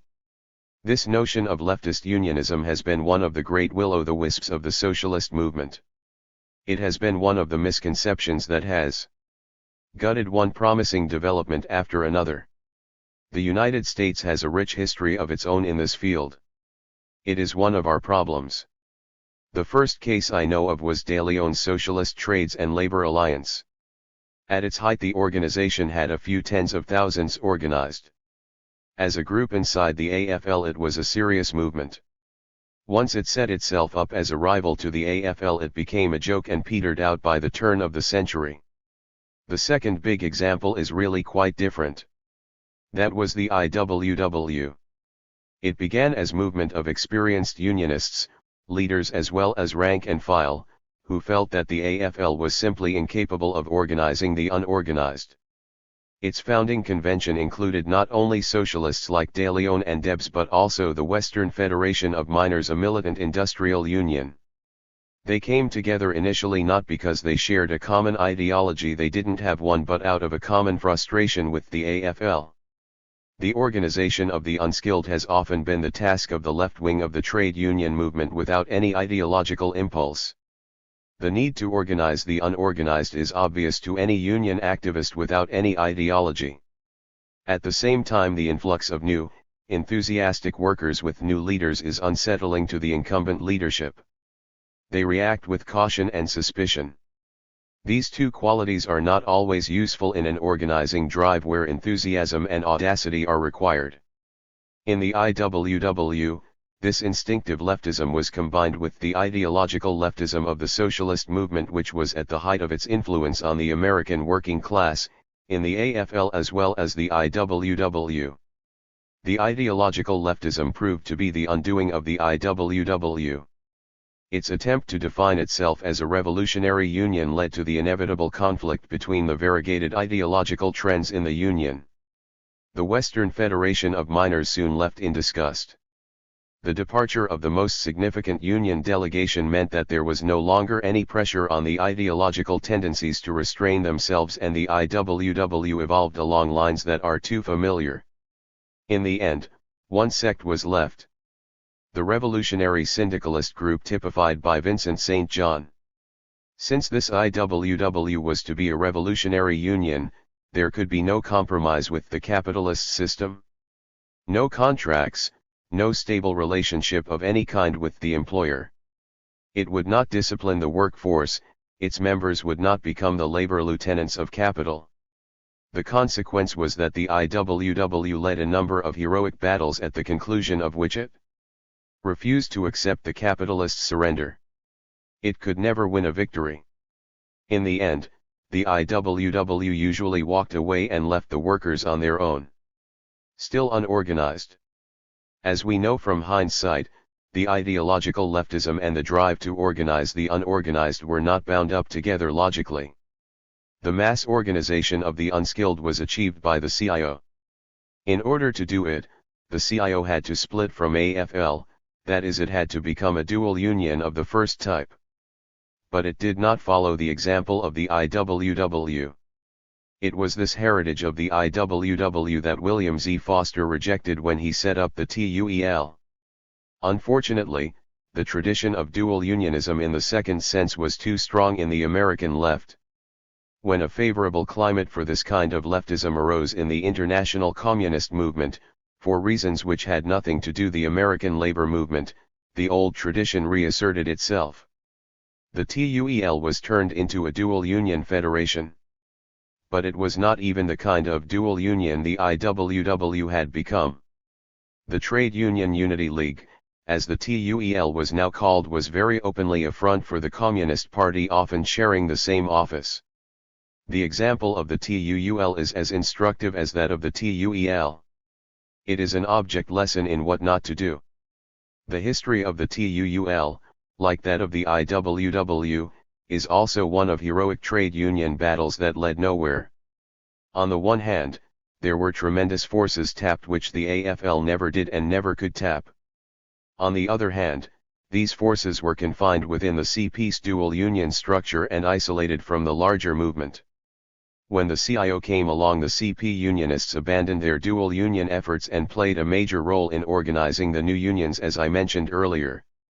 They did not, however, attempt to do anything like what the TUEL had done, or like what De Leon or Max Hayes had done in the AFL. There were extraneous reasons for this that had to do with the Communist Party's changing political position, but the confusion on the fundamental issues we have been discussing played a major role too. The old pattern repeated itself. The only alternatives the CP militants could see were the sectarianism of the TUEL and burying themselves in the CIO. When the CIO, as a result of its success in organizing new workers, came up against political obstacles that could not be dealt with through pure and simple unionism, there was no coherent opposition with an answer. When John L. Lewis, whose defiance of the AFL leadership had led to the CIO, found his pure and simple militancy inadequate in dealing with the Roosevelt administration's anti-labor policy, he could think of nothing else to do but vote Republican. And there was no one to tell him any different. With the few significant exceptions I have touched on, and others which are also relegated to footnotes, the history of the relation of socialists to the trade union movement is not a happy one. But these exceptions point the way out of the blind alley the socialist movement is currently lost in. Hal Draper, 1990. Chapter 15. Vladimir Ilyich Jefferson and Thomas Lenin. A recent book, which we will mention later, once again raises the question of the contrast between the Democrat Jefferson and the Communist Lenin. Let us first review some basic facts about these two political leaders, before getting to the point. If these basic facts seem overly familiar to you, bear with me patiently. 1. Everyone knows that Jefferson was the apostle of American democracy, the fountainhead of libertarianism, the champion of freedom of the spirit. He swore eternal hostility to every form of tyranny over the mind of man. He taught that error of opinion may be tolerated where reason is left free to combat it, that the tree of liberty must be refreshed from time to time with the blood of patriots and tyrants, that among our inalienable rights are life, liberty, and the pursuit of happiness, and other great affirmations of the philosophy of civil liberty. 2. On the other hand, it is equally well understood by almost everyone who has gone through a course on understanding communism or political science 1 that Lenin was a totalitarian. You are asked to pay close attention to the following factual summary.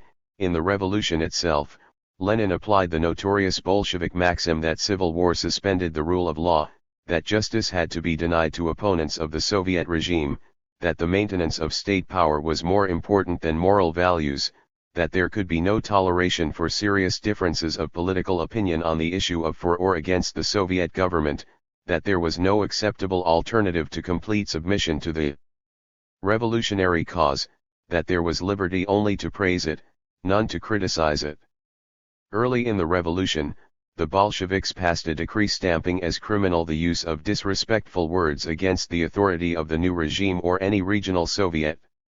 Lenin was not even slightly disturbed by this obnoxious restraint on freedom. Also declared a crime was any word, or attempt to persuade, in behalf of the old regime. A heavy fine and 5 years in prison were decreed for anyone who might even wish health to the Tsar or who induced anyone to express this prohibited sentiment. Such laws were passed as a useful dragnet against persons who could not be convicted of overt treasonable acts.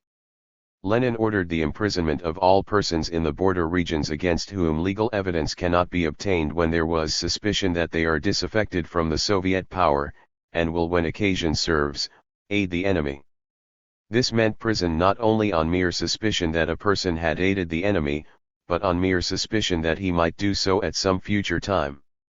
Lenin and his colleagues imposed a loyalty oath, in order to identify for purposes of punishment every person who, in Lenin's words, was a traitor in thought but not in deed. Only those who swore loyalty to the Bolshevik power should enjoy the rights of citizenship, all others being secret enemies, they agreed. Non-signers were stripped of civil rights, though forced to pay additional taxes, and could be sent to internment places, precursors of concentration camps. Red military commanders were ordered to uproot from military zones all who refused to take the oath or who were merely suspected of disaffection. Next, regional commissars were authorized to jail any persons whatsoever, whom there may be just cause to suspect of disaffection, and many languished in jail without a hearing or even a court-martial. In one case, that of a gang of white bandits led by Josip Filipovich, Lenin drafted a decree of attainder and outlawry, precisely what he had always bitterly denounced under the Tsarist regime, and the Soviet promptly adopted it without debate. The most sinister aspect of this decree was that, deliberately in order to bypass the regime's own laws and courts, it not only incited anyone to kill Filipovich, but it meant that any of his associates might be killed out of hand on the mere supposition that he shared his leader's guilt, and a man might be shot, by any vigilante, on the mere supposition that he was an associate of Filipovich. Justifying this later, Lenin argued that, to be sure, such decrees had been abused under the Tsar, but what institution is insusceptible of abuse in wicked hands? Said Lenin, no one doubted that society had a right to erase from the roll of its members anyone who rendered his own existence inconsistent with theirs, to withdraw from him the protection of their laws, and to remove him from among them by exile, or even by death if necessary. Despite his denunciation of any restraints on freedom of the press, Lenin was for press censorship, not advance censorship, but that form of censorship which is effected by making a paper liable to prosecution for publishing anything deemed by the government to be false facts or falsehoods.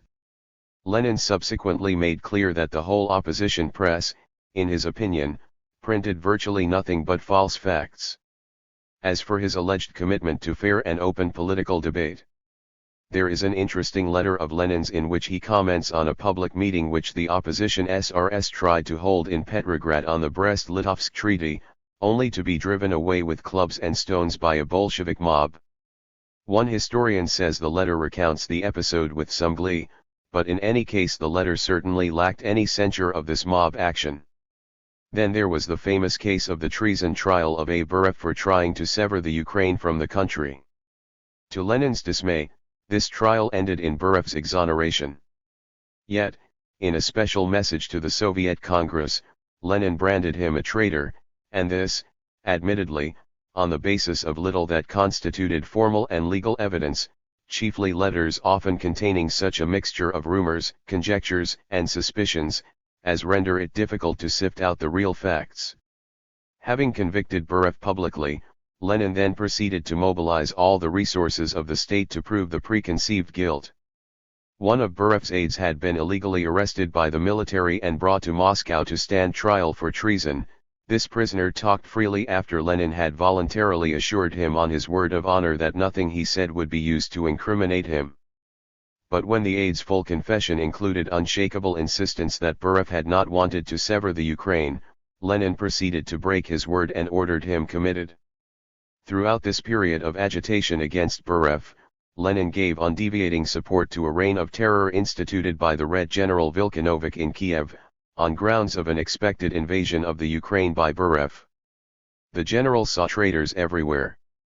Under circumstances so imperious, Vilkanovich told the Red Governor of Kiev, extraordinary measures must be resorted to and the ordinary form of civil institutions must for a short period yield to the strong arm of military law. His own military rule was needed, he argued, to repress traitors and arrest the disaffected.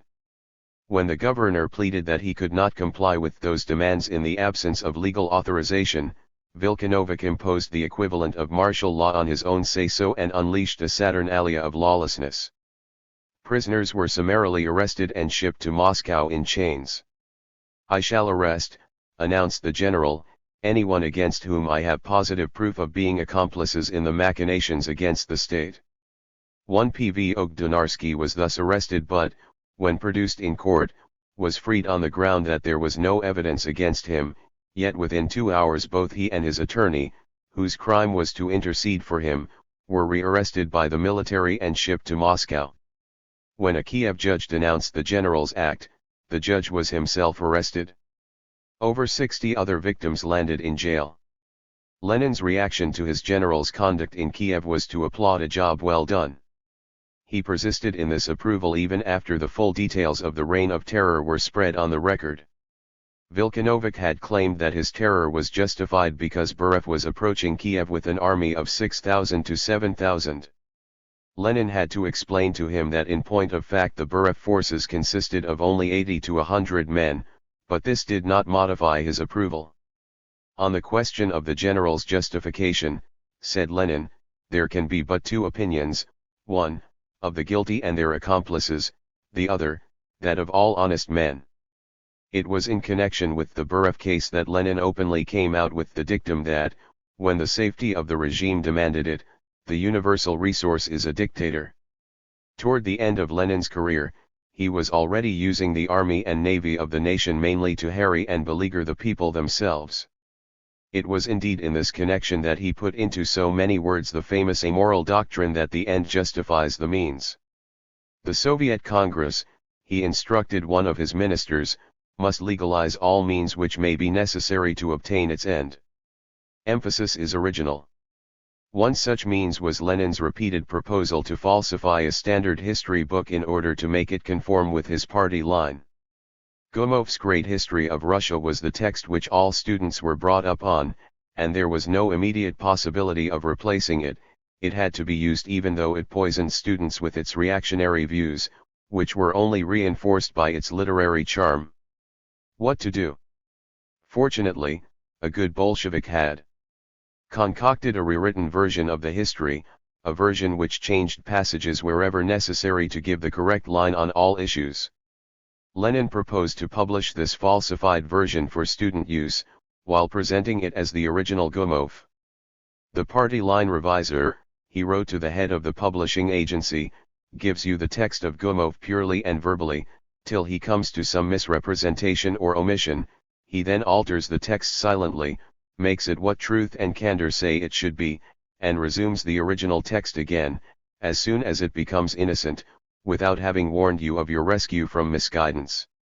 This intellectual deception appealed to Lenin, and these corrections are so cautiously introduced that you are rarely sensible of the momentary change of your guide.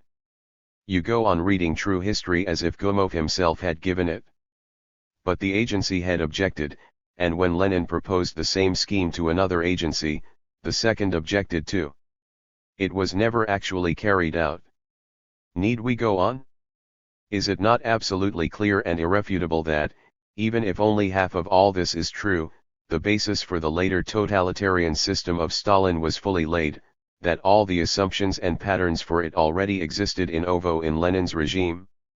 Can it possibly be denied then that Leninism gave rise to Stalinism, or at least that Leninism invited Stalinism? 3.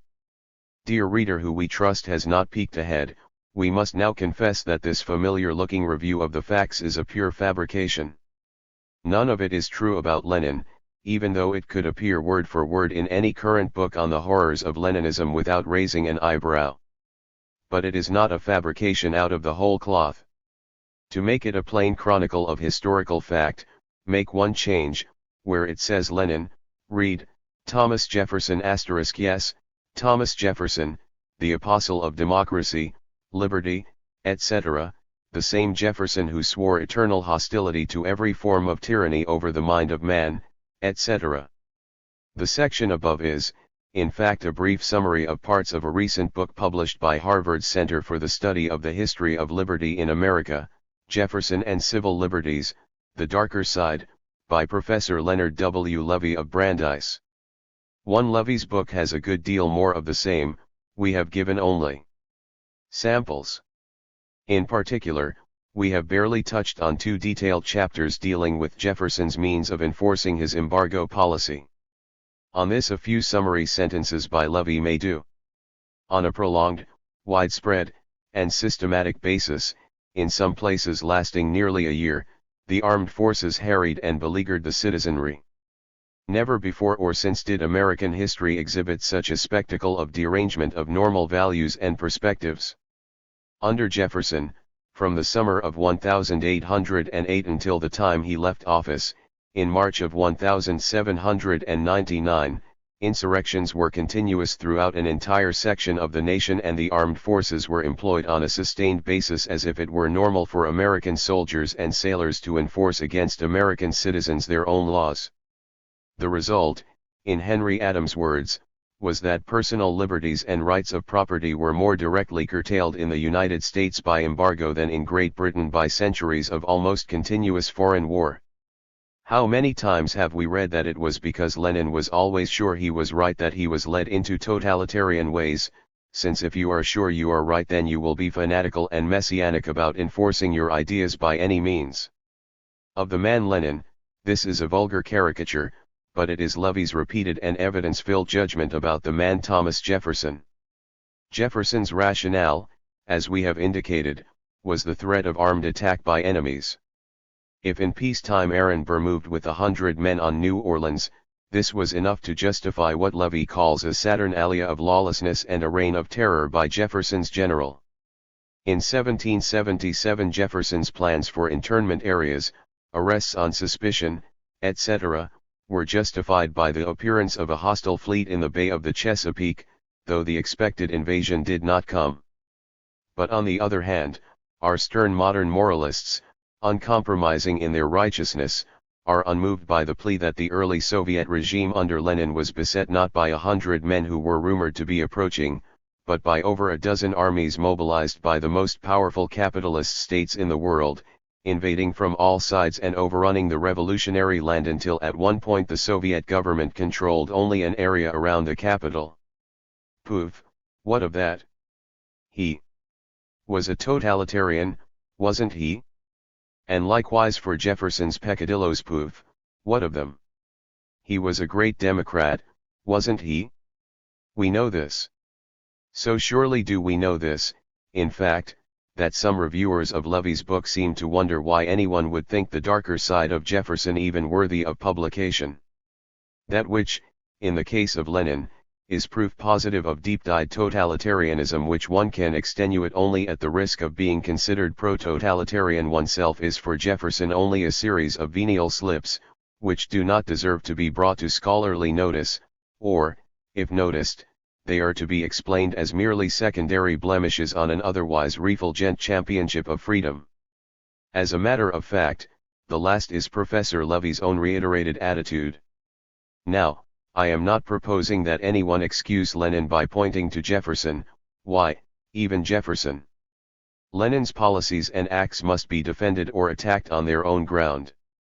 Jeffersonianism is no model for Marxists, not because it is too good but, on the contrary, because not even the best of the bourgeois democratic paladins have ever risen to the level demanded by socialist democracy.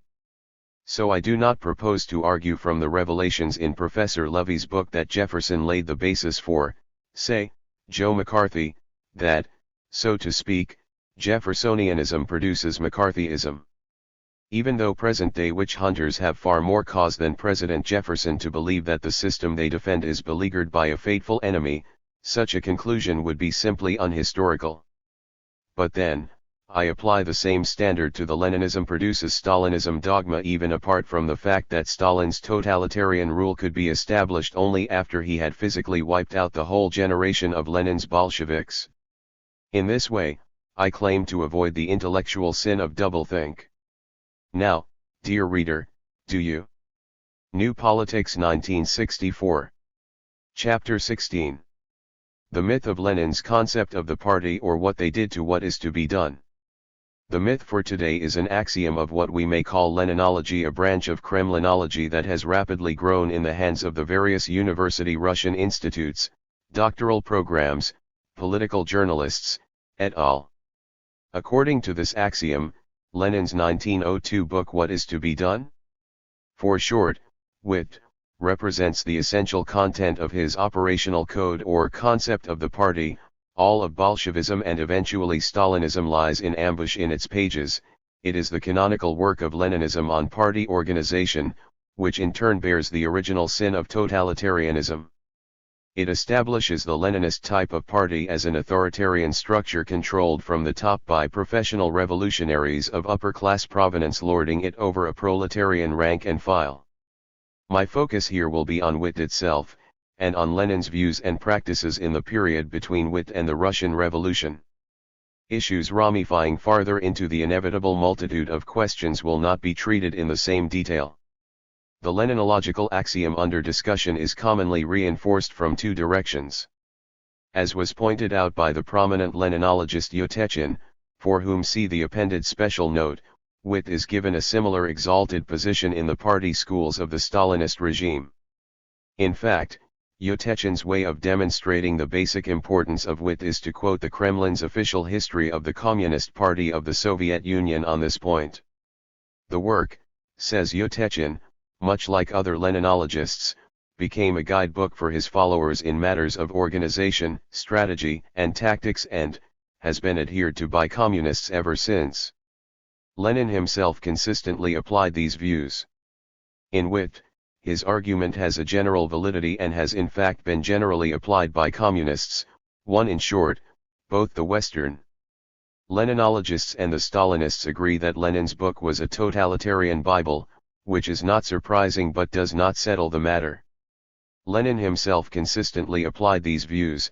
We will see how far from the truth this lies. My subject is not my own interpretation of WIT, but a survey of Lenin's own opinions, recorded many times, on the question raised, viz., the place of WIT in his thought.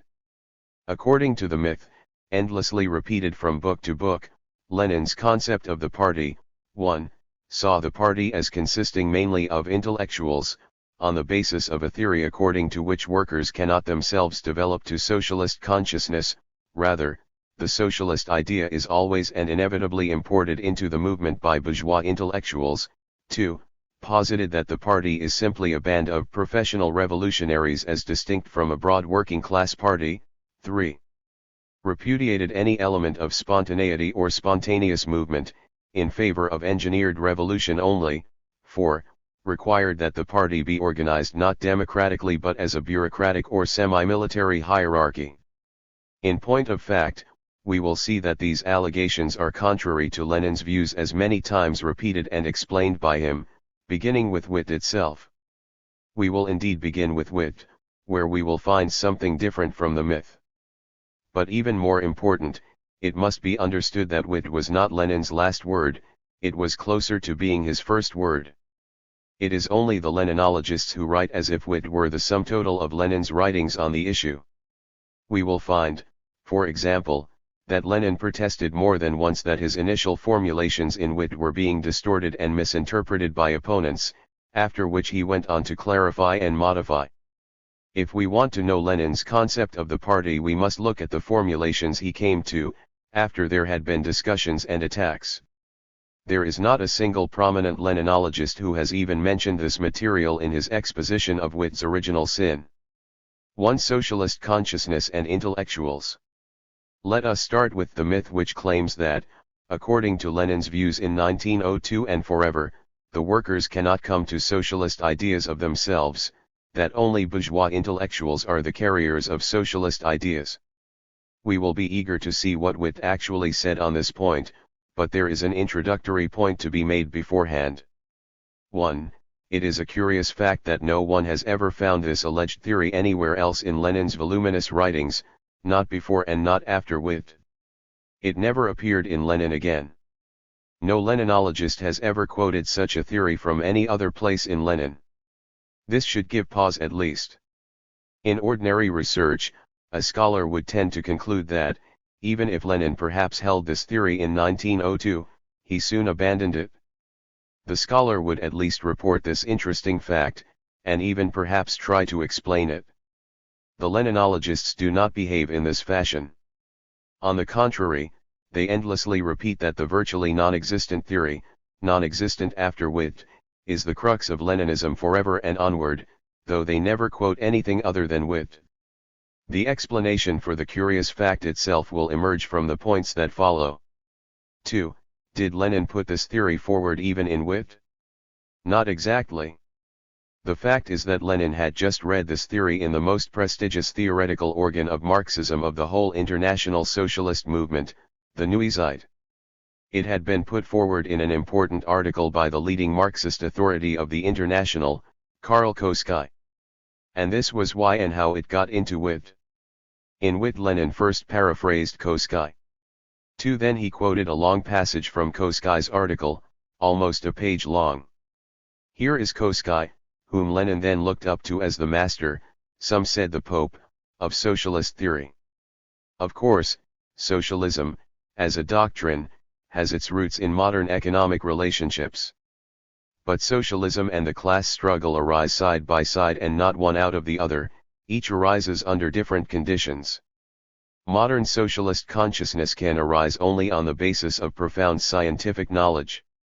Indeed, modern economic science is as much a condition for socialist production as, say, modern technology, and the proletariat can create neither the one nor the other, no matter how much it may desire to do so. Both arise out of the modern social process. The vehicle of science is not the proletariat, but the bourgeois intelligentsia. Emphasis by Koski. It was in the minds of individual members of this stratum that modern socialism originated, and it was they who communicated it to the more intellectually developed proletarians. Thus, socialist consciousness is something introduced into the proletarian class struggle from without and not something that arose within it spontaneously. 3. There it is, the whole theory laid out, the devilish crux of Leninism, and it turns out to be the product of Koski's pen. When Lenin paraphrased it a few pages before, he began, "We have said that is, he tied it up immediately as the accepted view of the movement, or so he seemed to think. His summary was by no means as brash as Koski's formulation. But we will return to Lenin's formulation. Why did Koski emphasize this view of socialist history at this time? The reason is perfectly clear. The new reformist wing of the movement, the Bernsteinian revisionists, were arguing that all one needed was the ongoing movement of the workers, not theory, that the spontaneous class activity of the trade union movement and other class movements was enough. The movement is everything, the goal is nothing was Bernstein's dictum, thereby seeking to shelve theoretical considerations in favor of short-sighted concentration on the day-to-day problems. Reform was the concern of today, the movement, revolution had to do with tomorrow, theory. Koski's generalization about the role of the bourgeois intelligentsia in importing socialist ideas into the raw class movement was one way, in his eyes, of undercutting the revisionist approach. And this, of course, gave it equal appeal for other opponents of the new right wing, like Lenin. It is no part of my subject to explain why Koski was misguided in this line of argument, and why his theory was based on an historical half-truth. But it is curious, at any rate, that no one has sought to prove that by launching this theory, which he never repudiated, as far as I know, Koski was laying the basis for the demon of totalitarianism. 3. So it turns out that the crucial Leninist theory was really Koski's, as is clear enough to anyone who really reads Witt instead of relying only on the Leninological summaries. Did Lenin, in Witt, adopt Koski's theory? Again, not exactly. Certainly he tried to get maximum mileage out of it against the right wing, this was the point of his quoting it. If it did something for Koskai's polemic, he no doubt figured that it would do something for his.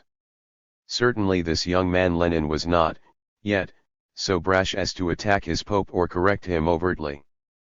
But there was obviously a feeling of discomfort.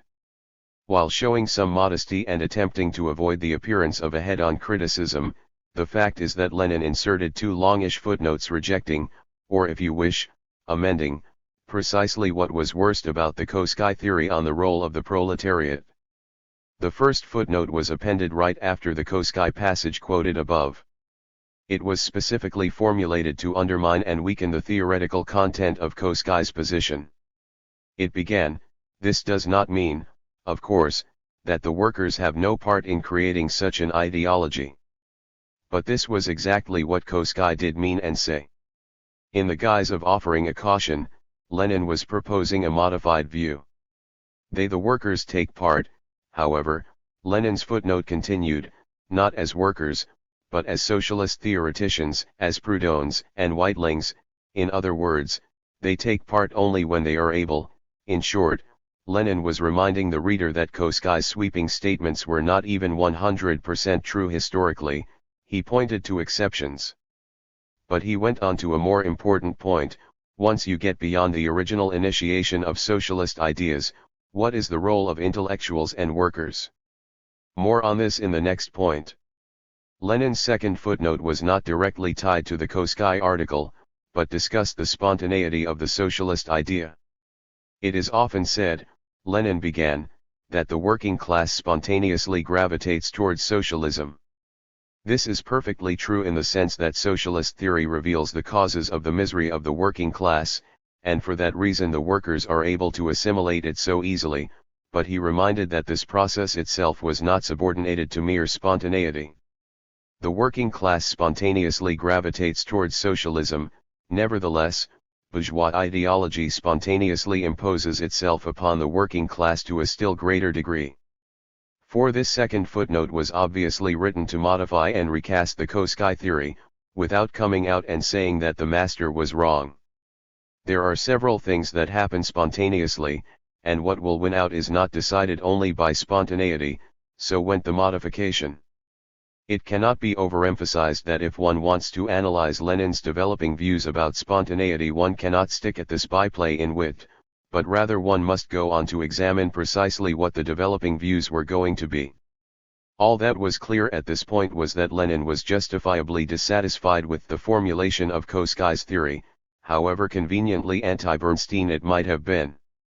We will see more about his dissatisfaction. For, even Koskai's theory, as quoted in wit, was not as crass as the Leninologists make it out to be, while calling it Lenin's theory, to be sure. The Leninologists run 2 different questions together: A. What was, historically, the initial role of intellectuals in the beginnings of the socialist movement, and, B. What is, and above all, what should be, the role of bourgeois intellectuals in a working class party today? Koskai was not so ignorant or dull-witted as to believe, as so many Leninologists apparently do, that if it can be shown that intellectuals historically played a certain initiatory role, they must and should continue to play the same role now and forever. It does not follow, as the working class matured, it tended to throw off leading strings. The Leninologists do not argue this point because they do not see it is there. As a matter of fact, in the International of 1902 no one really had any doubts about the historical facts concerning the beginnings of the movement. But what followed from those facts? Marx for one, or Marx and Engels for two, concluded, from the same facts and subsequent experiences, that the movement had to be sternly warned against the influence of bourgeois intellectuals inside the party. 5. Precisely in Germany these are the most dangerous people, they averred. The historical facts were so many reasons to take the dangers seriously, to combat intellectuals' predominance as a social stratum in the movement. 5. No one in the international movement was more forceful or frequent than Lenin in decrying and combating the spread of intellectuals' influence in the movement. This is easy to demonstrate, but I will not take the space to do so here. In any case, a mere couple of well-chosen specimens would not be enough. Just to cull the most virulent passages alone would fill a book. As against this indubitable fact, let us ask a question: can anyone cite any passage in which Lenin ever advocated increased influence, or predominant influence, by intellectuals in the party? There is no such passage, in point of fact. None is cited by the Leninologists. Their whole case on this point is hung on a deduction, of theirs, from a theory in wit which is essentially co-skies, it turns out. We know indeed that the typical social democratic reformist party is very much dominated on top by intellectuals derived from the bourgeoisie. We do not typically see the leaders of these parties denouncing the state of affairs. On the other hand, Lenin's collected works are chock full of denunciations of increased influence by intellectuals. Obviously, this does not settle the matter. But still less is it reasonable to rest virtually the whole case against Lenin, on this point, on what is not in Lenin's 1902 book. In the Russian movement, the Marxist left's denunciations of intellectuals in the movement started with the founding Congress of the Russian Social Democratic Labor Party itself, the Congress to which wit was directed.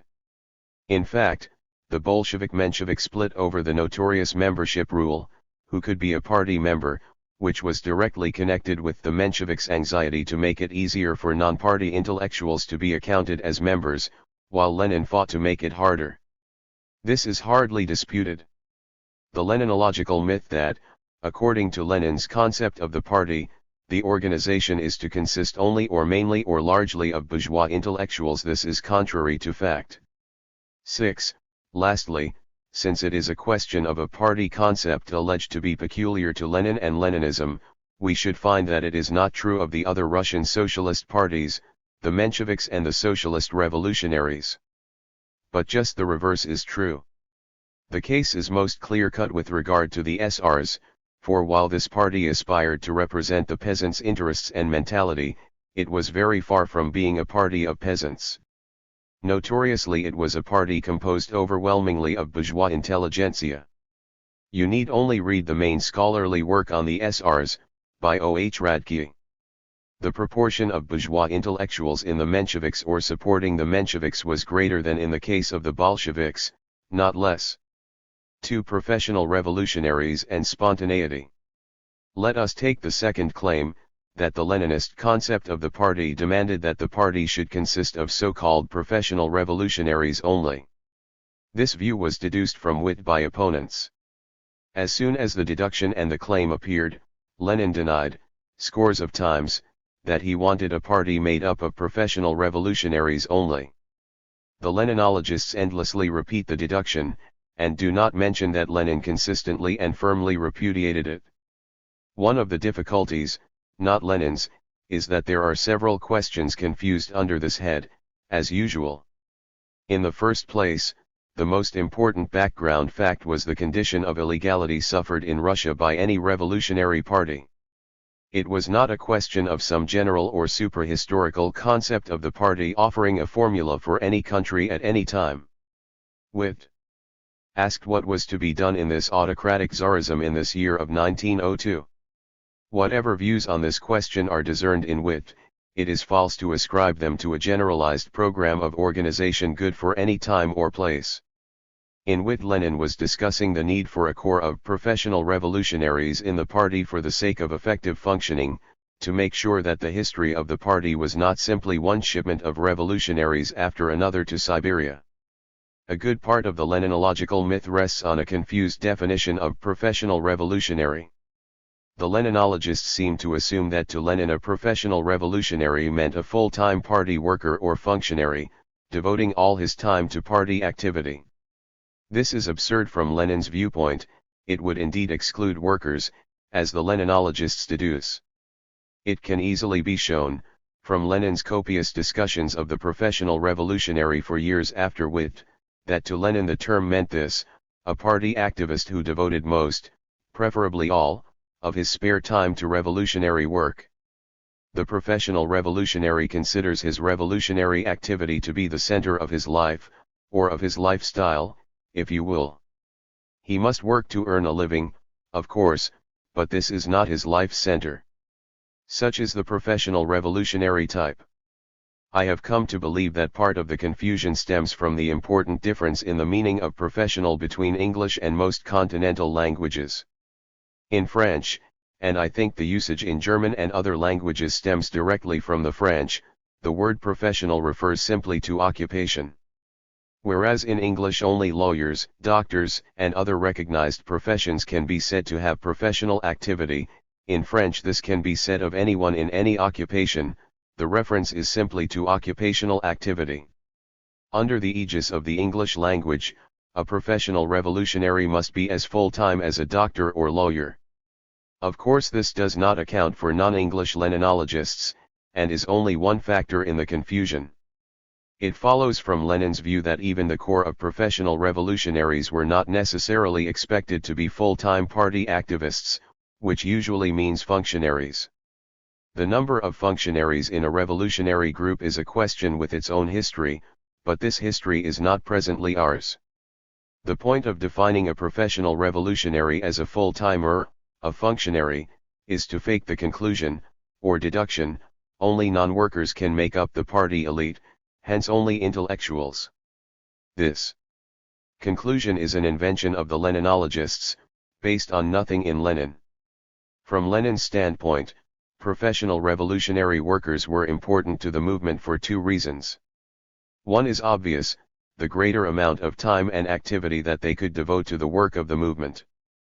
A professional revolutionary regarded even the hours he spent on the job as opportunities for socialist and trade union propaganda and organization.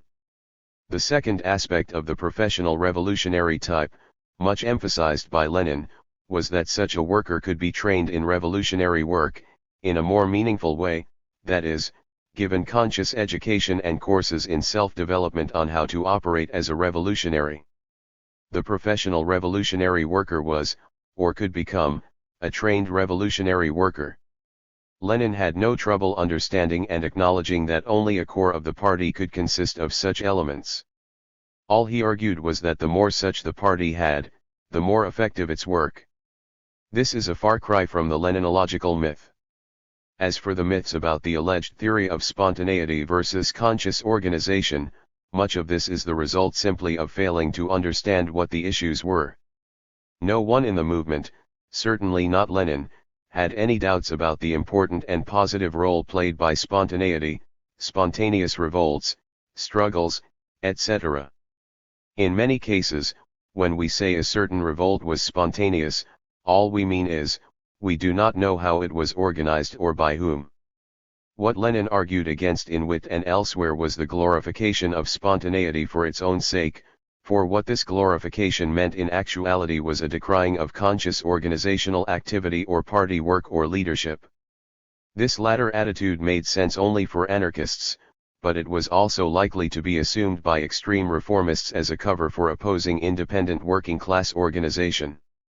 For the Russian economists, who advocated economic action only, the line was that no revolutionary party was necessary and the Russian party should be liquidated, and in this context the glorification of spontaneity was simply a way of counterposing something to the organized political struggle by the working class. The claim that Lenin was hostile to spontaneous struggles verges on nonsense. Whenever a Leninologist purports to quote Lenin on this subject, what he really quotes are Lenin's arguments against relying only on spontaneity to usher in socialism by some millennial date. Lenin advocated that the spontaneous action of the people must be integrated with the element of political leadership by trained socialist workers, and part of such training was precisely the capacity to take advantage of spontaneous struggles when they turned up. The overwhelming majority of the International would heartily agree. There was nothing specially Leninist about this, except Lenin's usual clarity on the point, as compared with the often hazy thinking of reformists. 3. Lenin's party concepts.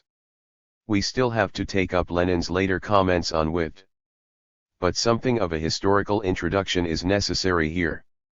The reader of Lenin's wit must understand that if it embodied some specially Leninist concept of the party, Lenin himself was entirely unaware of it at the time. He thought he was putting forward a view of party and movement that was the same as that of the best parties of the International, particularly the German party under the leadership of August Bebel, only allowing for the big difference that the Russian movement faced the special problems of illegality under an autocracy. The naive Leninologist seems to assume that when Lenin referred to centralization or centralism, he was necessarily talking about some super-centralized organizational form. But in fact the Russians, and others, who used this language often meant the same thing that the Germans had once meant when Germany was a geographical expression fragmented into 30-odd states and statelets. Where there was no center at all, the demand for centralism was a call to establish a center. In 1902 there was no All-Russian Party in existence at all. A first Congress had taken place in 1898, but had led to nothing. The Russian movement consisted of isolated circles, discrete regional conglomerations, unconnected factory groups, etc. There was no center, in fact there was no party except as a future label. The second Congress scheduled for 1903 was hopefully going to establish an organized all-Russian party for the first time. This was the situation toward which Lenin directed his little book in 1902. The point of holding a Congress was to establish a center at last. No central organization whatever existed as yet. Everyone who looked to the Congress was in favor of centralizing the work of the now decentralized circles operating inside Russia. This was what centralization meant under the circumstances. But it was ambiguous then as now. The German party had also gone through a period of illegality, from 1878 to 1890, and during this period its practices had not been ideally democratic at all. One of the main features was the domination of practical party work in Germany, insofar as it was possible, not by the elected national executive in exile, but by the Reichstag fraction of deputies, who remained legal. But this fraction had never been elected by the party, the deputies had been elected by local voters. Marx and Engels looked askance at what they considered to be the dictatorship of the Reichstag deputies over the party, but the arrangement was generally accepted for its practical usefulness. As the Russian situation developed from 1902 to 1914, it turned out, in hindsight, that there was something distinctive about Lenin's concept of the party, even though he was not specifically aware of it. There are 2 points to be made under this head, the second being more important. 1. Sectism or mass party. Throughout the history of the socialist movement, there has been a tendency for socialist currents that considered themselves to have distinctive ideas to organize as a sect. The alternative is to operate as a current in a class movement. One must distinguish clearly between these two organizational forms. The class movement is based on, and cemented by, its role in the class struggle. The sect is based on, and cemented by, its special ideas or program. The history of the socialist movement began mostly with sects, continuing the tradition of religious movements. It was only the continued development of the working class which gave rise to mass parties that sought to represent and reflect the whole class in movement. The outstanding example of the class movement, as counterposed to the sect, was given by the First International, which broke down sect lines. It did not even start with socialism in its program. In the form that Marx brought about, it sought to organize the entire working class movement in all its forms. This much of its character was continued by the Second International, except that trade unions were not affiliated. In France the fragmentation of the socialist movement into sects continued until 1905, when a united socialist party was formed. In Germany the Lassaline sect had been absorbed fairly quickly, in 1875. Sects still continued to operate in many countries, like the Social Democratic Federation in Britain, which claimed to represent revolutionary socialism. In 1902 when Lenin wrote Witt, there was a big difference between Germany and Russia, which indeed Witt discussed in Germany the revolutionary wing, or what Lenin and others considered such, was in control of the party, whereas in Russia the right wing had the dominant influence. Lenin's response to this situation was not to organize the revolutionary wing as a left-wing sect outside the general movement. In fact, if we consider the whole period before 1914, Lenin never organized, or sought to organize, a Leninist sect. The theory of revolutionary sectification arose out of the degeneration of the Comintern to become a principle of Leninism. Before 1917 it had been kept alive on the fringes of the Second International and in the anarchist movement.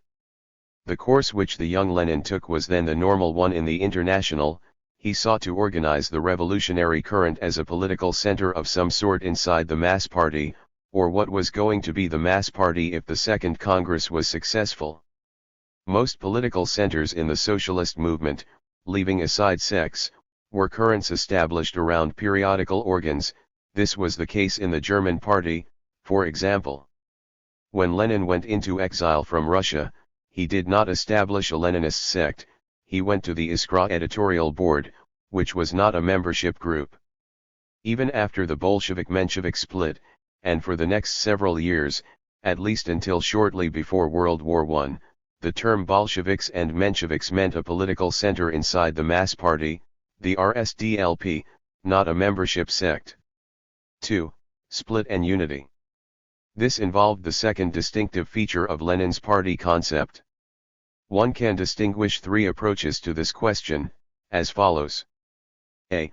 There were those who believed in split at any cost, that is, the revolutionary wing in a reformist party must split away at the most opportune moment, and organize its own sect. This is the characteristic theory of sectism. B. There were those, and they were legion, who believed in unity at any cost. The unity of the mass Social Democratic Party must never be breached. A break was the ultimate disaster. This was the mirror image of the first approach, the fetishism of unity. This approach was the dominant one in the International, including the German party. What it meant in practice was, accommodation with the right wing, even by a majority left wing. If the right wing must be persuaded from splitting at any cost, then the majority left had to make concessions to it, sufficient to keep it in the party.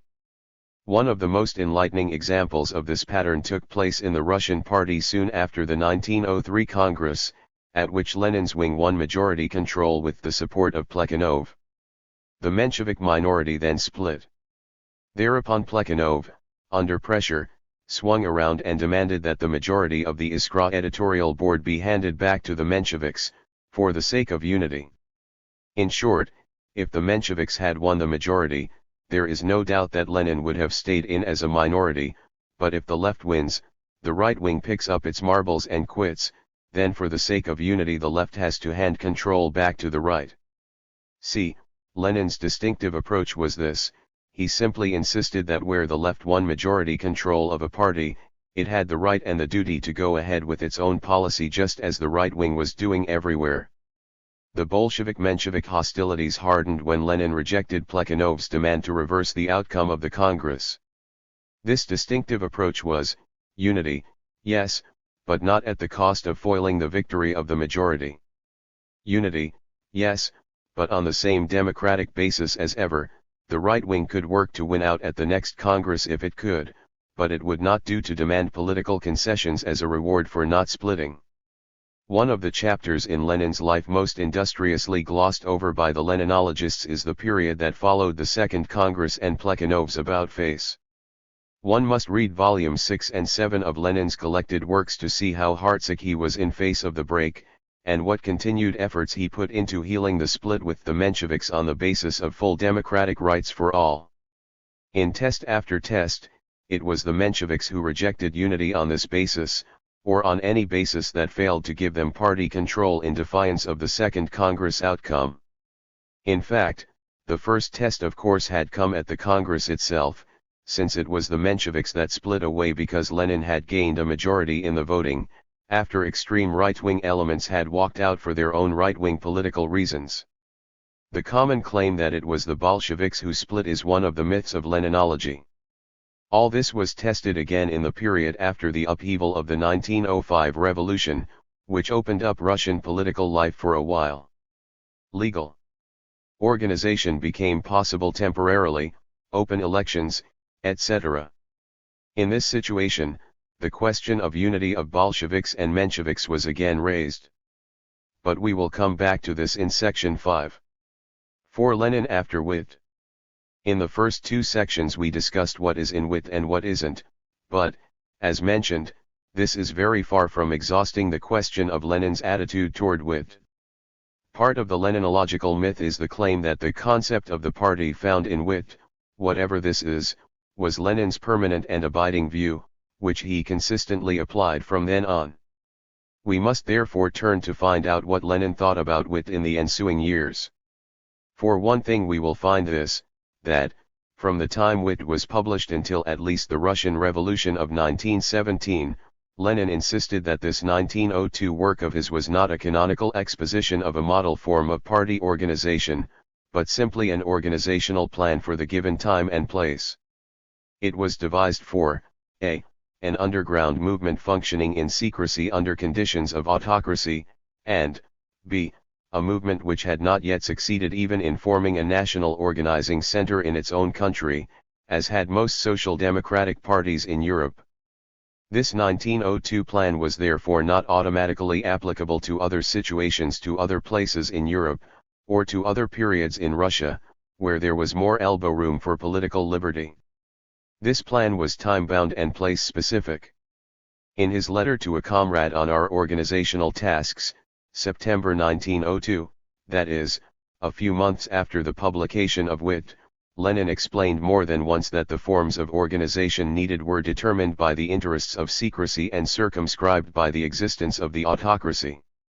6. But then, at this time his later opponents, like Martov and Plekhanov, were at one with him in viewing the ideas of Wit as unexceptionable conclusions from the struggle of a serious revolutionary underground movement.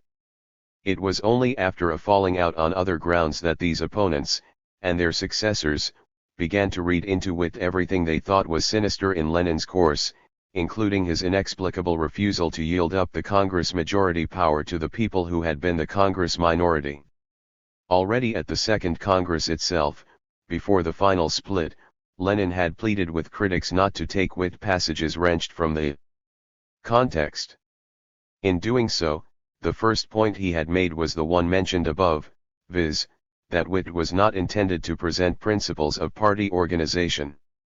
The discussion on Wit, he said optimistically, had clarified all the questions. It is obvious that here an episode in the struggle against economism has been confused with a discussion of the principles of a major theoretical question, the formation of an ideology. Moreover, this episode has been presented in an absolutely false light. 7. He directly confronted the claim about subordinating the working class movement to bourgeois intellectuals. It is claimed that Lenin says nothing about any conflicting trends, but categorically affirms that the working class movement invariably tends to succumb to bourgeois ideology. Is that so? Have I not said that the working class movement is drawn towards the bourgeois outlook with the benevolent assistance of the Schultz-Delitzsches and others like them? And who is meant here by others like them? None other than the economists. This was a further step in adding qualifications to the bare Koski theory, without breaking with Koski. He added an even more serious qualification. Lenin, it is claimed, says Lenin takes no account whatever of the fact that the workers, too, have a share in the formation of an ideology. Is that so? Have I not said time and again that the shortage of fully class-conscious workers, worker leaders, and worker revolutionaries is, in fact, the greatest deficiency in our movement? Have I not said there that the training of such worker revolutionaries must be our immediate task? Is there no mention there of the importance of developing a trade union movement and creating a special trade union literature? 8. And to end this same speech, Lenin made the point which is among the most important to keep in mind about Wit. To conclude, we all know that the economists have gone to one extreme. To straighten matters out, somebody had to pull in the other direction, and that is what I have done. 9. This is the main key to what Lenin was doing in Wit. Throughout his life his constant pattern was to bend the bow in an opposite direction in order to push back against some immediate dangerous pressure. His metaphor on these occasions was often to turn the helm the other way in order to compensate for the dangerous pressure. Now it happens that personally I do not sympathize with this propensity, though I admit it is natural enough. I think that a bow which is bent in various directions is apt to be bent out of shape. But it is a common enough resort by people of all political complexions, and only asks for understanding. In Lenin's case it is a fact that demands understanding, especially when he specifically explained the pattern in so many words, as he did often enough. And any Leninologist who refuses to understand it is bound to write a great deal of nonsense. We are still at the Second Congress. On August 15, Lenin's first speech in the rules discussion was summarized in the minutes in 9 lines. Most of it was devoted to saying this: it should not be imagined that party organizations must consist solely of professional revolutionaries. We need the most diverse organizations of all types, ranks, and shades, beginning with extremely limited and secret ones and ending with very broad, free, loose organizations. 10. He could not have been more explicit in correcting any false impression that might have been conveyed by his bow bending in wit. Lenin repeated this clarification in his second speech that day. Comrade Trotsky completely misunderstood the main idea of my book What is to be Done? When he spoke about the party not being a conspiratorial organization, many others too raised this objection. He forgot that in my book I propose a number of various types of organizations, from the most secret and most exclusive to comparatively broad and loose organizations. 11. If it is charged that this was not clear in wit, well, that is the function of discussion, to clarify and modify. Lenin clarified and modified, not merely later but right in the Congress discussion. It may be said that if wit was misunderstood by so many, there must have been a reason. This is quite true. There was more than one reason, and the first has been mentioned, Lenin's bow bending. In addition, there was a will to misunderstand, as there is still today. An objective scholar writing today with the advantage of a longer perspective and fuller documentation should be expected, however, to set forth and weigh Lenin's repeated attempts to clarify and modify, qualify and recast, his views. What is typical about contemporary Leninology is that it ignores Lenin's clarifications in favor of a purely demonological exegesis. Lenin, we said, was not thinking in terms of a general concept of party organization. When in a 1904 article in the Neue Zeit Rosa Luxemburg attacked his ideas, as set forth in his brochure One Step Forward, Two Steps Back dealing with the Second Congress, Lenin wrote a reply which rather mildly protested, what? Not that he was right, but that he did not hold the opinions Luxemburg ascribed to him. This is what Lenin wrote. Comrade Luxemburg says, for example, that my book is a clear and detailed expression of the point of view of intransigent centralism.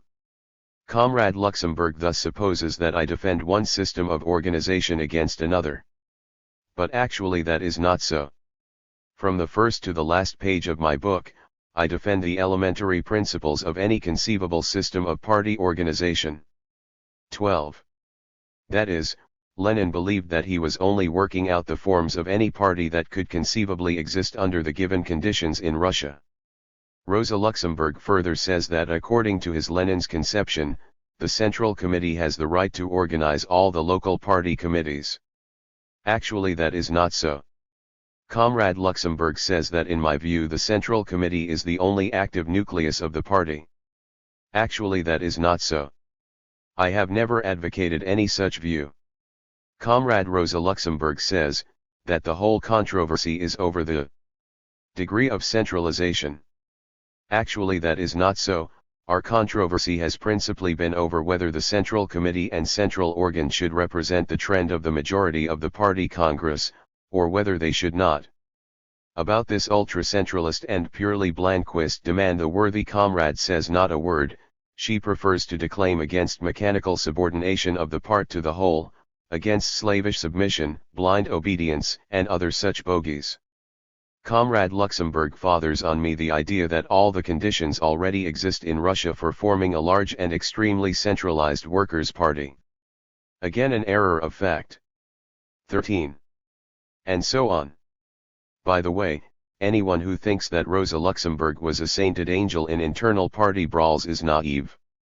In this case, Either she was retailing vicious slanders, of the sort she was familiar enough with in the Polish movement, or else someone should demonstrate that Lenin was advocating the views with which she charged him. The latter has not been done. 5. Toward party democratization. Let us put demonology aside. It must be noted that, in the period inaugurated by the 1905 upheaval, as the situation in Russia changed and the pressure of the autocracy lightened, Lenin's concept of the party changed drastically, in accord with the new circumstances, just as we would expect if his protestations were taken seriously. Already in February 1905, in a draft resolution for the Third Party Congress, Lenin wrote, "Under conditions of political freedom, our party can and will be built entirely on the elective principle. Under the autocracy this is impracticable for the collective thousands that make up the party." 14. Writing in September 1905, he hailed the German party as first in respect of organization, integrality, and coherence, and pointed to its organizational decisions as highly instructive to us Russians. Not so long ago organizational questions occupied a disproportionate place among current problems of party life, and to some extent this holds true of the present as well. Since the Third Congress, two organizational tendencies in the party have become fully defined. One is toward consistent centralism and consistent extension of the democratic principle in party organizations, not for the sake of demagogy or because it sounds good but in order to put this into effect as social democracy's free field of activity extends in Russia. The other tendency is toward diffusiveness of organization, vagueness of organization. 15. In November 1905 he stressed in an article that the socialist worker knows there is no other road to socialism save the road through democracy, through political liberty. He therefore strives to achieve democratism completely and consistently in order to attain the ultimate goal, socialism.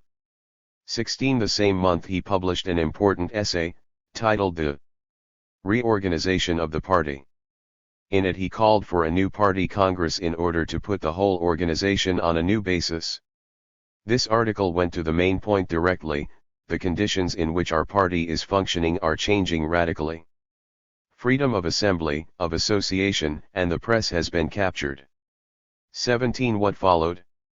Lenin answered, organize in a new way. New methods. A new line. We, the representatives of revolutionary social democracy, the supporters of the majority Bolsheviks, have repeatedly said that complete democratization of the party was impossible in conditions of secret work, and that in such conditions the elective principle was a mere phrase. And experience has confirmed our words. But we Bolsheviks have always recognized that in new conditions, when political liberties were acquired, it would be essential to adopt the elective principle. 18. It must be kept in mind that the impracticality of open election of local leading committees under conspiratorial conditions was not a Bolshevik peculiarity. The secret police had made it as difficult for Mensheviks or SRS. Our party, wrote Lenin, has stagnated while working underground. The underground is breaking up. Our party, wrote Lenin, has stagnated while working underground. The underground is breaking up. Forward, then, extend your bases, rally all the worker social democrats round yourselves, incorporate them in the ranks of the party organizations by hundreds and thousands. 19. These were new methods only in Russia. Of course, this was what bourgeois democratic regimes had possible in Western Europe before this. Lenin had always viewed the German social democracy as a model of organization. Now the Russian social democrats could emulate it. The decision of the Central Committee is a decisive step towards the full application of the democratic principle in party organization.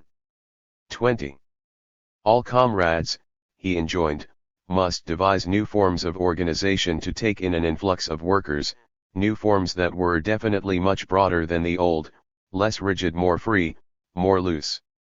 With complete freedom of association and civil liberties for the people, we should, of course, have to found social democratic unions. 21. Each union, organization, or group will immediately elect its bureau, or board, or directing committee. 22. Furthermore, he recommended, it was now possible to bring about party unity, Bolsheviks with Mensheviks, on the basis of a broad democratic vote of the rank and file, since this could not be organized under the new conditions. 23 All of this change had to be explained to Russian workers who had never faced such conditions before. We must not be afraid, Lenin argued, of a sudden influx of large numbers of non-social Democrats into the party. 24 Note this remark made almost in passing, the working class is instinctively, spontaneously social democratic, and more than 10 years of work put in by social democracy has done a great deal to transform this spontaneity into consciousness. 25 It looks as if Lenin had forgotten even the existence of the Kosky theory he had copied out and quoted in 1902. The initiative of the workers themselves will now display itself on a scale that we, the underground and circle workers of yesterday, did not even dare dream of. 26. He seized on the new conditions especially to advocate that mass recruitment of workers, possible for the first time, should swamp over the influence of intellectuals in the party work. At the third Congress of the party I suggested that there be about 8 workers to every 2 intellectuals in the party committees.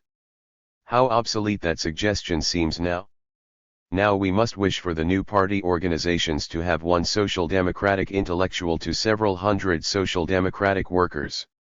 27 The article concluded this way, with a typical Lenin reaction, we have theorized for so long, sometimes, why not admit it? To no use, in the unhealthy atmosphere of political exile, that it will really not be amiss if we now bend the bow slightly, a little, just a little, the other way and put practice a little more in the forefront. 28 So now the bow bent the other way, slightly. The situation would now be quite clear even if Lenin never mentioned wit again. But in fact we can now turn to remarks by Lenin in which he reconsidered wit specifically, in the light of the new conditions and of these new concepts of party organization, new for Russia. In November 1907 Lenin published a collection of old articles, called 12 Years. Its aim was to review the thought and action of the movement over that period of time, a historical purpose. His preface to this collection was plainly addressed to the new audience generated by the revolutionary upheaval going on since 1905, an audience to whom the old disputes were now past history. Here he explained why wit had been included in the collection. Note in the first place that it required an explanation. Wit had been included, explains Lenin, because it is frequently mentioned by the Mensheviks and bourgeois liberal writers, therefore he wanted to draw the attention of the modern reader to what was its essential content. His explanation began with a statement that might just as well be addressed to contemporary Leninologists. The basic mistake made by those who now criticize wit is to treat the pamphlet apart from its connection with the concrete historical situation of a definite, and now long past, period in the development of our party. This applied, he said, to those who, many years after the pamphlet appeared, wrote about its incorrect or exaggerated ideas on the subject of an organization of professional revolutionaries. Such criticisms were wrong to dismiss gains which, in their time, had to be fought for, but which have long ago been consolidated and have served their purpose. 29. It is obvious that the reference to exaggerated ideas is an admission of a degree of incorrectness, even if the confession simultaneously maintains that the incorrectness was pardonable. But that had already been the sense of the bending the bow remarks, it was not really even new. Wit had done its 1902 job, and should not be treated any more as if it were a current proposal, it had been bypassed. Lenin did not apologize for it or repudiate it, this was something different. He was pigeonholing it as of historical interest only. Socialists would not repudiate the First International either, but no one would dream of bringing it back to life. It was a far cry from a permanent concept of the party. 6 Last words on wit. Typically Lenin argued that the exaggeration in wit had been necessary at the time in order to make progress in the direction desired, even if the exaggerations themselves were not tenable. To maintain today that Iskra exaggerated, in 1901 and 1902, the idea of an organization of professional revolutionaries is like reproaching the Japanese, after the Russo-Japanese War, for having exaggerated the strength of Russia's armed forces, for having prior to the war exaggerated the need to prepare for fighting these forces. To win victory, the Japanese had to marshal all their forces against the probable maximum of Russian forces. Today the idea of an organization of professional revolutionaries has already scored a complete victory. That victory would have been impossible if this idea had not been pushed to the forefront at the time, if we had not exaggerated so as to drive it home to people who were trying to prevent it from being realized. 30. The claim made here that the professional revolutionary idea had already scored a complete victory showed once more how little the usual Leninological version of this idea jibed with Lenin's. This victory included opening the party to an influx of raw workers who, hopefully, would swamp not only the party intellectuals but also the old experienced cadre of trained activists, professional revolutionaries. The idea that had shown its power, scored a complete victory, was the need for a corps of trained activists in the organization. It had nothing to do with the chimera of a party composed only or mainly of full-time functionaries. This chimera was especially grotesque in the light of Lenin's appeal for mass recruitment. Wit, continued Lenin, was merely a summary of the organizational policy of the Iskra Group of 1901 to 1902, no more and no less. 31 That is, it was the joint policy of those, the Iskra Group, who later divided into Mensheviks and Bolsheviks on other grounds. In other words, Lenin was again insisting, in still another way, that at the time he did not regard the ideas of Wit as unique to himself or his tendency. Now, under the new conditions of legality, Lenin boasted as follows. Despite the split, the Social Democratic Party earlier than any of the other parties was able to take advantage of the temporary spell of freedom to build a legal organization with an ideal democratic structure, an electoral system, and representation at congresses according to the number of organized members. You will not find this, even today, either in the Socialist Revolutionary or the Cadet parties. 32. Here he was talking about the party, the RSDLP, as a whole, not just the Bolshevik wing. There had been a Unity Congress in May. Who built the party to its present effectiveness as a democratic structure? It was accomplished by the organization of the professional revolutionaries. Glance at the delegate list of any of the groups at, say, the London Congress, in order to be convinced of this. 33 Note that he referred to the delegate list, or, as he put it in the same sentence, the central core that had worked hardest of all to build up the party and make it what it is. It scarcely makes sense to believe that in Lenin's view the party membership, far wider than the delegate list, or the core, was to consist of professional revolutionaries only, even if we stick with Lenin's reasonable definition. The Koski theory of 1902 had long disappeared from Lenin's ken by this time. There was no indication that he even remembered its existence. At this point he was busy pointing with pride, the organizational successes of the party were due to the inherent organizational capacities of the working class. Without this condition an organization of professional revolutionaries would be nothing more than a plaything, an adventure, a mere signboard. Witt repeatedly emphasizes this, pointing out that the organization it advocates has no meaning apart from its connection with the genuine revolutionary class that is spontaneously rising to struggle. The professional revolutionary has played his part in the history of Russian proletarian socialism. No power on earth can now undo this work. 34.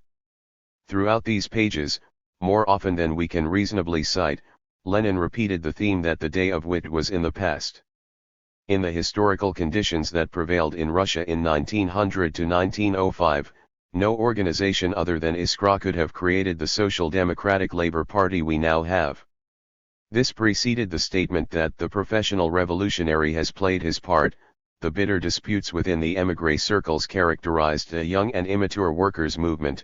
Only the broadening of the party by enlisting proletarian elements can help to eradicate the circle spirit. And the transition to a democratically organized workers' party, proclaimed by the Bolsheviks, in November 1905, i.e., as soon as the conditions appeared for legal activity, this transition was a break from the old circle ways that had outlived their day. 35 Yes, that had outlived their day, Lenin repeated, for it is not enough to condemn the old circle spirit, its significance in the special circumstances of the past period must be understood, and so on. The differences among the circles were over the direction the work was to take. The circles played their part and are now, of course, obsolete. 36. Next, Lenin commented on Plekhanov's statement that he differed from me in principle on the question of spontaneity and political consciousness. 37. Once again Lenin insisted that there was no real difference involved at the time. Plekhanov's criticism, he said, was based on phrases torn out of context, and, he added, on particular expressions which I had not quite adroitly or precisely formulated. The particular criticisms by Plekhanov to which Lenin was here referring were to the pamphlet One Step Forward, Two Steps Back, but against them Lenin here appealed to the general content and the whole spirit of my pamphlet wit.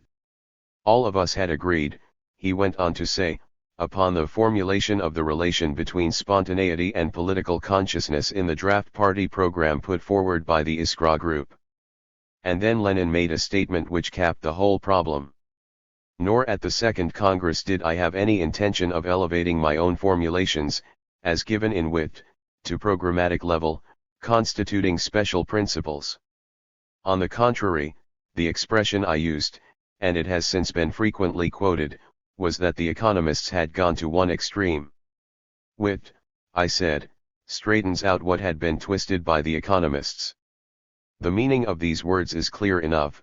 Wit is a controversial correction of economist distortions, and it would be wrong to regard the pamphlet in any other light. 38. It would be hard to imagine any more telling refutation of the wit myth, unless perhaps Lenin had staged a bonfire of all extant copies of wit. There is no record that Lenin ever went back on the above quoted statements about wit. In fact, there is no record that he was aware of a problem about it now, which is the Leninist concept of party organization, Lenin's approach of 1905 to 1907, just described, or the formulations of 1902 in wit. The answer that Lenin's ghost would give, obviously, is, neither, no concept of the party taken as a principle divorced from time and place. Lenin's ideas on party organization, like those of most others, varied depending on conditions, especially such an immense difference in conditions as that between the underground conditions in an autocracy and the conditions of relative political liberty and open organizational opportunity that characterized Russia in the 1905 to 1907 period. At least one Leninologist was able to recognize this elementary idea, and as a result drew the wrathful fires of Leninological authority on his own head.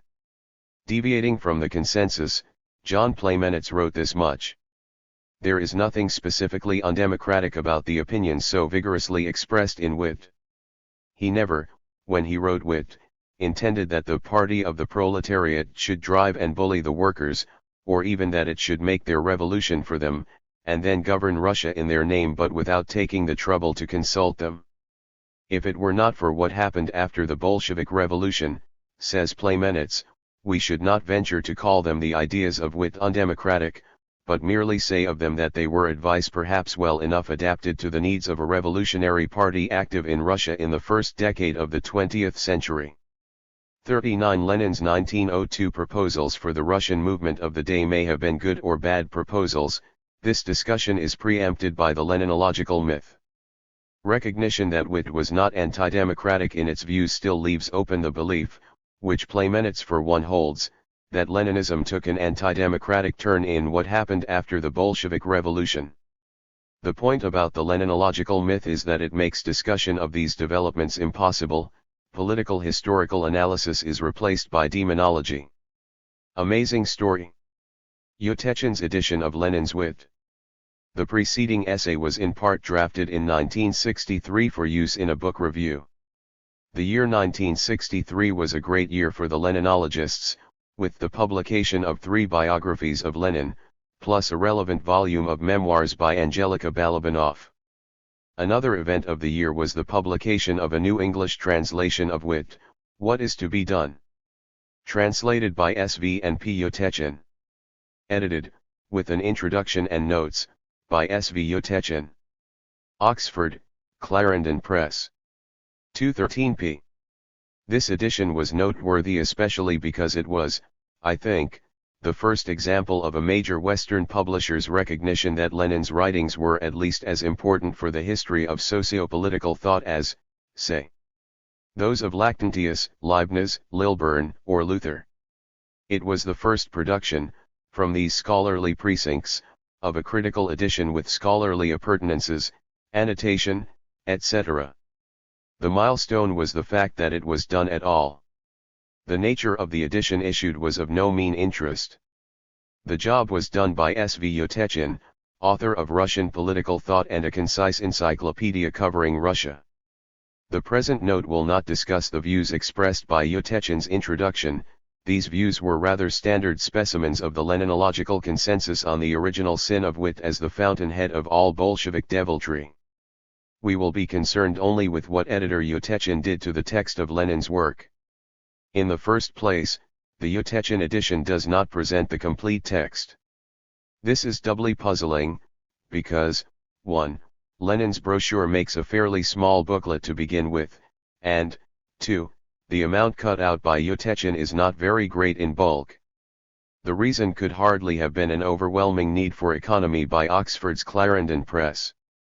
The publisher could have saved more space by cutting Yotechin's footnotes arguing that conditions under Tsarism were better than Lenin made out. There is, of course, reason for condensed versions of notable books, but usually for inclusion in fat collections. This is a small book made smaller. To justify publishing an incomplete version like this, Yotechin refers to the slightly abridged version which Lenin himself published in 1907 as part of a collection titled 12 Years. As compared with the original 1902 edition, Lenin here made about a dozen cuts, none of them very important, the largest being the elimination of Chapter 5, Section A. We should recall that when this 1907 publication took place, Lenin explained to the reader of the collection that wit was now mainly of historical interest. Yotechin claims in his preface that the 1907 version, that is, the abridged one, was used for the only English translation hitherto, that by J. Feinberg, which has appeared both as a separate pamphlet and in various selections and collections of Lenin's works put out by communist publishers in Moscow and outside the Soviet Union. This is not true. The Feinberg translation was of the full 1902 text. It appeared in the old, unfinished, Collected Works, Volume 4, Book 2, published by International Publishers of New York in 1929, and also in the paper-bound edition widely read, viz., number 4 of the Little Lenin Library. Moreover, another full translation of the 1902 edition was subsequently available in English in a paper-bound edition put out by the Foreign Languages Publishing House of Moscow. Finally, as Yotechin does mention a little later, the new multi-volume Collected Works in English, published by FLPH, presented still another full translation in its Volume 5. These translations were not the same, and so we had three different English versions of the unabridged text before Yotechin. The abridged version of 1907 appeared in English only in the various sets titled Selected Works. In any case, the abridgment practices followed by the communist publishing houses should hardly have been a model for the first Western scholarly edition of a Lenin work. The second strange thing about Yotechin's edition is that he does not even present the abridged 1907 version.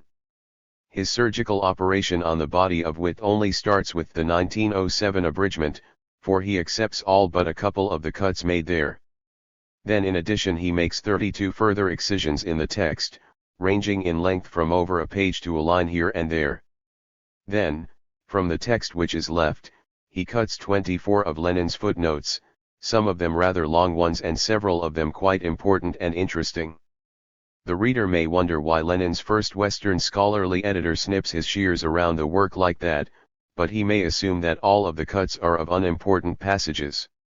This is true in a few cases, especially where only an odd line has been snipped out here or there. It is odd indeed, but now we come to the fantastic. Many of Yotechin's excisions are of passages with considerable interest, Some of the excisions are important enough to stay in the most drastically condensed edition, and a couple of the excisions are among the most important passages in the work. We have already seen that one of the most discussed sections of wit concerns the role of bourgeois intellectuals in the socialist movement, and the theory that the working class by itself can come only to trade unionist consciousness. I have pointed out that in reality Lenin presented this theory by quoting it from Kosky, and that his own paraphrase was based on Kosky. I have mentioned that Leninologists' discussions of wit rarely or never mention the inconvenient fact that the demonic theory was really Kosky's. How does Yotechin handle this problem?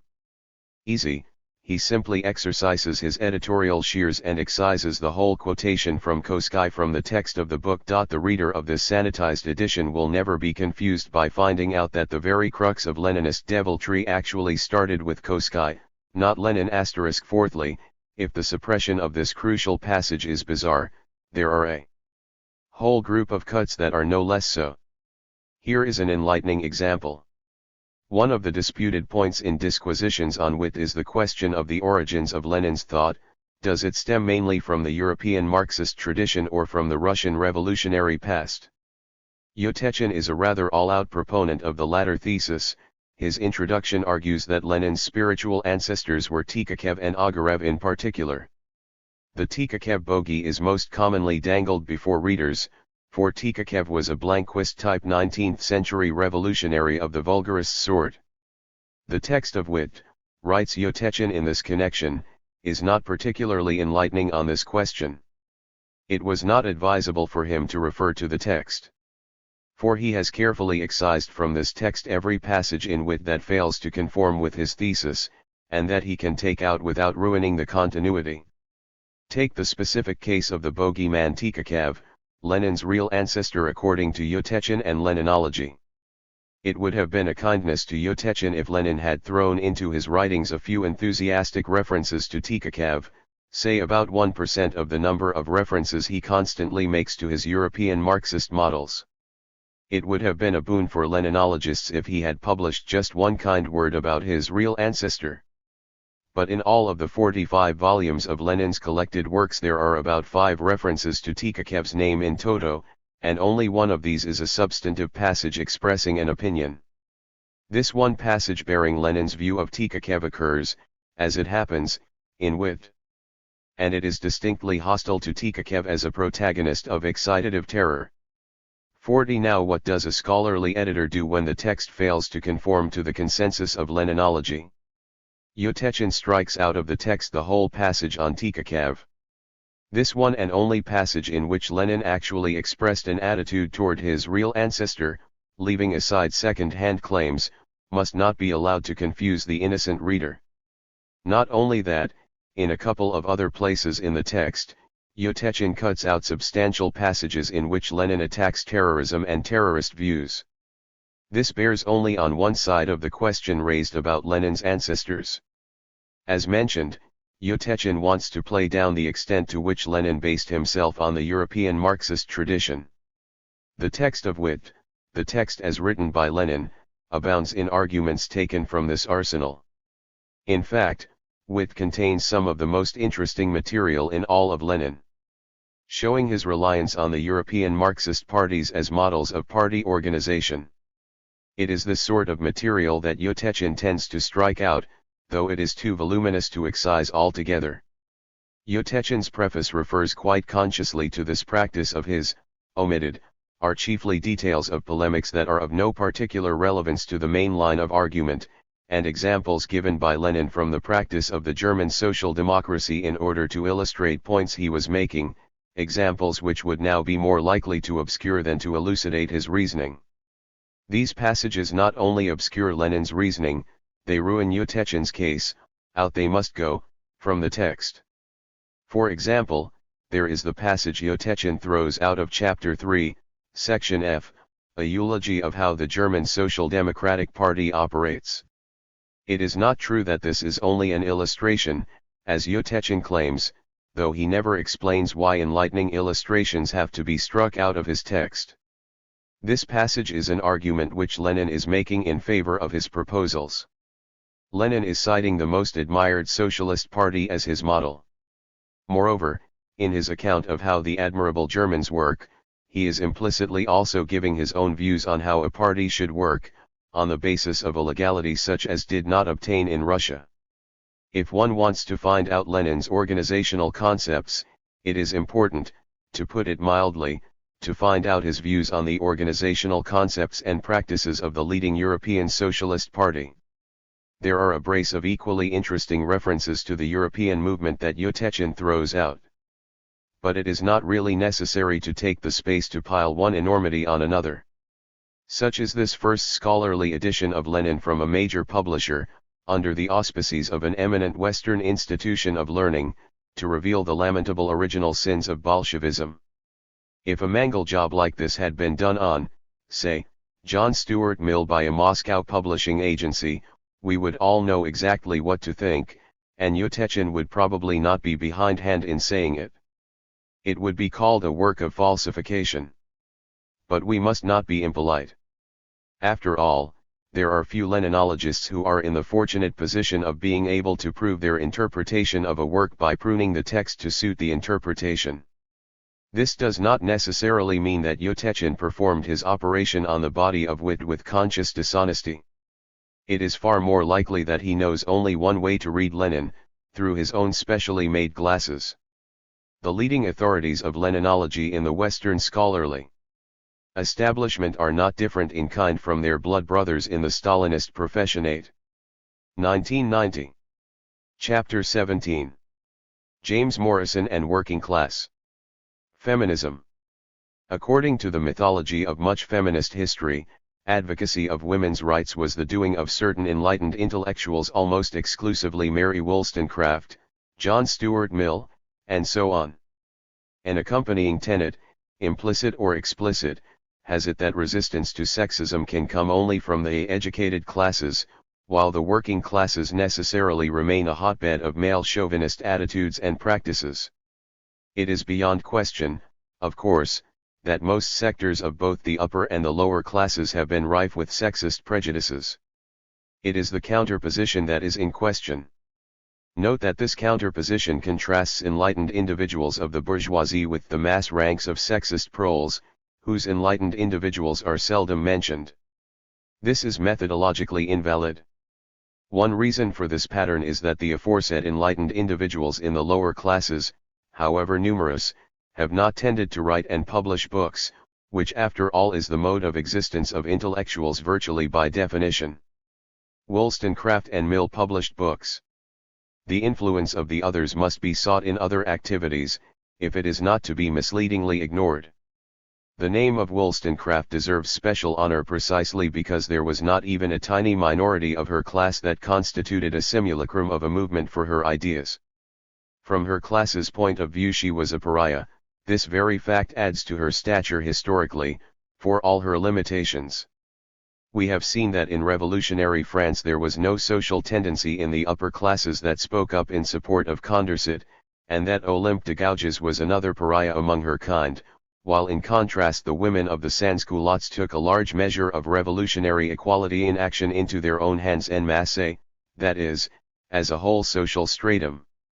For a short period the revolutionary women could be upborne on their surging movement as a vanguard, and represent a power even in high politics. This contrast is instructive in the following way. In practice, the women of the people in Paris were far in advance of their educated betters, not in the first place because their state of consciousness and enlightenment was higher, but because their actual social situation pushed them to assume equality in struggle. The social struggle itself was far more enlightening than any consciousness-raising lecture could be.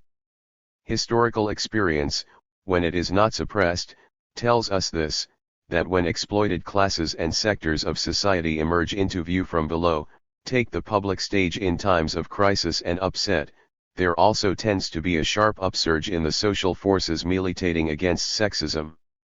Under conditions of social upheaval, all social ideas have a question mark placed over them, and the state of women's rights is no exception. Upheaval must be understood literally. The social ground is heaved up and exposed to the eye, it is overturned. It is the social overturn that reveals what was concealed before from the sight of historians. In normal times, which means non-revolutionary times, the dominant ideas are the only ones usually heard aloud because they are the dominant ideas of society. This is why revolutions are not simply suspensions of normality but tests of what has been going on molecularly in the invisible depths of the social order. If we assume that in normal times the vast majority, of all classes, internalize the conventional sexist patterns, then as soon as cracks start appearing in the social fabric, in what strata of society do women's interests in sex equality begin to show up most prominently? This, of course, is a subject on which serious work still has to be done. This chapter has only a contribution to make. It concerns the hidden history of early working-class feminism in England. 1. A trade unionist in the 1830s. When William Thompson died in 1833, a period of intense working-class struggle was underway that would shortly lead to the organization of the Grand National Consolidated Trades Union, the English workingmen's first attempt at general union. It was an effort that momentarily swept even Robert Owen into the movement. Cruel exploitation in the mills and workshops was producing millionaires and misery, vast masses of capital and vast reservoirs of distress. The workers started organizing trade unions for elementary resistance. One of the centers of trade unionism in the early 1830s was Birmingham, where the key group was the Builders' Union. From 1831 on, it grew rapidly and was on the road to becoming a national organization. The leading voice of this workers' movement was a painter by trade who had made himself what would later be called a worker intellectual, so called by intellectuals. In September 1833, with strikes breaking out everywhere, James Morrison founded the Pioneer, or Trades Union magazine. Of the trade union organs that sprang up, this was probably the best of the bunch, to quote G.D.G. Cole. It quickly grew in influence as the authentic spokesman of the embattled workers. In view of what we are going to find out about Morrison and his Pioneer, it must be emphasized that it was no hole-in-the-corner operation by some pariah intellectual. On the contrary, Morrison was hip-deep in the regional life of the working-class movement. Besides being himself a member of the Painters' Union, a component of the Builders' Union, he had been active in the cooperative movement, in workers' education, and in the unstamped press agitation. Naturally, he considered himself a disciple of Owenism, which had no rival in England within the framework of the New Order ideas. He had been active in swinging the Builders' Union to support Owen's ideas. The Pioneer got so warm a reception regionally that in a couple of months Morrison moved his center of operations to London. Beginning in February 1834, his paper became the official organ of the newly founded Grand National. This brought Morrison in direct conflict with Robert Owen himself, for to Owen the spirit of trade union militancy that filled the columns of the Pioneer was anathema.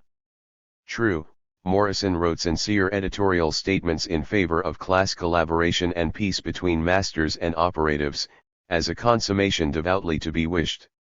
He wanted to convince employers to make such collaboration possible by voluntarily moderating the excessive brutality of their exploitive practices. It would be easy to show that Morrison's ideas were not much more revolutionary than Owen's. There is a lesson here on the relation between ideas and social struggle, for with similar ideas, formally speaking, Owen deprecated militant trade union struggle while Morrison helped carry on such struggle, as a journalist.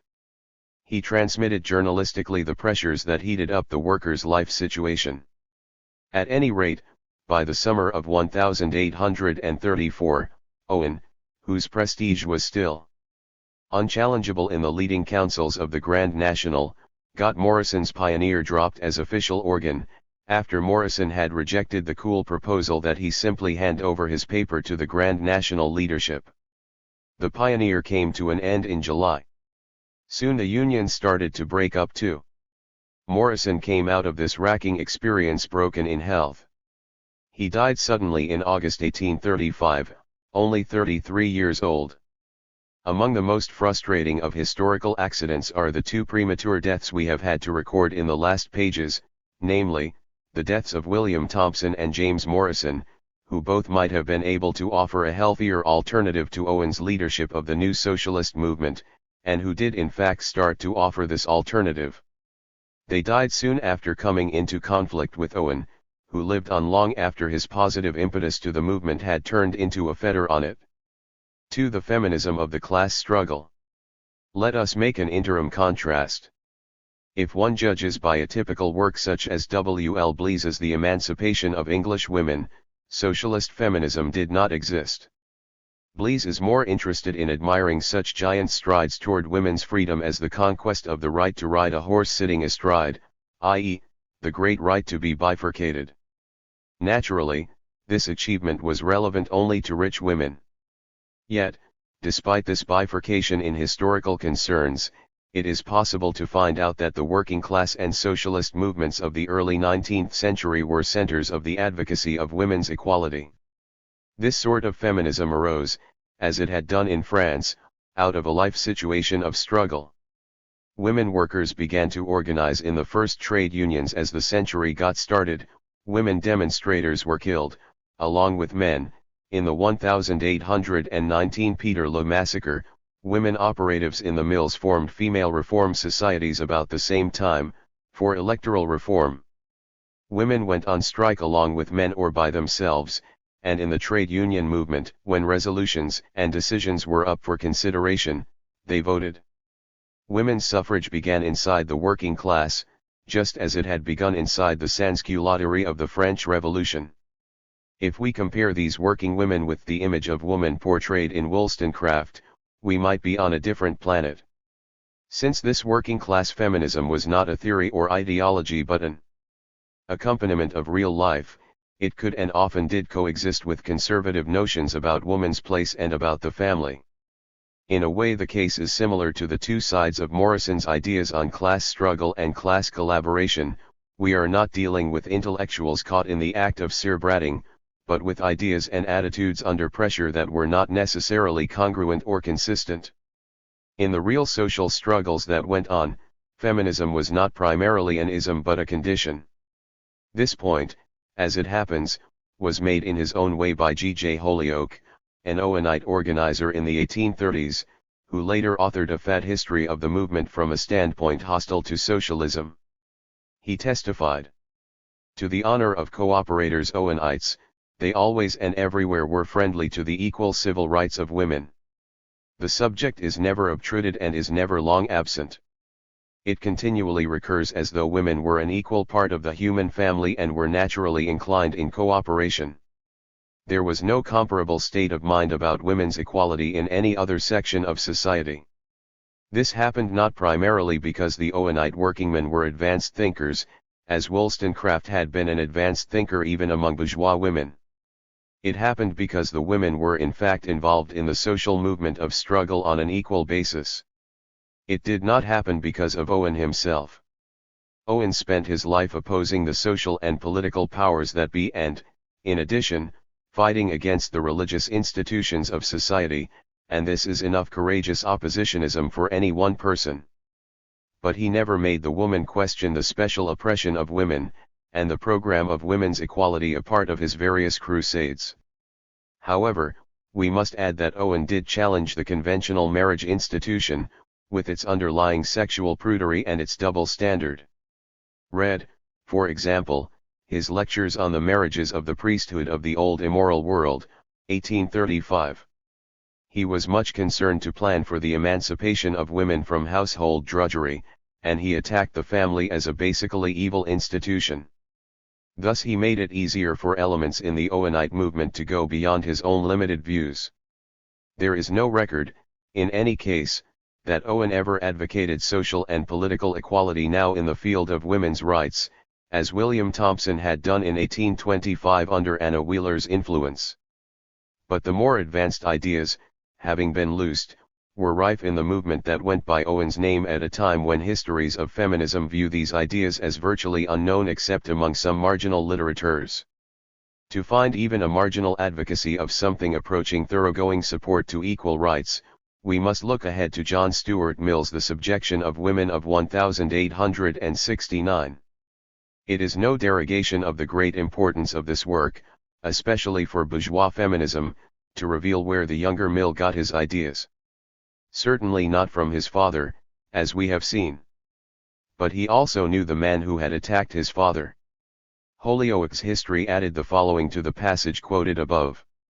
Mr. J. S. Mill frequented there the Owenites' meetings and knew their literature well, and must have listened in his youth to speculations which he subsequently illustrated to so much effect in his intrepid book, Subjection of Women.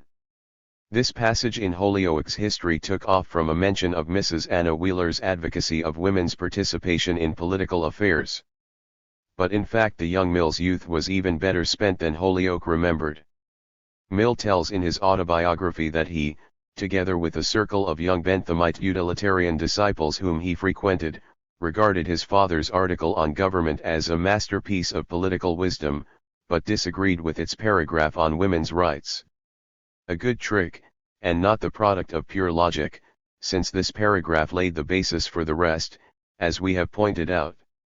He recalls that Bentham himself also disagreed, though at the time none of them ever disagreed publicly, this absence of dissent being one reason why Thompson undertook his own book. Half a chapter away from this passage in the autobiography, we learn that precisely in 1825, evidently soon after the publication of Thompson's appeal, this Benthamite youth section led by the junior Mill sallied into the meetings of the Owenite Society in London and engaged in a series of debates, faction against faction, over a period of some months. Mill's memoirs tell us. The principal champion on their side, the Owenites, was a very estimable man, with whom I was well acquainted, Mr. William Thompson, of Cork, author of a book on the distribution of wealth, and of an appeal in behalf of women against the passage relating to them in my father's essay on government. So, over 4 decades before he wrote his own book on the subject, John Stuart Mill was very well acquainted indeed not only with the Thompson-Wheeler pioneer work but also with Thompson's personal conversation and argumentation on the subject. Besides the debates mentioned in the autobiography, there was a more personal connection, for the very estimable Thompson was not only a personal friend of Bentham's but had lived at Bentham's house for several months up to the spring of 1823. One may wonder whether the young Benthamites' disagreement with the masterpiece of political wisdom on women's rights preceded or followed Thompson's demonstrations in debate that it was a masterpiece of anti-democratic muddle-headedness. Given these educational experiences of the young Mill, and the nature of his relations with the Owenites, one can perhaps assume that he must have also read what Morrison's pioneer was writing on the woman question. These were writings about sex discrimination and sexism such as Mill himself could not rival even when he screwed his courage to the sticking point and published his opinions in 1869, that is, on the eve of their becoming respectable. To this remarkable organ of trade unionism we now turn. 3. Morrison's Pioneer. The Weekly Pioneer lasted for only 44 issues, from September 7, 1833 to July 5, 1834, and so the relatively large amount of material devoted to the woman question hits the reader's eye as a substantial proportion of the whole. Nor did this emphasis blossom in early issues and fade away as the paper's scope enlarged. Just the reverse, the first 7 numbers had little of this material, and the subject grew in importance as the paper went along. In February a woman's page was announced, described as a page for women's rights, not as a page of interest to women, and this department was continued to the end. It was first entitled A Page for the Ladies, but in April Morrison criticized this designation, as quoted below, and adopted the rubric Woman's Page. Morrison's first substantial statement came in number 8 as he greeted the formation of a women's union in Leicester. Apparently this union had to be organized at first in secret, and he congratulates the women on how well they carried it through. You have shown your self-styled lords and masters, that you can keep a secret as well as they can. He generalizes. It is in this, as it is in everything appertaining to general improvement, for after all the boasted refinement of higher society, the working classes are the first to cast away long-standing prejudices. You will be called blue stockings, Morrison warns the Leicester women, but this epithet which has been thrown at every intelligent woman who happened to have more sense than her stupid husband, has not deterred the ladies of Leicester from uniting to obtain the advancement of themselves and their kindred. Morrison makes a criticism, the Leicester Lodge consists entirely of women, with the exception of 2 posts occupied by men, that of protector, sergeant-at-arms, and secretary. You should not make these exceptions, Morrison advises, you are able to fulfill those duties yourselves. Again he generalizes. Then do, we beg of you, feel the pride of your own strength, and lose the habit of leaning so much on the judgment of the other sex. We would recommend that the women of Leicester do assert their own dignity, and have a secretary of their own sex, and be self-protected. Do not let us forever see woman looking up to man for anything which needs so small acquirement. The very habit of doing a little duty like this for themselves, will create a spirit of independence which will rise to things of greater magnitude, and when women acquire freedom their children will never more be slaves. It is much to be regretted, that you have so long succumbed to the insolent despotism of man. This is remarkable advice, indeed amazing for the 1830s. It is far more hostile to the mind of the contemporary society than the advocacy of this or that programmatic point, though Morrison was not behindhand on program, as we will see. He did not merely advocate equality for women, he advised them to take equality, and there is a great difference. Before we go on to Morrison's main writings, a possible misunderstanding must be anticipated. I have emphasized that we are not dealing here with an isolated individual who is so far ahead of his times that he or she can be admired for uniqueness. Morrison's articles were published as the official editorial expression in an organ of a mass working class movement. One must wonder, these editorial attacks on the insolent despotism of man and exhortation of women to quit listening to men as masters, these sentiments which notoriously fly in the face of the stereotype of working class sexism, didn't they elicit indignant protest and resentment from most of Morrison's readers and subscribers, upon whom he had to rely for the paper's very existence, namely, the men? There is no sign that this was much of a problem for the paper. The Pioneer solicited and published critical dissents from its worker readers, it particularly solicited dissent from its views on the woman question, and it sounded as if it had trouble getting as much of it as it wanted for discussion purposes. Morrison did print, and discuss, a dissenting critique by a master tailor, as we will see. But where was the storm of indignation that should have greeted the Pioneer's militant undermining of male supremacy in the family and everywhere else? Did editor Morrison conceal the onslaught that came in, that is, suppress its publication? There is not the least indication, direct or indirect, that anything like this happened. There were no overt or covert references to any such problem. Certainly Holyoake's memory, while not favorable to Owenism, held no such recollection. Morrison's enterprise came to grief in London, not in Birmingham, and not from lack of support by his base, but rather from the rebuff administered on top, by the Owenite leadership. In fact, the internal evidence argues that Morrison continued to write along these lines of feminist militancy just as if he felt that this line was reason for the paper's popularity, not a source of weakness. Announcing the woman's page, he wrote congratulatingly that the men have done their duty in throwing to the dogs the barbarous prejudices that women had no right to meet in council, nor take a mental part in human life, and from this movement greater goodwill will ultimately follow than any other step the men have taken. To be sure, I doubt that all the barbarous prejudices were thrown to the dogs. The point is that the militant pro-feminist viewpoint of the Pioneer constituted not a pariah obsession but the accepted public opinion of this workers' movement. In any other milieu in England at this time or in any other country, an editor who published this stuff in issue after issue would have been fired, stoned, or institutionalized. These facts stand on their head the whole traditional stereotype of where the class roots of pro-feminism lie. Morrison wanted his woman readers to use the Pioneer as their own outlet. He printed a rather large number of letters from women, especially woman unionists, inspired by his own articles. He first broadcast an appeal for letters in the Leicester article quoted above. We hope then to hear from the sisterhood, but now ladies, mind and write it yourselves. We men do not know how to write like you, our thoughts are not your thoughts, nor our ways your ways. A man cannot feign a woman's feelings, he does not know her wrongs, he wrongs her most himself, he is the tyrant, she the slave. How can he portray her smothered thought, or write her anxious wish?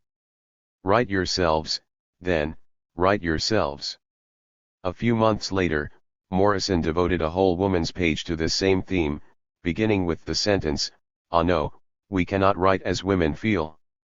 The letters from women published in the Pioneer are often of great interest, and I scant them here with reluctance. They tell us a great deal about the women's trade union activities that were going on. Women wrote in announcing the formation of militant women's groups, mostly trade unionist. From Derby, scene of a bitter turnout/lockout struggle, a woman's letter appealed for the formation of a female union. "Let the first lispings of your innocent offspring be union, union." A London mechanic's wife made a point that historians should take to heart. Shall the idiot-like, the stupid and usurious capitalists, tell us to look to our domestic affairs, and say, "These we understand best"? We will retort on them, and tell them that thousands of us have scarce any domestic affairs to look after, when the want of employment on the one hand, or ill-requited toil on the other, have left our habitations almost destitute. A woman's letter echoed Fourier's great thesis, perhaps without having heard it before. Arguing for the proposition that both sexes shall enjoy an equality of rights and privileges, she added, "Certain it is, no change for the better can take place in society, unless the emancipation of women is agreed upon.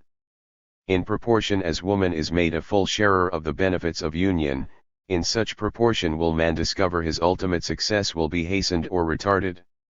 But now let us focus on Morrison's own writings. For a synthetic essay by James Morrison. Instead of pasting together a series of excerpts from Morrison's essays and exhortations, let us ask the following question: suppose Morrison had edited his writings on the woman question into a pamphlet or fly sheet, wouldn't it be one of the great landmarks in the literature of the subject? Let us imagine that he did so, selected passages to make his various points, avoided repetition, eliminated some excess verbiage, emphasized his main themes, and, of course, not bothered to show excisions and jumps with suspension points and bracketed interpolations. In the following synthesized essay, every sentence and every word is Morrison's own. I have added or changed nothing, only rearranged. I have altered the language in no respect, not even in spelling or punctuation. I have interpolated no comments or interpretations of my own. Let us imagine that it is entitled, "The Subjection of Working Women. The Views of James Morrison." Does man think, or does woman think, that women are free, because they can go out to church or market, lecture room, assembly room, theater, or ballroom at pleasure? They are as much domesticated in all these places as they are at home. What do they hear at church? A man haranguing the two sexes, and though he did address himself to woman only, what does he know about woman, of whose feelings he has no experience? If woman go to market, a theater, a ballroom, a lecture room, these everlasting men are forever around her. They are her teachers, her counselors, her politicians, her pastors, her agents, her everything. In fine, the whole business of society is so evidently in the hands of man, that a queen is almost necessitated even to look upon her own footman as her superior, merely because he is a man, and man is enabled, merely by the deceitful spell of this nominal supremacy, to exercise a species of control over woman, which does not result from real superiority of intellect or morals, but, like the spiritual authority of ancient priests, from some fancied excellence, which is supposed to be peculiarly and exclusively the inheritance of the male. Men have their public meetings, their social meetings, their newspapers, their magazines, their male speakers, and their male editors, and men with men correspond in all quarters of the world, but woman knows nothing of woman, except through the medium of man, a dense medium, which distorts her native character, and bedaubs it with the false coloring of the sex whose feelings, on 1,000 delicate subjects, must be the very reverse of her own. How can woman redeem herself from such shackles of ignorance and mental slavery? By application to man? Fool she must be, if she apply to man to get a knowledge of herself, and the interests of her own sex. Men have nothing to do with women, they are two distinct animals altogether, they have each a sphere of their own, with which the other cannot, without creating mischief, interfere.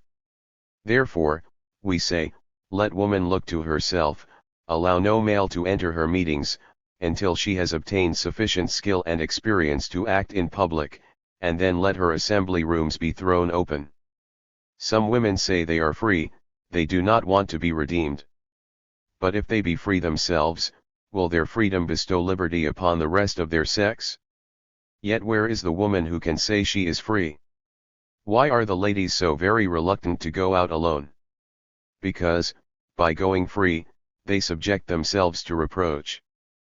But we do not call that freedom which carries reproach along with it. Is woman free to speak or to act as her feelings prompt her? But the laws of the land have doomed her to inferiority and political annihilation. The very being or existence of a woman is supposed to be extinct during marriage, she is called a femme covert, that is, a woman whose being is not acknowledged, an invisible woman, a species of ghost, who haunts her husband, and only becomes half solidified when he is no more. An unmarried woman is a ghost as well. Thus, for instance, if an unmarried woman should be so unfortunate as to have a child, that child can inherit nothing, because, as the law says, he is the son of nobody. Now nothing can be more clear than this, a woman is nobody. And when she has a husband, he is her all in all, she takes his name, she becomes his property, she cannot inherit individually, she is his subject, he is her sovereign. Think of this, till your spirits are roused to a determination to compel the law to regard you as somebody's. But how will you do this, for the law won't hear you? You have no voice, no vote, no influence on legislation.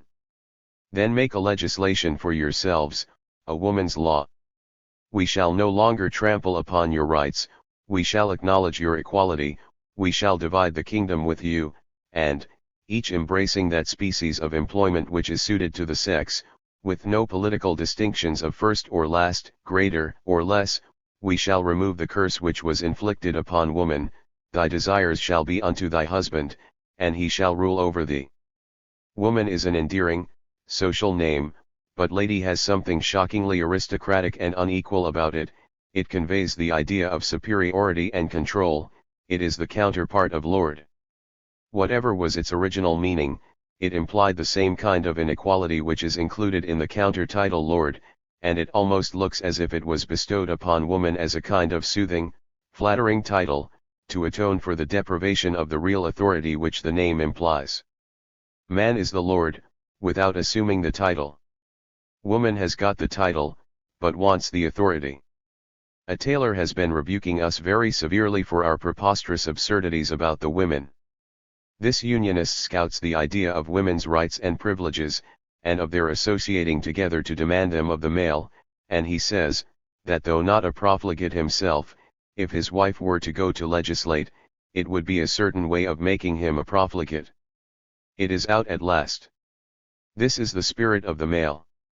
We wanted to draw it out, in order that it might be exposed. The working men complain that the masters exercise authority over them, and they maintain their right to associate, and prescribe laws for their own protection. But speak of any project which shall diminish the authority of the male, or give him an equal, where once he found an inferior, and then the spirit of Toryism awakes that has long been dormant. All men are Tories by nature. Even the Unionists themselves, who rail against tyrants and oppressors, have the blood of the aristocrat flowing in their veins. Our correspondent says that according to the Bible, women must be discreet, chaste, and keepers at home, not gadding about or busybodies, and how can this be exemplified if they go out to legislate? This is the opinion of a male unionist.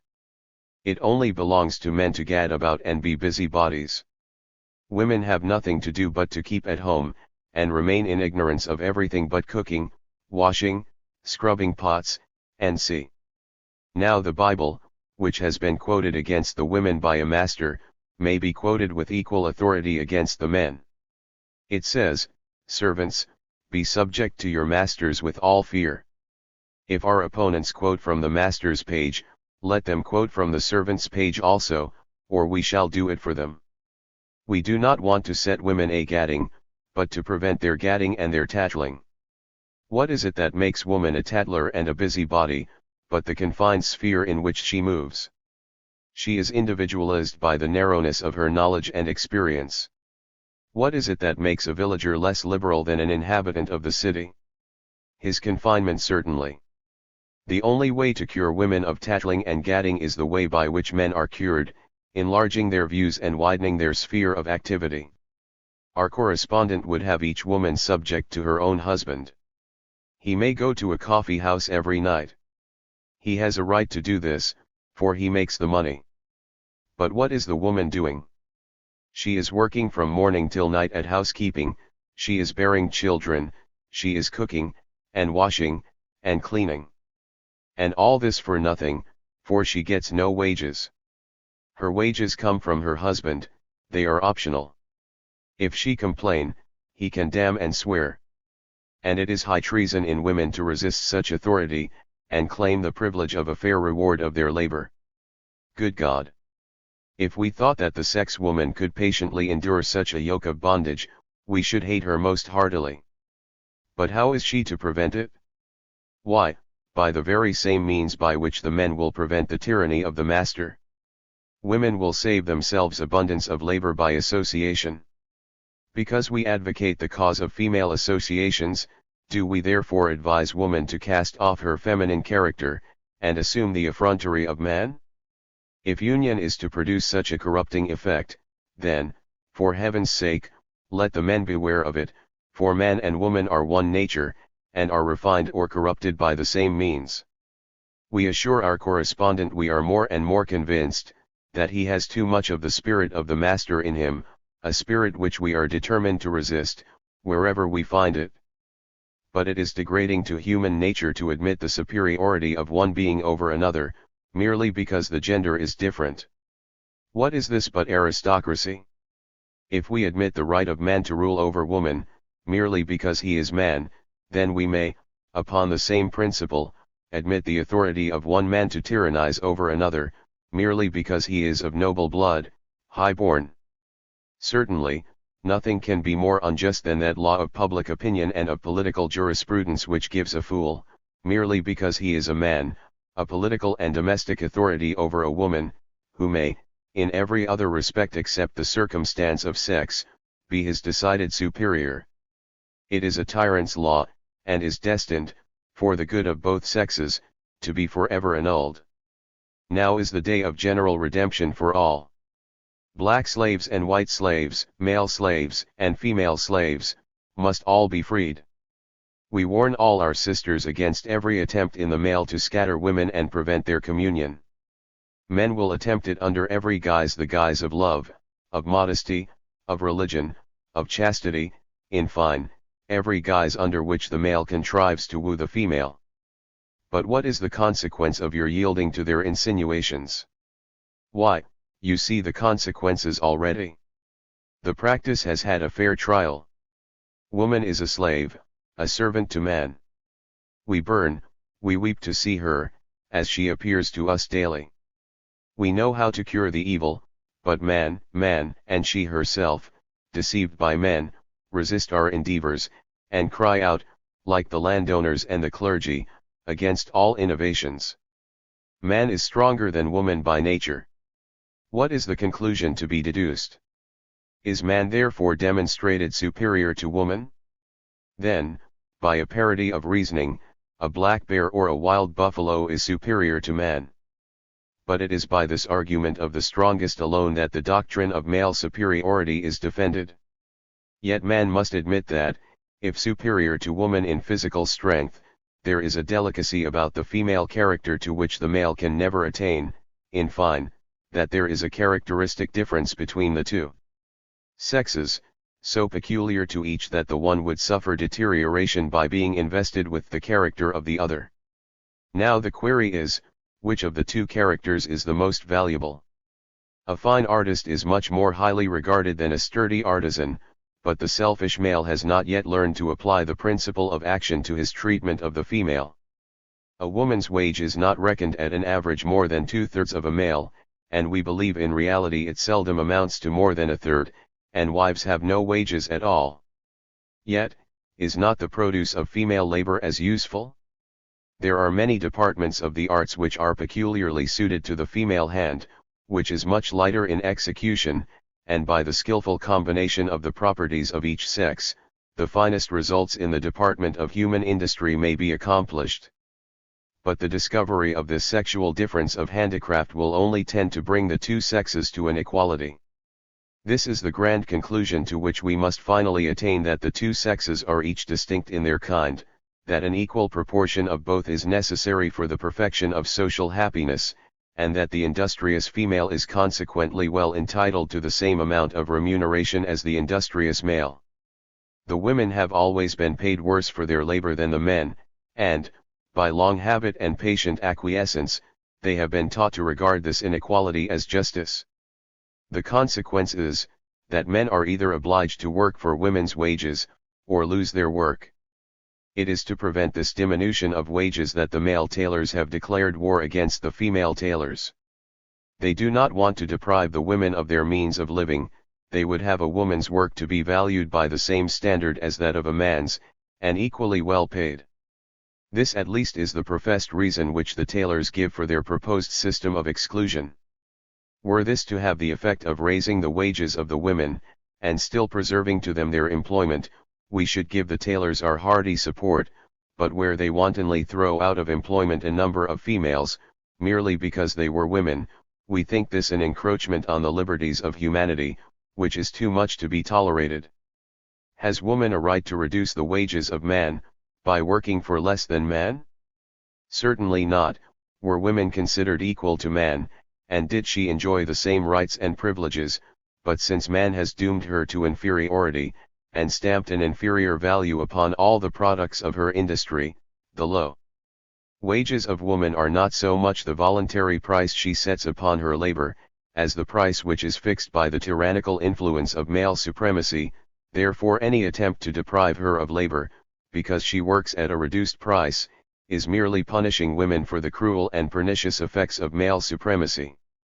To make the two sexes equal, and to reward them equally, would settle the matter amicably, but any attempt to settle it otherwise will prove an act of gross tyranny.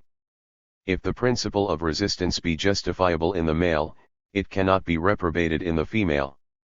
If women are compelled by want to leave their homes, and give their services for money, we cannot see that any law of sound morality or legislature can put an interdict upon them. Such an interdict is a war against liberty itself, and though it may do partial good to some, the general good can amount to nothing. Arbitrary laws will never save us. The last smuggler will survive the last exciseman, and if the women be prohibited from producing wealth, they will speedily become outlaws, and raise a sexual war. If women be prevented from making clothes, binding shoes, spinning, weaving, and see, what shall they do? They must haunt the street and prowl for prey, and then be reprobated by pious magistrates and other godly censors of public morals, who devour their own children in punishing the crimes which they themselves create. We have to reproach women for many of our young faults.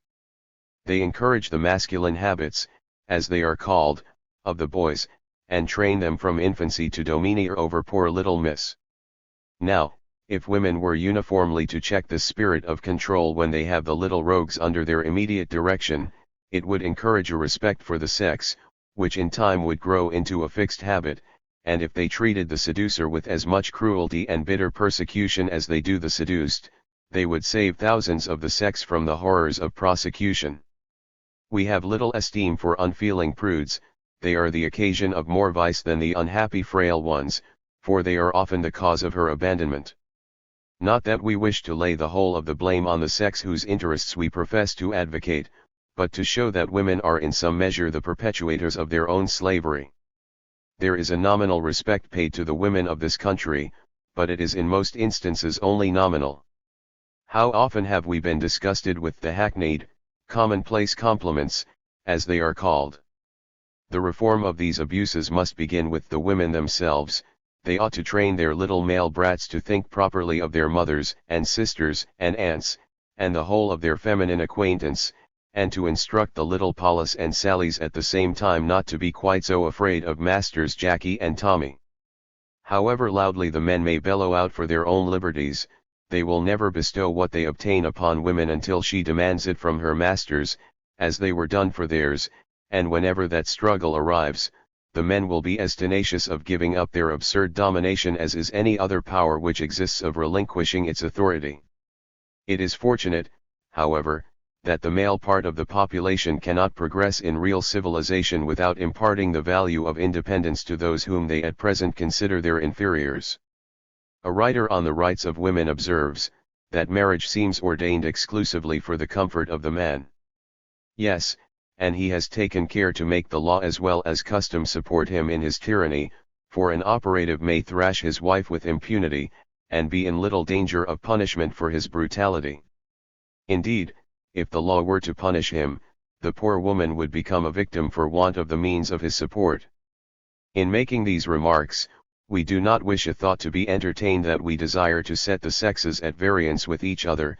We only hope that, for the mutual happiness of both, the women will endeavor to create a public opinion among themselves sufficiently strong to command fair play, and the respect and kindness which is due to them, and which they will never obtain but by their own exertions and determination.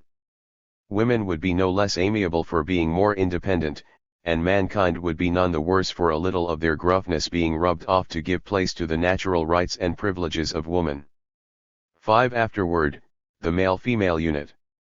When I first read Morrison's essays on his women's page in the Pioneer, there was one feature that became more and more puzzling as I read on.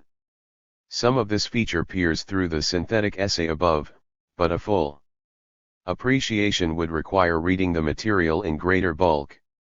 It is not merely the sustained vigor and even passion of his defense of women's rights. This is surprising, given our stereotyped view of the time and place, but it presents no unanswered puzzle. The puzzle is the fact that at least here and there, and not infrequently, the language of Morrison's women's page sounds to me as if written by a woman, that is, from a woman's slant. This is not because of any particular opinion it presents, it is, frankly, an impression, and a matter of tone. Perhaps it emanates simply from the fervency of Morrison's advocacy? Perhaps, and in any case it is difficult to find out much about Morrison personally. There is a brief reference to him in Holyoake's history mentioned above. Holyoake remarks, his widow was long known at the social institution, Salford, for activity and intelligence nearly equal to his own. She was one of the lecturers of the society. Typically, Holyoake thereupon does not even tell us her name. Morrison would have had a pungent comment on this characteristic treatment. We can add little more information. Her name was Frances Morrison. She was active in the Owenite movement. In 1838 to 1839 she was lecturing in Owenite institutions in Lancashire and the North, and she published a booklet on the influence of the present marriage system, Manchester, 1838. At any rate, we can see that at Morrison's side was a woman of political intelligence and a comrade, herself a speaker and writer on socialism and the woman question.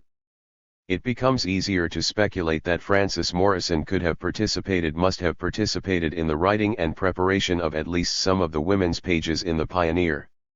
As in the case of William Thompson and Anna Wheeler, whom the Morrisons must have known, we have at work what the St. Simonians called the male-female social unit, not merely a cooperation of two individuals, but the integration in their life work of a thinking man and woman in association.